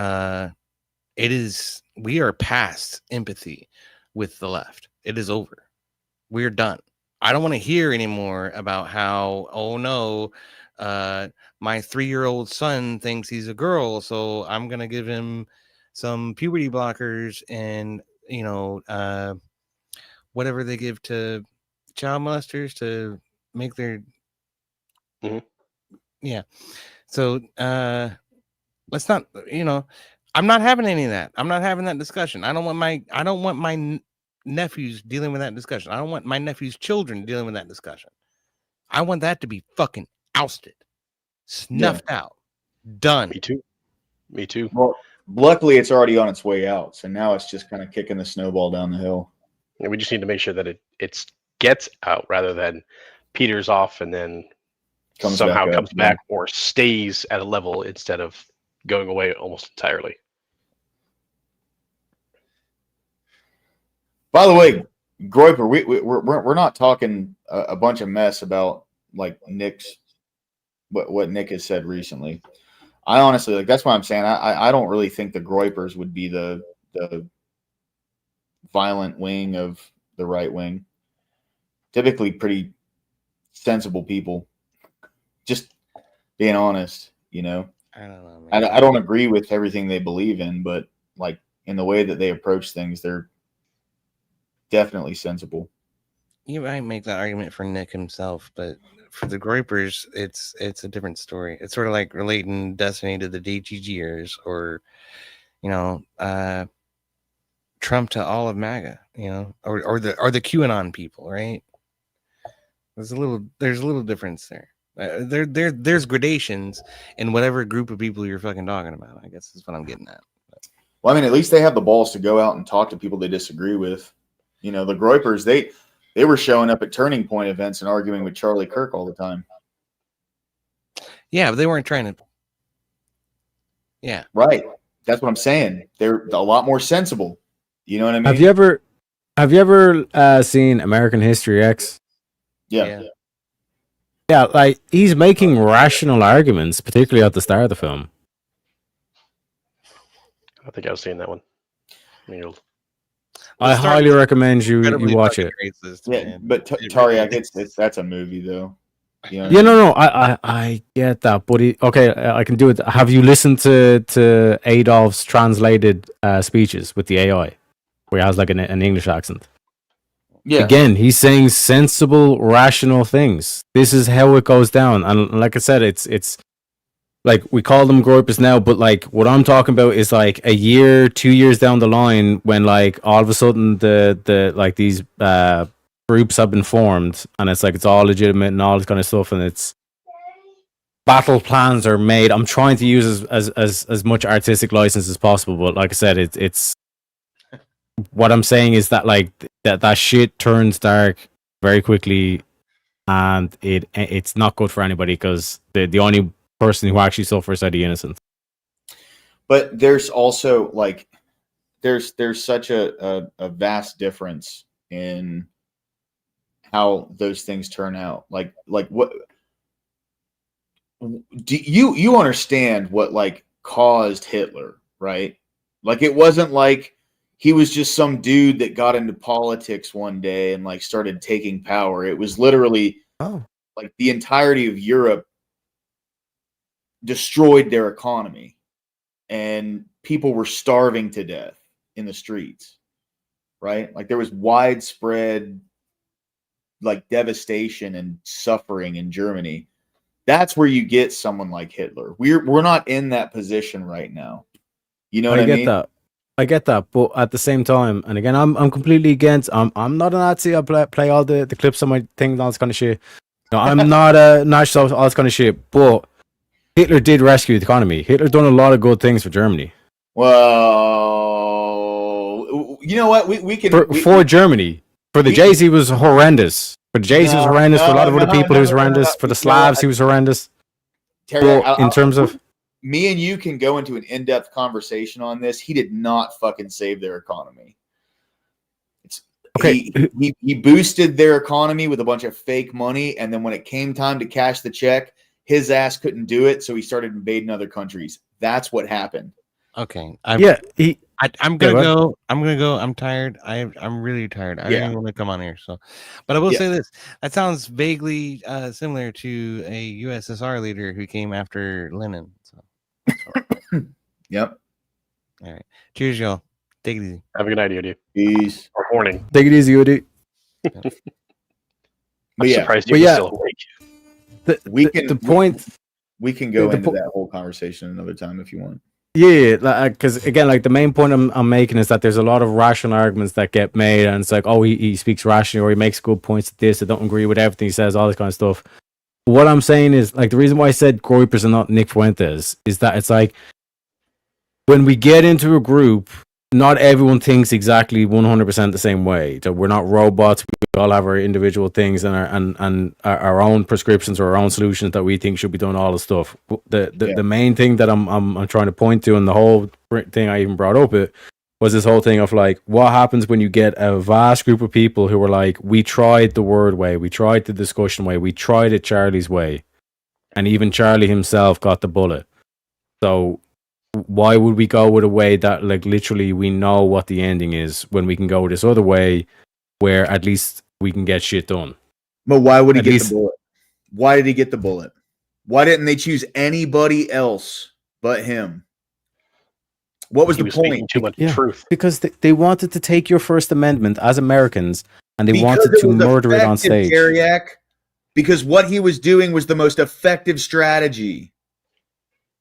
That's 100%. That's why he died. That's why he was the one who died. What's up, Rude? Good to see you, man. My boys are asleep now. I can make sure you cool, bro. Everything cool.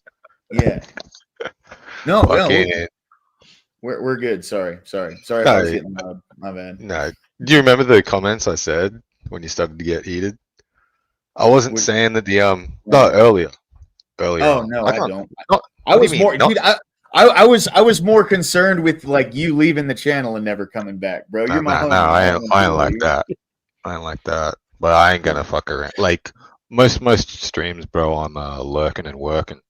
So if I can't chat, I'll just stop watching. Yeah. Sort of thing. So if you're gonna have mods that are just acting like fuckwits, I won't have a reason to be here. And that's not any saying anything about you, but like bad mods fuck up channels all the time. Yeah, but earlier I wasn't saying that the right were laughing about George Floyd. I was saying people act disgusting on both sides. This is just a new low. Yeah, I get it. My whole point is when you have it, especially as widespread as it was on camera, people like videoing themselves. Yeah, it's gross.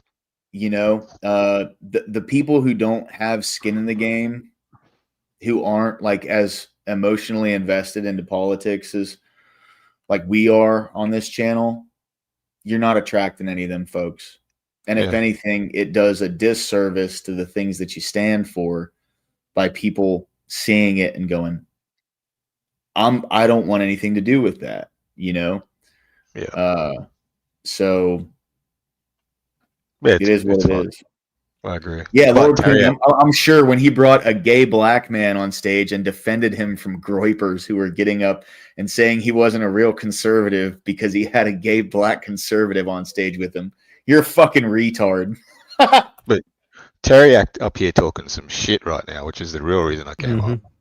The dude wasn't politically affiliated. He hadn't voted yet at all. That's He was irrelevant. registered. No, he had no political leanings. He was a I never said DJ. anything. Yeah, I never said No, anything but- about the shooter. No, but you're I was talking saying, about the reactions. Yeah. The reactions of the left is a far bigger problem. No, the things you were saying about, well, you can't keep talking because what if your head gets blown off next time? That's the sort of shit you're up here saying. Yes, that's the counter argument that's going to be put to everyone who wants to chill the temperature and wants to keep the discussion over and wants to stand for what Charlie stood for. That's the question that they're going to have to deal with.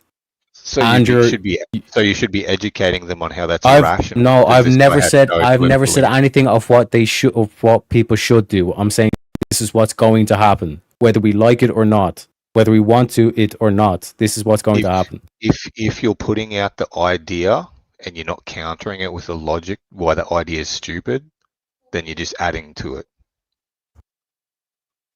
Okay, Elsie, how many times have I said yes? That's exactly what we should do. Lower class, we should stand for I what didn't Charlie say you were- stood up. Sorry. So I have given the counter position. That's what we should do. But what will happen is this. I was. So I have given to the both perspectives. I haven't heard you give that yet. Sorry.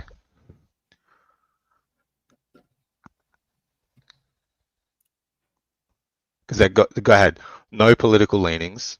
He was raised Mormon. Like, he hadn't voted at all. He wasn't a leftist.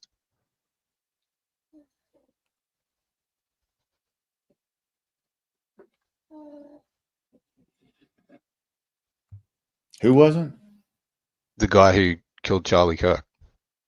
We had a bunch of fucking gay Antifa bullshit, like scrolled on.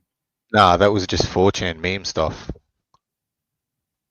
No, I mean, like, they're literally, like, law enforcement has confirmed there was, like, catch this fascist and Bella Ciao bullshit, like, scrolled into the bullets that were found with the gun. You go on 4chan on B and you're gonna see all that shit. It's like edgelord shit, like troll stuff where people say outrageous shit just to trigger people. Yeah, a lot of the what I heard was that he had what's the words here? He But was what do you mean? basically What do you mean on Reddit. 4chan though? Like, this is like public officials putting No, that no, up. I'm saying that those things that were written are just 4chan meme stuff that trolls use to trigger people. So you're saying he was There was like trolling fair. while killing someone? I was saying he's an internet edgelord fuckwit. Okay, great. So this is what I was talking about when I was saying we have to ramp up the rhetoric and these people are fucking lying to you. Okay, look, tell me, Rude Mudcrap, you're saying that the guy who killed Charlie Kirk is not a lefty. He hadn't voted at all. He had no political leanings. He was becoming more political. He was getting into politics more, but he had no political leanings. But I mean, like even the kids that were in his classrooms were saying that he was part of like lefty rallies and groups, and like he was involved in Antifa and all this shit. Like, that's I don't.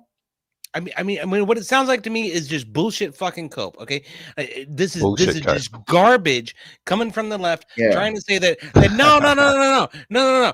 Every time there's a bad thing that happens from a shooter, it's not our guy. It's not our guy. No. It's your guy. It's your guy because he used a gun. It's your guy because you guys are the ATF. It's your guy because you motherfuckers like the fucking violence and the guns and the right-wing rhetoric. It's your all's fucking fault. That's what it fucking EOD, sounds hold like to on. me, is EOD, that you EOD. swallowed this fucking Kool-Aid and this EOD, bullshit hold on. is Okay, EOD. muddying the fucking water, dude. EOD. He's Ginger not ale, saying chill. he was a conservative. I'm not saying he's has any political leaning. Yeah. The stuff that I read that was written on the bullets, like if you read this, you're gay and all that sort of shit. That's all 4chan stuff.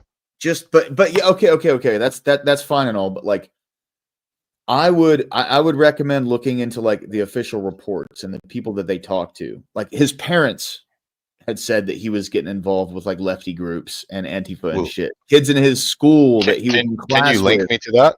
Can you link me that in the back chat or something? It's like almost 7 a.m. here, bro. If you want, we can don't worry go about over it. this.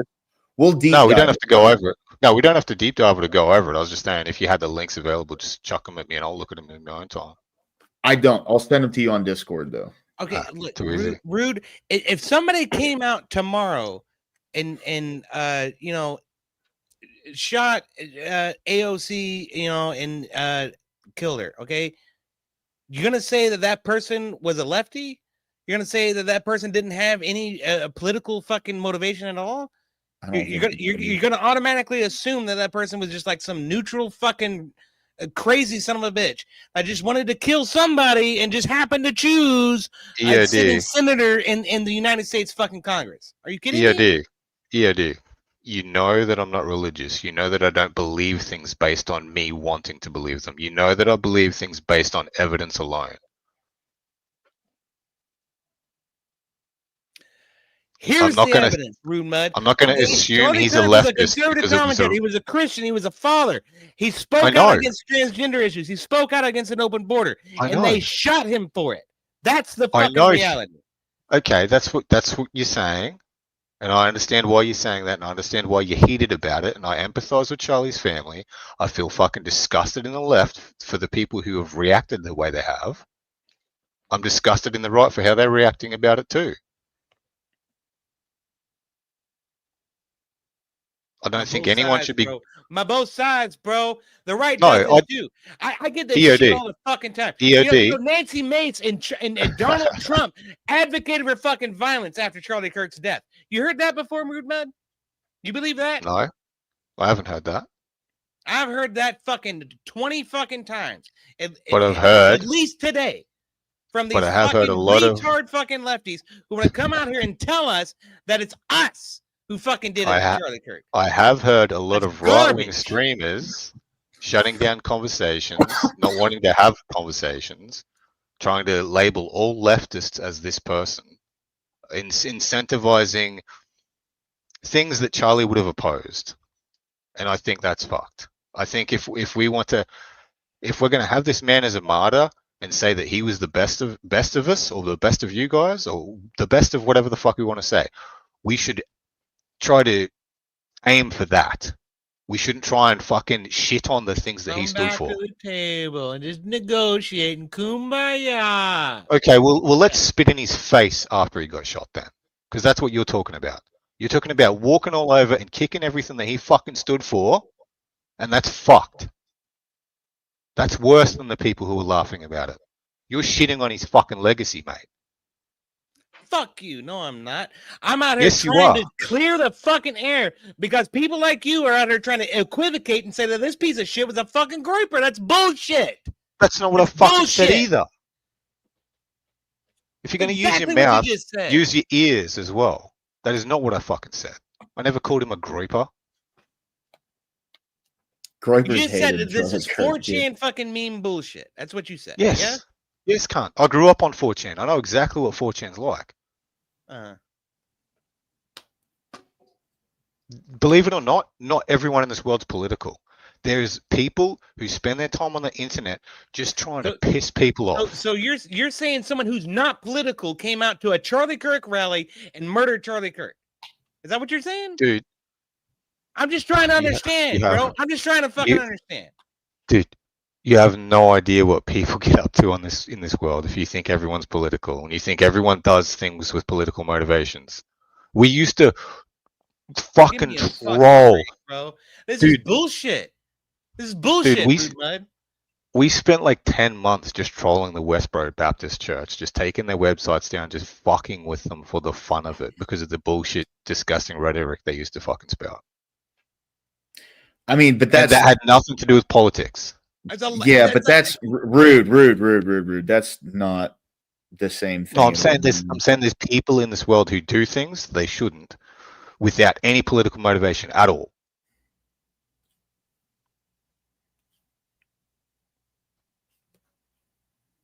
Just because Charlie was on the right doesn't mean this guy was on the left. It's not just because he was on the right that he was on the left. Like the evidence points to that, dude. The evidence points to that, man. I don't buy a fucking lick of what you're saying, Rude. I don't buy look, guys, it's 7 a.m. I already said I was going to end the stream around 7. Is anyone live? Any guys live? No, you want me to? I'm not fucking live. I'm done. I'm fucking done. I'm fucking tired of this fucking garbage. It's Tariaq, you live? Go. No, but fuck. Thanks for the offer. But like this is what I'm saying in terms of the whole dynamic route. It's like there's no stopping the train at this point. Like all we can do is just try to shift it in towards a less violent direction. No, but like in terms of like what? Is that rational conversations? There isn't. Yeah, but not like this is what I'm saying. Like this is the scene in Captain America: Civil War where Captain America tells Tony, "This isn't going to change anything, Tony." And Tony says, "I don't care. He killed my mom." I just don't understand why. Like I'm center left. I'm not on the left. Why am I one of the only cunts I see going around on streams telling people that they're shitting on Charlie right now? Like the bullshit they're fucking putting out goes against what Charlie was fighting for. Why am I fucking doing that? I'm on the left, cunt. You guys should be saying that shit. You guys should be going hold up, Rude. Wait a minute. That's what I've been saying this whole fucking time, dude. Yeah. I've been saying this whole fucking time. I haven't heard Tariaq or anyone say this shit. Like the people who were saying that like this, it's fucked. I know you're angry at the moment, but you're fucking. It's not what Charlie would be fucking yelling at you right now. Charlie would be telling you he's carrying on like fucking idiots. And and Rude, that will just incite them even more. Yeah, because they want to be incited, and if you accept that, okay. Well, why not? How could it be anything else? I'm going to bed. They could just be, emotional because one of their heroes got gunned down. Yeah. Okay, so there's fucking 100,000 right-wing men on the internet who have no emotional regulation and completely lose all logic as soon as they get emotional over a man dying that they fucking basically didn't fucking know. Is that what you're telling me? Yeah. One of their heroes, yeah.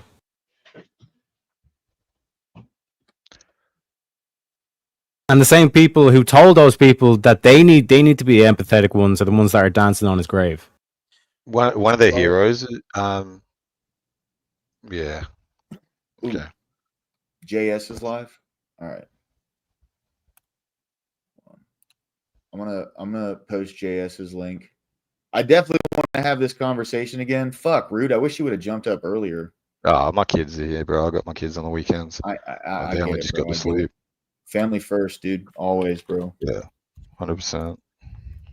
And to reiterate, just again, I will say it to your face, Rude, or like your avatar, I guess. Like what you're saying is 100% correct. You are 100% correct, and I wish that's what would happen, and I hope that I'm wrong. Well, it would happen if more people actually fucking spoke on it.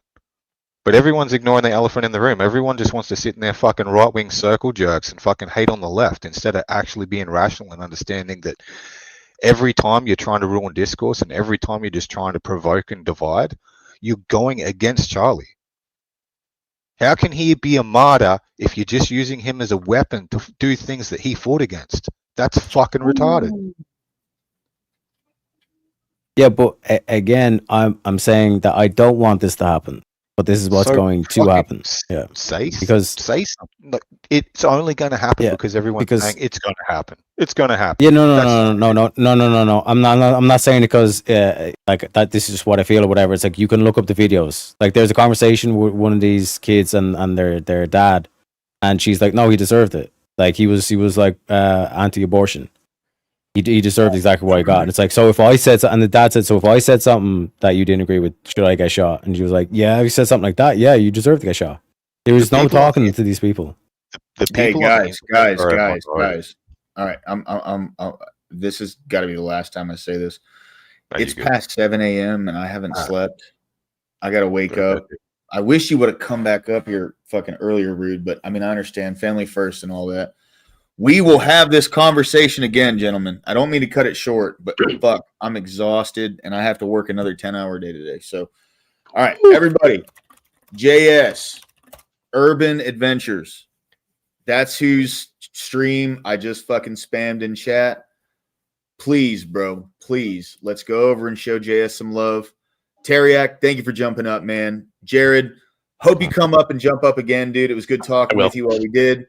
Rude, I love having you up, man. I'm glad you came back tonight, bro. I get where you got frustrated earlier, bro. Well, you're good. Me and the mods are gonna talk, dude. We're gonna figure all this out. But all right, guys, I gotta get to bed. I'm fucking exhausted. I would have been on much earlier, but things kept coming up. I had to go and get one of my sister-in-laws from work, and just everything. It's all right, bro. I get it. But yeah, guys, let's go give JS some love, man. Dude's a legend. He's got some good takes. We will definitely talk again soon, everybody. Guys, take it easy, folks. All right, have a good night.